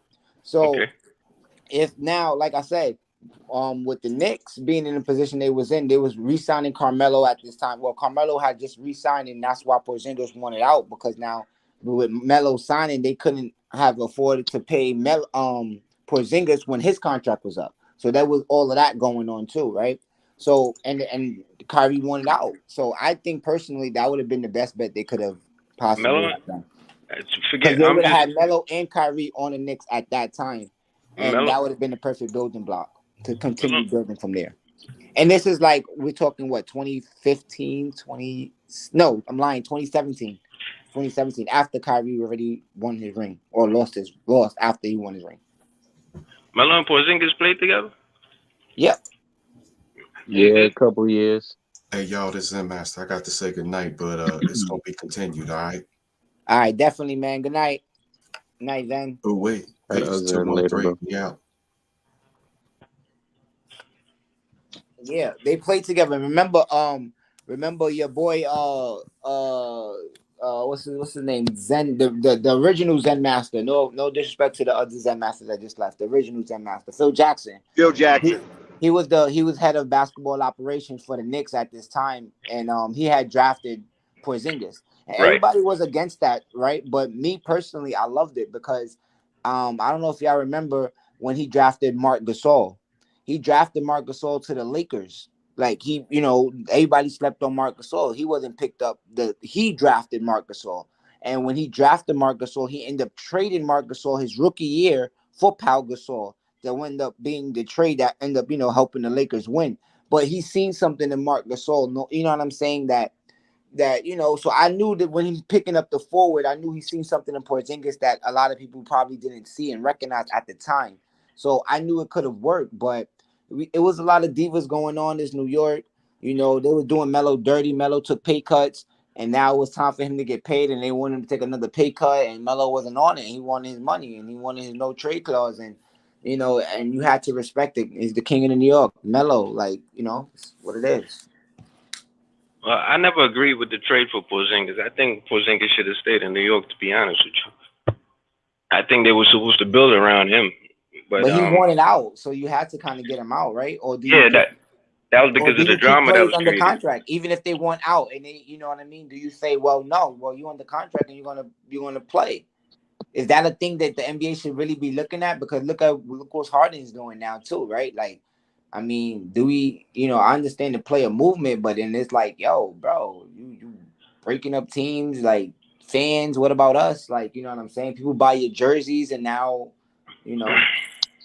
Now, I just think what the Knicks need to do is build an actual team, like get an actual point guard, shooting guard, small forward, power forward in the center, and a bench. Like, they just keep getting a whole bunch of the same thing. Like, they'll have 10 power forwards and 7 shooting guards, and it's like, whoa, bro. That's just, and they're trying to play them all on the same court. That just blows my mind with the Knicks. That's my problem with Ted. Yes, sir. We're gonna give you. I'm gonna put you on the hot seat real quick. Just one quick hot seat question. Who stay? Who go? With who? With the New Knicks? York Knicks. Yes, sir. Bro, you definitely put me on the hot seat. Come on, I know my answer, so I'm not gonna say nothing. I'm gonna let you answer. I mean, I'll be honest with you. RJ Barrett, I would keep him, and I would try to build. I mean, that's the only thing we really have to build around because he is getting better as a player. But we just have too many left-handed power forwards and / small forwards / centers. It's like everybody's the same position, my guy. So say it. Don't be scared. Say it. What's the dude name? What's his name that came from the Lakers? I forgot his name. All right. Julius Randle. Yeah, he definitely needs to go. Right. We don't need to build around him. He could do better somewhere else. RJ Barrett could stay. We could build around him. We just need to get actual point guards. Actual so I want to ask you this then, right? Let's be fair. Let's be fair for the Knicks, right? Okay. Going into this season, right? Do you think they did bad by picking up Kimba and Fournier as they guard instead of just throwing the bag at Lonzo? Yeah, because at the end of the day, the Knicks, what we need to do is follow the actual basketball blueprint, bro.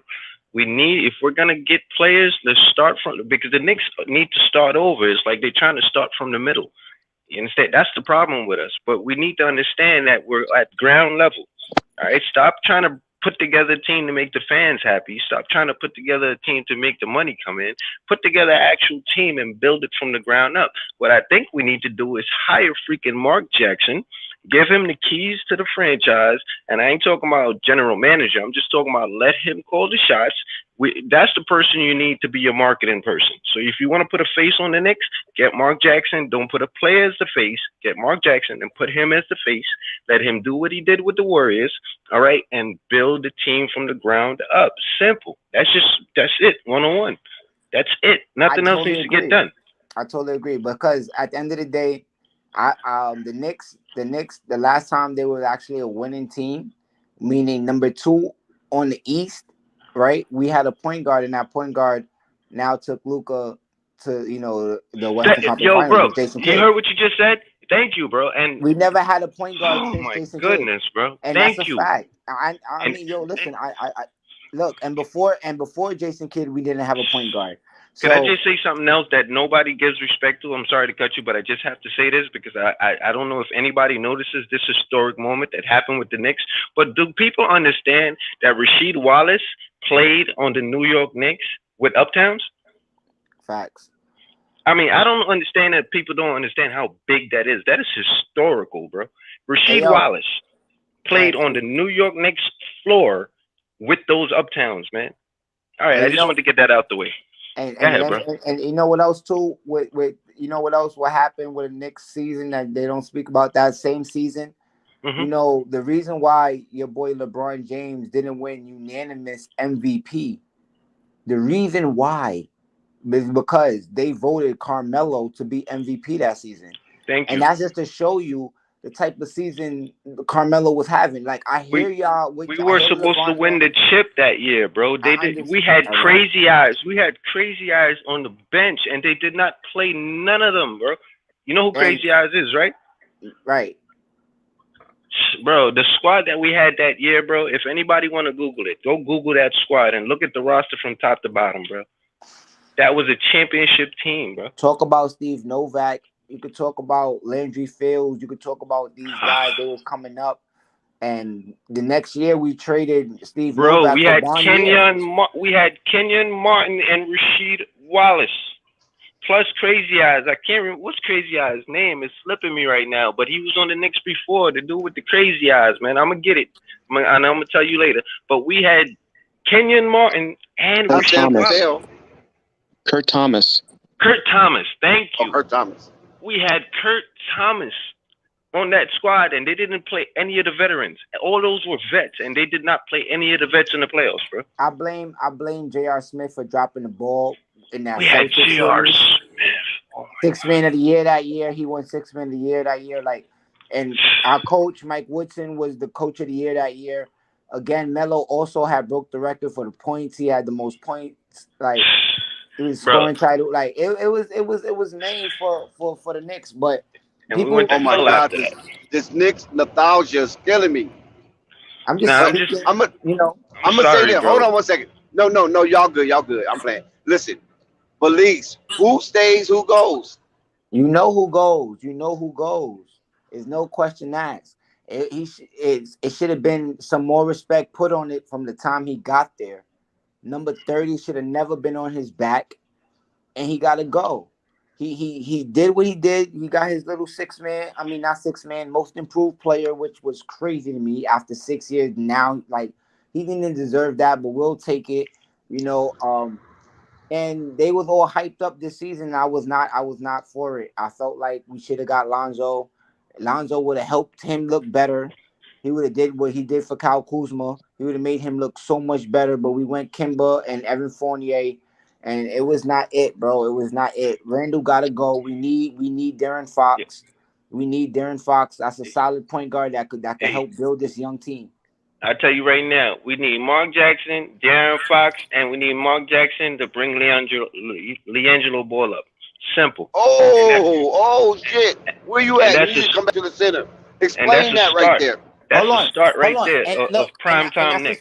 That's a primetime start, and you know who else could help that make happen? Because LiAngelo is signed with Rock Nation. So I don't understand why Rock Nation is not pushing this. This is New York we talking about. But I do see LiAngelo in Brooklyn. Bro, Remember I said that. I don't. He does not look good. He's not gonna look good in the black and white. You need those. LiAngelo garbage. I agree. He's not gonna look good in the black and white. He needs that Knicks. He needs that Madison Square Garden feel, bro. He do, and that's especially to start his career off in the NBA. Trust me, he needs that feel. Hold on. We got a naysayer. We got a naysayer in the building. What's up, bro? What's up with you? LiAngelo is trash, bro. You're not Funk Master Flex, are you? Nah, hell no, never. Oh, okay. Well, introduce yourself, brother. What's up, man? My name Black Mob, man. I'm from the Bay, East Oakland Town Business. What's happening? You from where? I'm from the Bay. I'm from the Bay. Oh, okay. That's what's up. That's the Warriors guy. No, I'm not a Warrior fan. I'm a Bulls fan. Yo, bro. who's this? Yeah, I'm a Bulls fan, die hard. This your first time on the channel? Yeah. Hey, well, where you from? Welcome. I'm from Oakland, from the Bay. Okay, Oakland. Okay, shout out to Oakland. You from 6'9"ville? Nah, I'm from the 90s. Oh, okay. That's what's up. You know about come over there with my boy Oakland Black. Yeah. My boy Fabby. Oakland Black. Yeah, I'm from East Oakland. Fab from North Oakland. Okay, all right. Dope era and all that. Shout out to them boys. Yeah.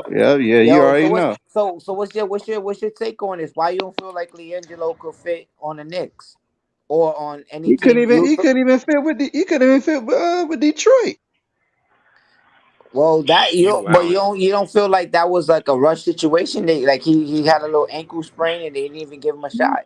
Nah, hell nah. I don't think he did. He ain't got the game, bro. He ain't got it. So why you feel like he don't got the game when in high school? If you take his high school, he averaged 30 points. Like he carried his high school team to undefeated, and he showed what he's worth in the G League as well. Did you see him in the G League this summer? Nah, no, but I didn't even see him in the summer league. No. So you ain't see any. You ain't recently see no play of him. So how can you give that take? That's not cool, bro. Man, that's a bad he living take. he living off his brother's name, bro. Nah, we can't do that neither because you can't. I feel like first of all, you should go and you should do some homework, especially on his G League and on the summer league this season. And then I feel like you should come back with a take on that one because LiAngelo definitely is not living off his brothers. I don't feel like he even need his brothers, which is why I don't want him on the Charlotte Hornets or the Bulls. I would prefer him on another team so he could show his worth and show his talent and show that he could carry himself. If he was balling so hard, why he didn't get called up to nobody then? Nobody picked him up. Well, I feel like that was all politics, and I could on that. Can I speak on that? This is my opinion on this situation. I'm gonna be honest with you guys. You guys got to understand something about power, bro. Okay, first things first. All right, you see their father. Their father is a very powerful man. All right, so this is the reason why the NBA do not want to give this man too much light through his kids because he's gonna take something over. That's what they're afraid of. You understand? And as long as they keep giving, don't get it twisted. Eventually, it's gonna happen. But the problem why these kids can't get what they're supposed to get is because they know these kids are automatically in the light. So the minute you give all three of them what they need, then you're gonna give LeVar a certain amount of power because he's gonna take over something. And the NBA don't want to give up something. There's something in there they just don't want to give up that they know he's gonna take over. That's just my personal opinion. Exactly. Whether it's ownership of a team or it's of certain players, he could become what's the word? Agents for them. Agents for them. Yeah, that's what they're trying to avoid. People not understand. Or he could end up creating his own league because he already did it overseas. And once they seen he has that power, that's what they're scared of, man. I'm telling you. Look at the way they treat Ja Morant's father. He gets the shine. He gets the light. The camera's all on him. He's talking to superstars. Why they don't do that with LeVar? And he has 3 kids. Ja Morant is one person. So yeah, but T Morant not talking shit and talking about my son is the best and all this and all that. Wow. No, that's not true. Yeah, he Nah, is. but he ain't doing it like LeVar though. Look, come on, man. LeVar on No, the whole... he can't. He cannot do it like LeVar because he doesn't have the power. That you're making my point. He doesn't have the power that LeVar has. LeVar could move mountains. John Moran father is not moving. I mean, what are you gonna move? A chair on the, respectfully, I ain't trying to. No, everything is with respect. But I'm just telling the truth. It's just that once you give all these kids what they're supposed to get, which they're gonna get it anyway. They just trying to. It's like insurance, bro. It's like they just trying to elongate the thing for as long as possible. He came into the game giving away sponsorships. That's it. And Yeah, he's gonna give. He did do that.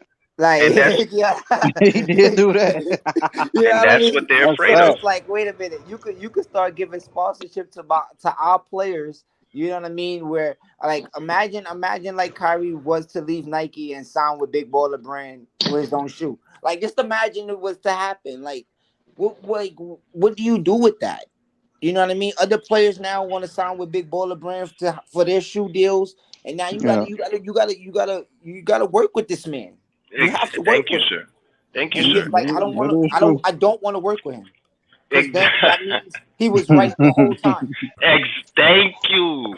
And this is what the NBA label and symbol is afraid of, bro. Simple. That's it. He already got two of them in there, and they scared to get the third one in there. Because if that third one hop in there, well, there's no more work for. He doesn't have. Hold on. I don't think you know how good that third one is, and I think that's the problem. You live in Oakland right now. You living in Oakland right now, right? Honestly, so, although they moved the team, you know, it's kind of different out there. You know, respectfully to y'all city, but I want to say, like Wiseman or LaMelo Ball right now. Just picture that. Like, yeah, Jordan Poole is cool and all that. I hear y'all and I hear all of that, but let's be real.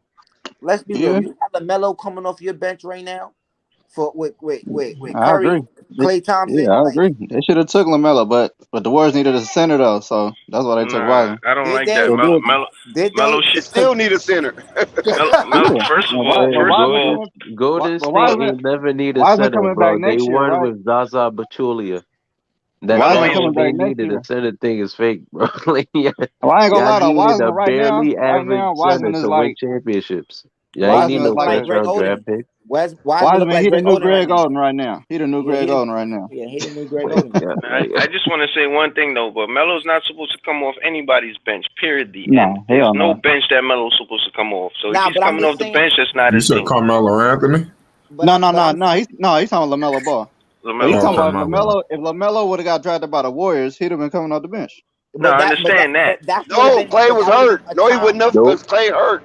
Remember Klay was hurt? Yeah, Klay was hurt. But I'm talking about now though. Klay Thompson would be playing small forward right now.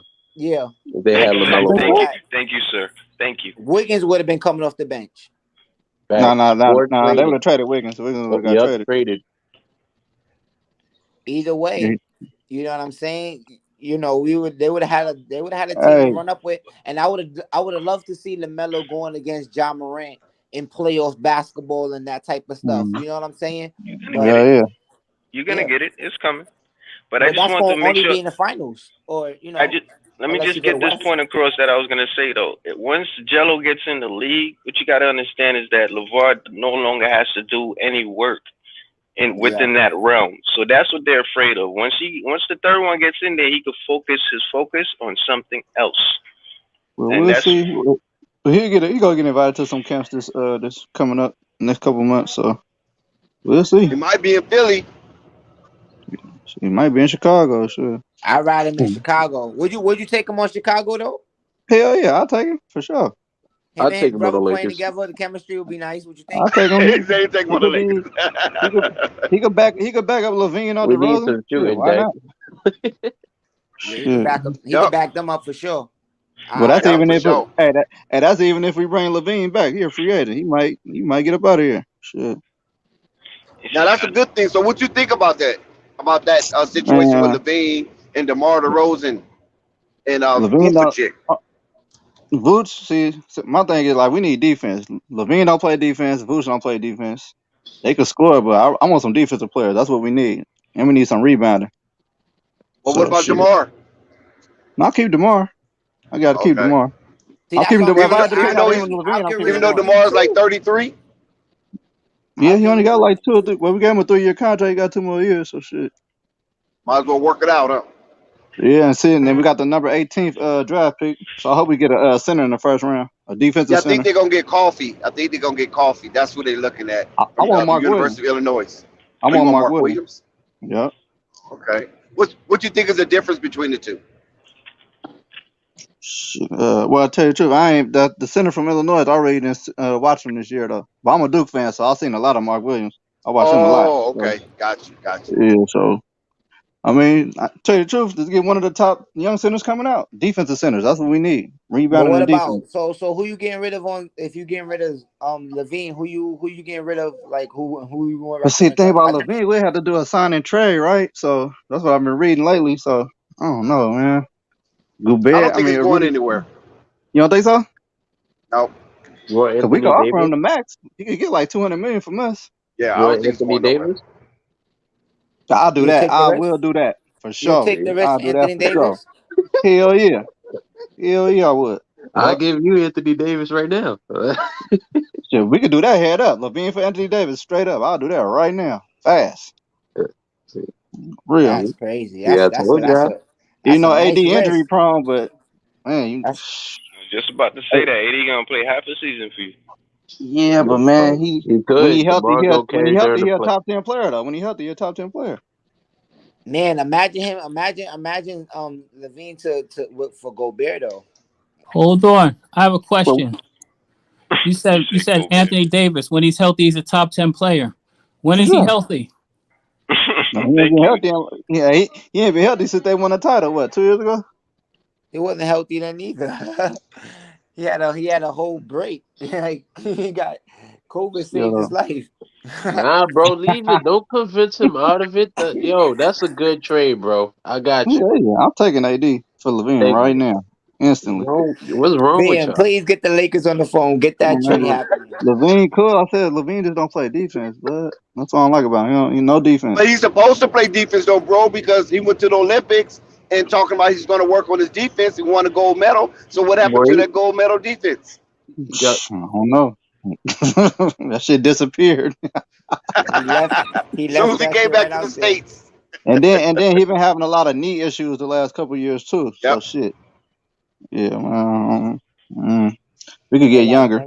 Plus, man, we still tell you the truth. I'm surprised that we made the playoffs this year. I think we 2 years ahead of schedule. Not like our new front office, they know what they're doing. So we got rid of Paxson and Garmin. So you feel like Lonzo? You feel like when Lonzo healthy, he's gonna be the X factor to change the whole. I'll tell you the truth. Even if we had Lonzo, we wouldn't have beat Milwaukee though. We still would have lost. Even though Boston beat Milwaukee, you still think that but look way? who Boston got. They got Tatum and Brown. I disagree there. I feel like but they're a better defensive team though. I feel like the Bulls would have beat the Celtics. A healthy Bulls with Alex Caruso healthy, Patrick Williams healthy. We don't play defense. That was our problem. Our defense was trash this year. No, y'all will play defense with everybody's healthy. They're playing top notch defense, like top 6 defense. Hell no. It was like a top bottom 6. of the league. No, at the end, there was during the season, during the course of the season, the Chicago Bulls was like a top 6 defense. Hold on. I got one for you. Look. No, we was not. I don't know where you got that stat from. Hold on. I got one for you. So look, the Knicks call your phone and say, yo, look, let me get a sign and trade for Zach LaVine, and we're gonna send you Julius Randle and Derrick Rose. You taking that? No. Nope. Nah. I don't want D Rose back. D Rose is washed. But damn, you don't want to play Chicago? I'm and let him end that career there. But Julius Randle's really your pickup though. Not for Zach LaVine. I don't know. Hell no. You got to give up. Randle had a bad year. Randle had a bad year this last year. Cool. He'll be good with the Bulls though. I think. I feel like he can help y'all. I'm good. Okay. No, what we need Patrick Williams to step his offensive game up this next season because we took him number 4? Yeah, number 4 pick. Yeah, he ain't been living up to that so far. So But coming off the bench for Randall, that would be nice. That's what I was saying. He missed the whole season pretty much. So you True, really he did. can't say how good they was gonna be. You know, like they fucked up day one. Yeah, but we'll see this. We'll see next year. He got to step up his offense though. He got to at least get 15, 20 a game. Shit. 15, You 20. the number 4 pick, man. Tough. You a top 5 pick. You got to live up to it. That's tough. 15 sounds about right though, but 20, that's a stretch. I don't know if he gained that extra 5 points for you. Cause okay, Black Mob. We're gonna put Black Mob on the hot seat. Black Mob, you ready to get on the hot seat? It was good. Let's run it. Okay. First question on the hot seat. As a Chicago Bulls fan, I don't know how long you've been a Chicago Bulls fan, but you seem like you're pretty intense with it. 87. Oh, Michael Jordan era. Okay. Who stay, who go? And why? What you mean who still go? Who? What player? Yes, on the Chicago Bulls. On your Chicago Bulls. Who stay, who go? Vooch. Levine can stay. Vooch can go. Would you like Miles Turner? Yep. Hell yeah. I'll take Miles Turner right now. Hell yeah. Fast. Yeah. Hell yeah. What about Rashad Holmes? Nah, I'm cool. Nope. Cool on him? No, I'm cool on him. Not for Vucevic. I'll trade Kobe White too. Who want him? Thank you. I told you. Thank you. I'm glad you said that. Now I know you're a real Bulls fan.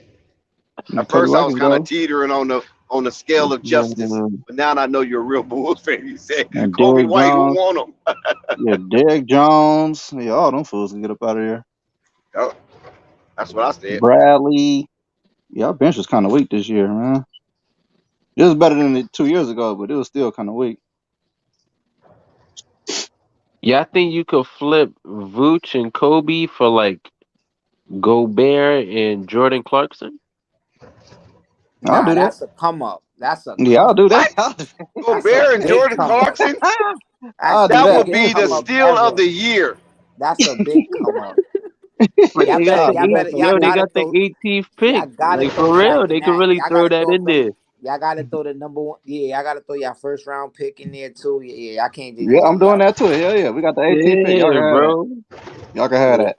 Gobert over there talking about it's him or me. Okay, it ain't you, Gobert. Yeah, you out. man, they keeping Donovan. Gobert, you gone. Exactly. Damn, Gobert, you could come to New York, bro. We give up that Mitchell Robinson. Yeah, he a free agent too, ain't he, Mitchell? Yeah, I think he is. Yeah, he cool. But shit, he can't shoot no free throws. But shit, he got defense and rebounds. Shit. He injured too, though, bro. I don't. Yeah. But Miles Turner's injured. He's injured prone. True. He get injured every year. I feel like he get injured because he don't be wanting to play in Indiana. That's my opinion. Oh, I'm hurt. My neck, my back, my neck and my back. Guaranteed. Hey, think about baseball, NBA. They money get. Hey, let me ask y'all something real quick. What y'all think about Philly cashing out Harden at 5 years? What, 270? You think he deserve that? Hey, they believe in the process.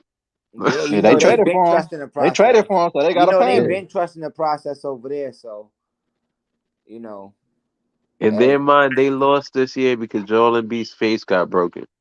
That's why they lost. Nah, man. They think they're just gonna be healthier next season. Nah, I think Philly definitely gotta they gotta make a move with that Tobias Harris though. Yeah. Got exposed. But just imagine, imagine, right? What was that, 2017? They took weak ass Markelle Fultz over Jason Tatum. They could have had Jason Tatum, bro. And they took him over Lonzo. Yep. Lakers could have had Jason Tatum too. That's facts. They both regret that right now. Both of them. Yeah, and that makes me want to ask, man. Is Jenny Buzz doing a good job or a bad job? Bad. You can't say she's doing bad. She just won a title 2 years ago, so you can't say she's doing well. If you want to go by this last season, she's doing bad. She better trade LeBron, bro. Thank you, man. LeBron. She got to trade Hell LeBron. yeah. Think about the Lakers. Think I about the think Lakers. LeBron They want out don't of like LA. the. She run shit. The thing about the I think Lakers, he they don't wants like to out. really. The Lakers don't like to develop. When they draft young players, they really don't like to give them their second contract. If you notice that shit, they always want to go for the superstar players and shit. That's how Yeah, they get down. she trying to run the team the way her daddy did, but she got to understand generations done changed. You know what I'm saying? Niggas ain't rocking with Right. that. She got to run it like how she want to run it. No, her daddy didn't run it like that. That's bullshit. Her daddy didn't run it like that. He ain't giving away his future like that. The Lakers have never mortgaged their future like that. Even when they got Kareem Abdul-Jabbar, they traded him for like 4 players when they got him, but they didn't mortgage the future. You're a Laker fan. I gotta agree with you. And not even that, like they gave up Valley Vucic for Kobe. Oh, Valanciunas? Oh, Vlade Divac. Oh, Vlade Vlade Divac. Divac. Yeah, Vlade Divac. Oh I'm sorry. yeah. Because Like, Kobe really I mean, he got drafted by Charlotte. Yeah. yeah, like, you know what I mean. So they bank on their future. Like, they don't. That's not what they do. And remember when Shaq was young, Kareem was young. They give up basically nobody for stars. Like, that's what the Lakers do. Remember, the Lakers was gonna get Chris Paul. Imagine that. Yep. Yeah, they had it on that shit. They're like, hell nah. Ain't letting you go to the Lakers. Kobe and that would have really been the Devin Booker that they wanted. You know what I mean? Kobe with Chris Paul. He would have got all his rings he needed. He would have passed Jordan, all that. It would have been bad. Yeah. If he would even beat the Celtics that go around, he would. Nah, what about the 04 year? Nah, what about 04 when they got scraped by Detroit? What happened that year? Yeah, man. Malone got They had injured. infighting. They had infighting on that one though. They had a lot of infighting on that in that championship run. Yeah. Because remember they beat the Spurs, and the Spurs was really the best team in the NBA at the time. They beat those Spurs. Yeah, that is true. But they got that infighting, and it just was all bad.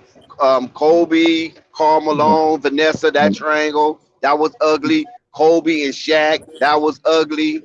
You feel me? It was just a lot of BS. Gary Payton was trying to intervene, be the peacemaker. Shaq told Gary to stay the fuck out of it. So Gary just like, okay, y'all do whatever then. Then Gary Payne ended up following him right to him with Miami. To Miami, right? Right. Yep. Got a ring. Got a ring. Got a ring with Dwayne Wade. Man, Karl Malone should have went on with him too. Hey, if Dallas could pull this shit off against the Warriors, man, that'll be crazy, yo. Dallas versus the Mavericks. I ain't gonna lie, I would want to see the Warriors versus Boston. I'm taking Boston though. Yeah, I want to see Warriors versus Boston. That's a hot take. I'm taking Boston. Now you can't say that. Listen, my brother, you up there in Oakland, you can't say that too loud. Talking about taking Boston over the Warriors. Shit. You know, Oakland is Chocolate City Part 2. Shit, man. These fans out here so fake with it. Until these last 5-6 years, when I was in elementary, junior high school, Warriors was trash. Now it happened in every sport. Your team start winning. Everybody, it's my team. Da-da-da. Man, I ain't no bandwagon fan. I got the same teams in football, baseball, every sport. I ain't never switched. I'm a diehard. All my teams.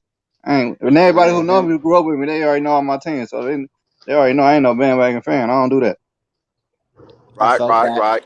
I'm a Knicks fan old school. all the way. No matter what, I'm a diehard Knicks. I'm Laker. I'm Dallas Cowboys, and I'm the Los Angeles Dodgers. All the way through and through. Yeah, see, I'm a Raider fan. I'm a Duke college basketball, Michigan college football, baseball. I like the Yankees. Oh yeah, right, college football. I'm USC. College basketball. I'm UCLA. Okay. Yeah. On the college side, I'm a bandwagon. I rock with whoever's nice. That's all college. I'm a bandwagon. I don't give a fuck. Yeah, because New York don't have anything no more. It's been St. John ain't been nothing since '91, so we understand. And not even that. Like I never really kind of grew up on the college basketball like that. Like I waited till like it got to like the Final Fours and they start coming to Madison Square Garden and stuff, like that's when I start watching it as a kid. Like I really, because remember outside, like high school basketball is lit. Like, you know what I mean? Oh Like, yeah, without a basketball is doubt. different in New York. Like, you know, basketball outside is lit. Like, it's not as you know what I mean, not trying to, you know, knock no other states, but you know what I mean. Like, y'all get the college basketball because we get basketball all day, every day. Like, it's just different. But the only thing I trip off New York in basketball is they don't like to travel too much. They might travel to Philly a little bit. They might travel up to Connecticut, but they ain't traveling west. All the West Coast teams got to travel to New York to play them on their hard courts. You know what I'm saying? Syracuse don't get no love, man. Huh? Nah, you know what? I'm not gonna lie, but that's what I'm saying. Like, because see, all right, some people say Syracuse is really a Canadian team. Nah, but I rock with Syracuse. I rock with Syracuse because that's so upstate. It's like Buffalo Bills, right? Nah, I rock with Syracuse. They Canada. Heavy. Yeah, they up there, but I rock with Syracuse heavy when Melo was there. I like them because again, I'm a Knicks fan. Nick colors is orange. But then after that, I had Kevin Durant that went to Texas, you know what I mean, Longhorns, and they was orange and they was cool. I like them too. Like, you know what I mean? So it was college was just I was just rocking with players. I ain't gonna lie. Yeah. High school basketball, it's not big out here on the West Coast. Not like on the East, South. Yeah. Just like high school football, that shit big in the South. It ain't big out like here. that same thing with football for me too. Like I'm not so college. I just hop on whatever. Oh, these players is nice. I like them, so I rock with them. But NBA, y'all know my team is the Knicks. Football wise, I'm not gonna lie. I'm not even gonna hold you. I like the Texans. That's my team, bro. I like the Texans. I like the Houston Astros. The Giants, bro. Okay. Yo, bro. Houston Texans? Y'all rebuilding. You know what I'm saying? Yeah. We are, bro. We are. Ain't nobody rocking with Danny Dimes no more, man. Like they pumped everybody up about Danny Dimes, man. But this is last year with y'all. Look, Eli got us too, bro. With the Giants, I rocked with the Giants heavy when they was going against, you know, the Patriots and all that. Just because I you know, I ain't want Tom Brady to get it, so it was one of those. Eli got us too. We good for 40 years, man. We ain't got to win another one for 40 years, man. Yeah, but Daniel Jones is trash. This is last year with y'all. He out of here after this year. Yeah, they pumped him up like that. They didn't even pick up his They didn't pick up his fifth-year option. Yeah, fifth-year option. Yeah. They said, hell no. They said, hell no. No more interceptions than touchdowns. The man ran the ball over. Yeah. He got wheels, though. I ain't gonna lie. Danny Dimes got wheels. That white boy can run. He can run as fast as BB. Remember that game against Philly when he broke like an 80-yarder and still hung with the ball? Slow down, bro. Oh my God! Ran 80 yards and dropped the ball. No, he didn't drop the ball. He fell down. Oh, yeah, he fell down. Right. Yeah, he fell down. Yeah, he just fell down, man, on his own. Like, he had a walking touchdown, blood. The same wheels you talking about, he got big slows. That was crazy. I ain't never seen that. I'm about to tap out of here, guys. I'm about to go get some food, call it in. I had a crazy night, man. These Rangers again, bro. Shout out to the Rangers again, man. We going to the second round. We gonna go see them boys in Carolina. You know what I mean? So it's gonna be an interesting time, but yeah, I'm about to tap out of here, man. Y'all be safe. Have a good night, guys. It's all good. I got one for you. Yeah, ready. Dex, I got one for you. Yes, sir. Which one is worse? Which one is worse? Danny Dimes dropping hitting the floor or the butt fumble? Oh, the butt fumble. The butt fumble was worse. That's worse. I'll say the butt fumble was worse. Because that's falling down, it could happen. You can get a cramp or anything, you know what I mean? Because something similar have happened before like that before. But a butt fumble, I mean, in that situation right there, yeah, that's probably one of the worstest brain farts of all time in sports. Is the butt fumble. Man, Mark Sanchez. He will never live that down, bro. That's crazy. Yeah, that was a hard one right there. You know what I'm saying? Wasn't the Jets? I mean, was it going to the playoffs or it was some type of meaningful game, right? Yeah, it was meaningful. I can't remember exactly which one it was. I think it was the semifinals or something like that. Right. Yeah, and he did that foolishness. Oh my God! But one thing Mark Sanchez do is he did get Jets into back-to-back AFC championship games. You know what I'm saying? Definitely did. Yeah, you gotta give him his credit. But that was crazy though. Because I should cheer for Mark Sanchez because he come out of he LA kid and come out of USC. So I'm gonna cheer for that. That's Pac-10.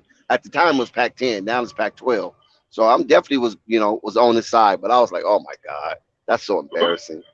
And you a quarterback too? Yeah, that was crazy. And at one time a Heisman hopeful.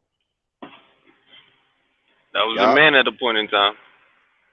Yeah, that was he was damn good in college, but of course, and even in college, I used to get mad at Mark Sanchez in college because he could never win the game to get to the championship game. He will always lose that one game, and the one game he loses to like a so underwhelming opponent, and it was like, Mark, are you kidding me?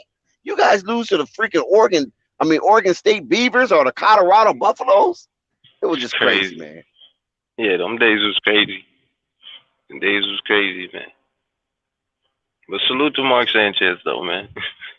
Yeah, because he had a decent career. So I'm not crying about it. He stayed in the league for about 10 years. Mm-hmm. Never really did much except for those two AFC championship appearances. So yeah, I 2 tears in the bucket. Fuck it, you know what I'm saying? Right. But outside of that, I mean, his career was pretty like mundane, nothing spectacular. And then a lot of that they was giving Bill Parcells the credit, for coaching. You know what I mean? They didn't really give Mark Sanchez a credit for being a manager of the ball. Manager of the field. You know what I mean? Well, you know the reason why, right? Why is that, bro? Because Mark Sanchez couldn't throw for shit. They ran the ball. He didn't have a long, they didn't trust him to really throw the ball very much. Right. That's why I say he was a manager. Yeah. Yeah. So I mean, like they were a defense oriented team, and I thought Mark Sanchez ran great play action was stuff like LT that. their running back? Was LT their running back? Yep, LaDainian Tomlinson. Yep, they he had was their him. running back. Yep. I mean, I used to hate the Jets because I was a Dolphins fan. You know what I mean? But I'm very familiar with my AFC East, so I know what was going on. That team was a good team. That was with Revis Island. Right, with Revis Island. Yep, Revis Island. And they had what's the name? Bart for the linebacker, right? Yeah. They had a good team.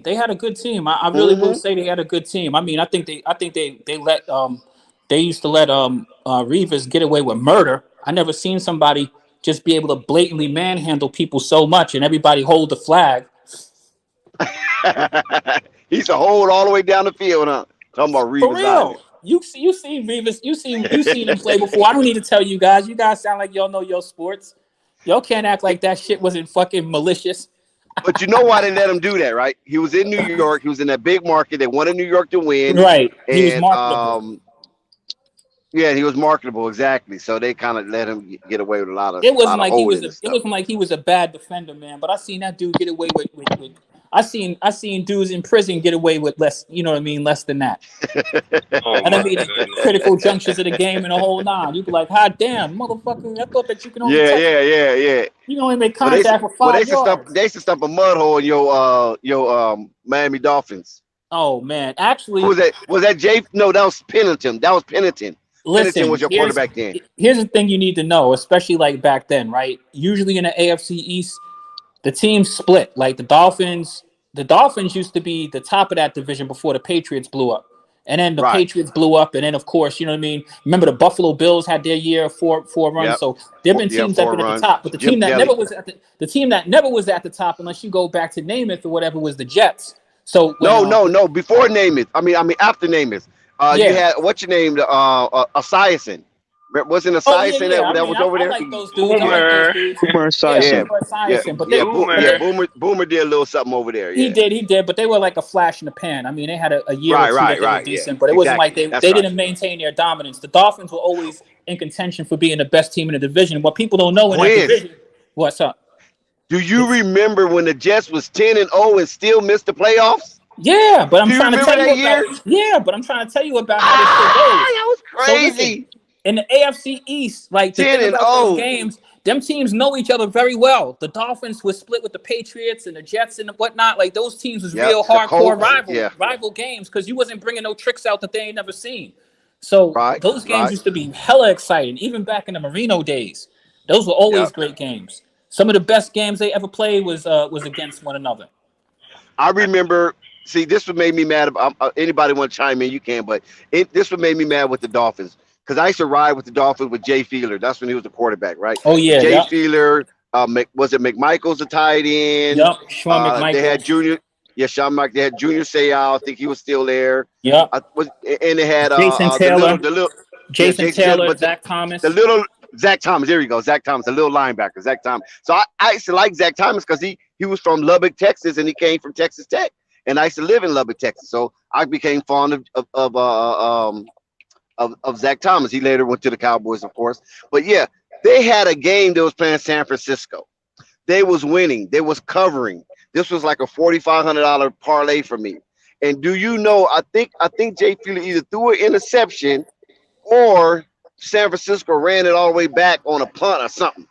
It was some fantastic ending, and I was like, damn them. Do you remember that game? It was about like 2000, 2001 or something. Man, listen, no, about 2003. Sounds like the Dolphins, man. I would never forget that game, man. The game was over with. Like that. Just sit on the ball. Run the clock out. And they did something stupid, called a timeout, and then, to get the punt formation ready, they punt the ball, and the dude from San Francisco ran it all the way back in. McQuarters. You remember him from San Francisco? Oh, yeah, yep. I was like, oh my God, 4,500 down the drain. Well, that wasn't anything unusual for a Dolphins game. Let me just say that. I was on my way to get paid. Yeah, I'm telling everybody, I just hit a good one. But the game wasn't over. It's about 6-7 seconds left, and the mother sucker ran it all the way back. He did that Deshaun Jackson, what he did against the New York Giants that time. Ran it all the way back with no time on the clock. Yeah, I'll be honest with you. I've seen so many miraculous plays as a Dolphins fan against us, a couple for us. You know what I mean? I got a basketball question for y'all, though. All right, what's up? What young team makes the biggest leap next year? What football or what? Basketball.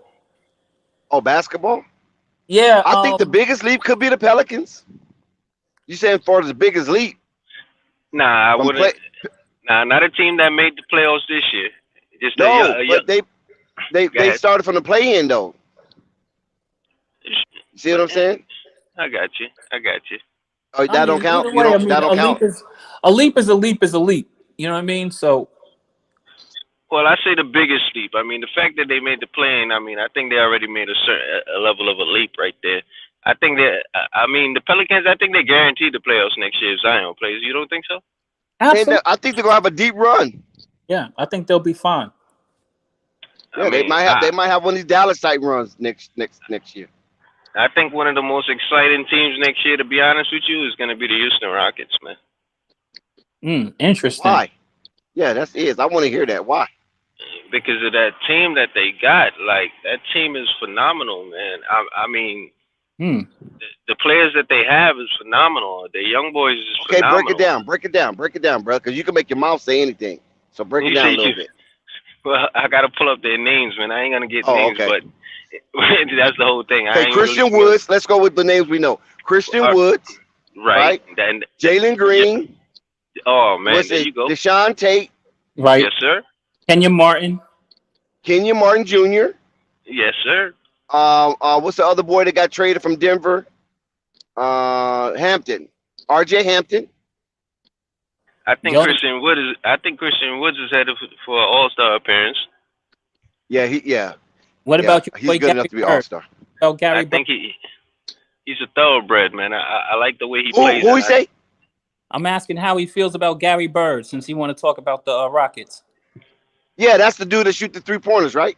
Yeah, Garrison Matthews. Yeah, Matthews, man. Yeah. I think, everything y'all are saying is accurate, and just the fact that y'all are saying that is the reason why I think they're gonna make their biggest leap, man. I really do think so. I think they're headed for a play-in berth. Put it like that. I think that'd be sleep. I hope that they do that. They actually pulled Do off. Eric Gordon play for Houston? Do we still play for Houston? Eric Gordon. Do we still play down there? Yeah, I think he's still there. Yeah, he's still there, but they're moving him out. But well, yeah, kind of like we're about to shut it down. Okay, salute flight. Till next time. Man. Yeah, You guys have a good night, man. Flight Sports TV, man. Join us tomorrow. You heard what the man said. It's Flight Sports TV.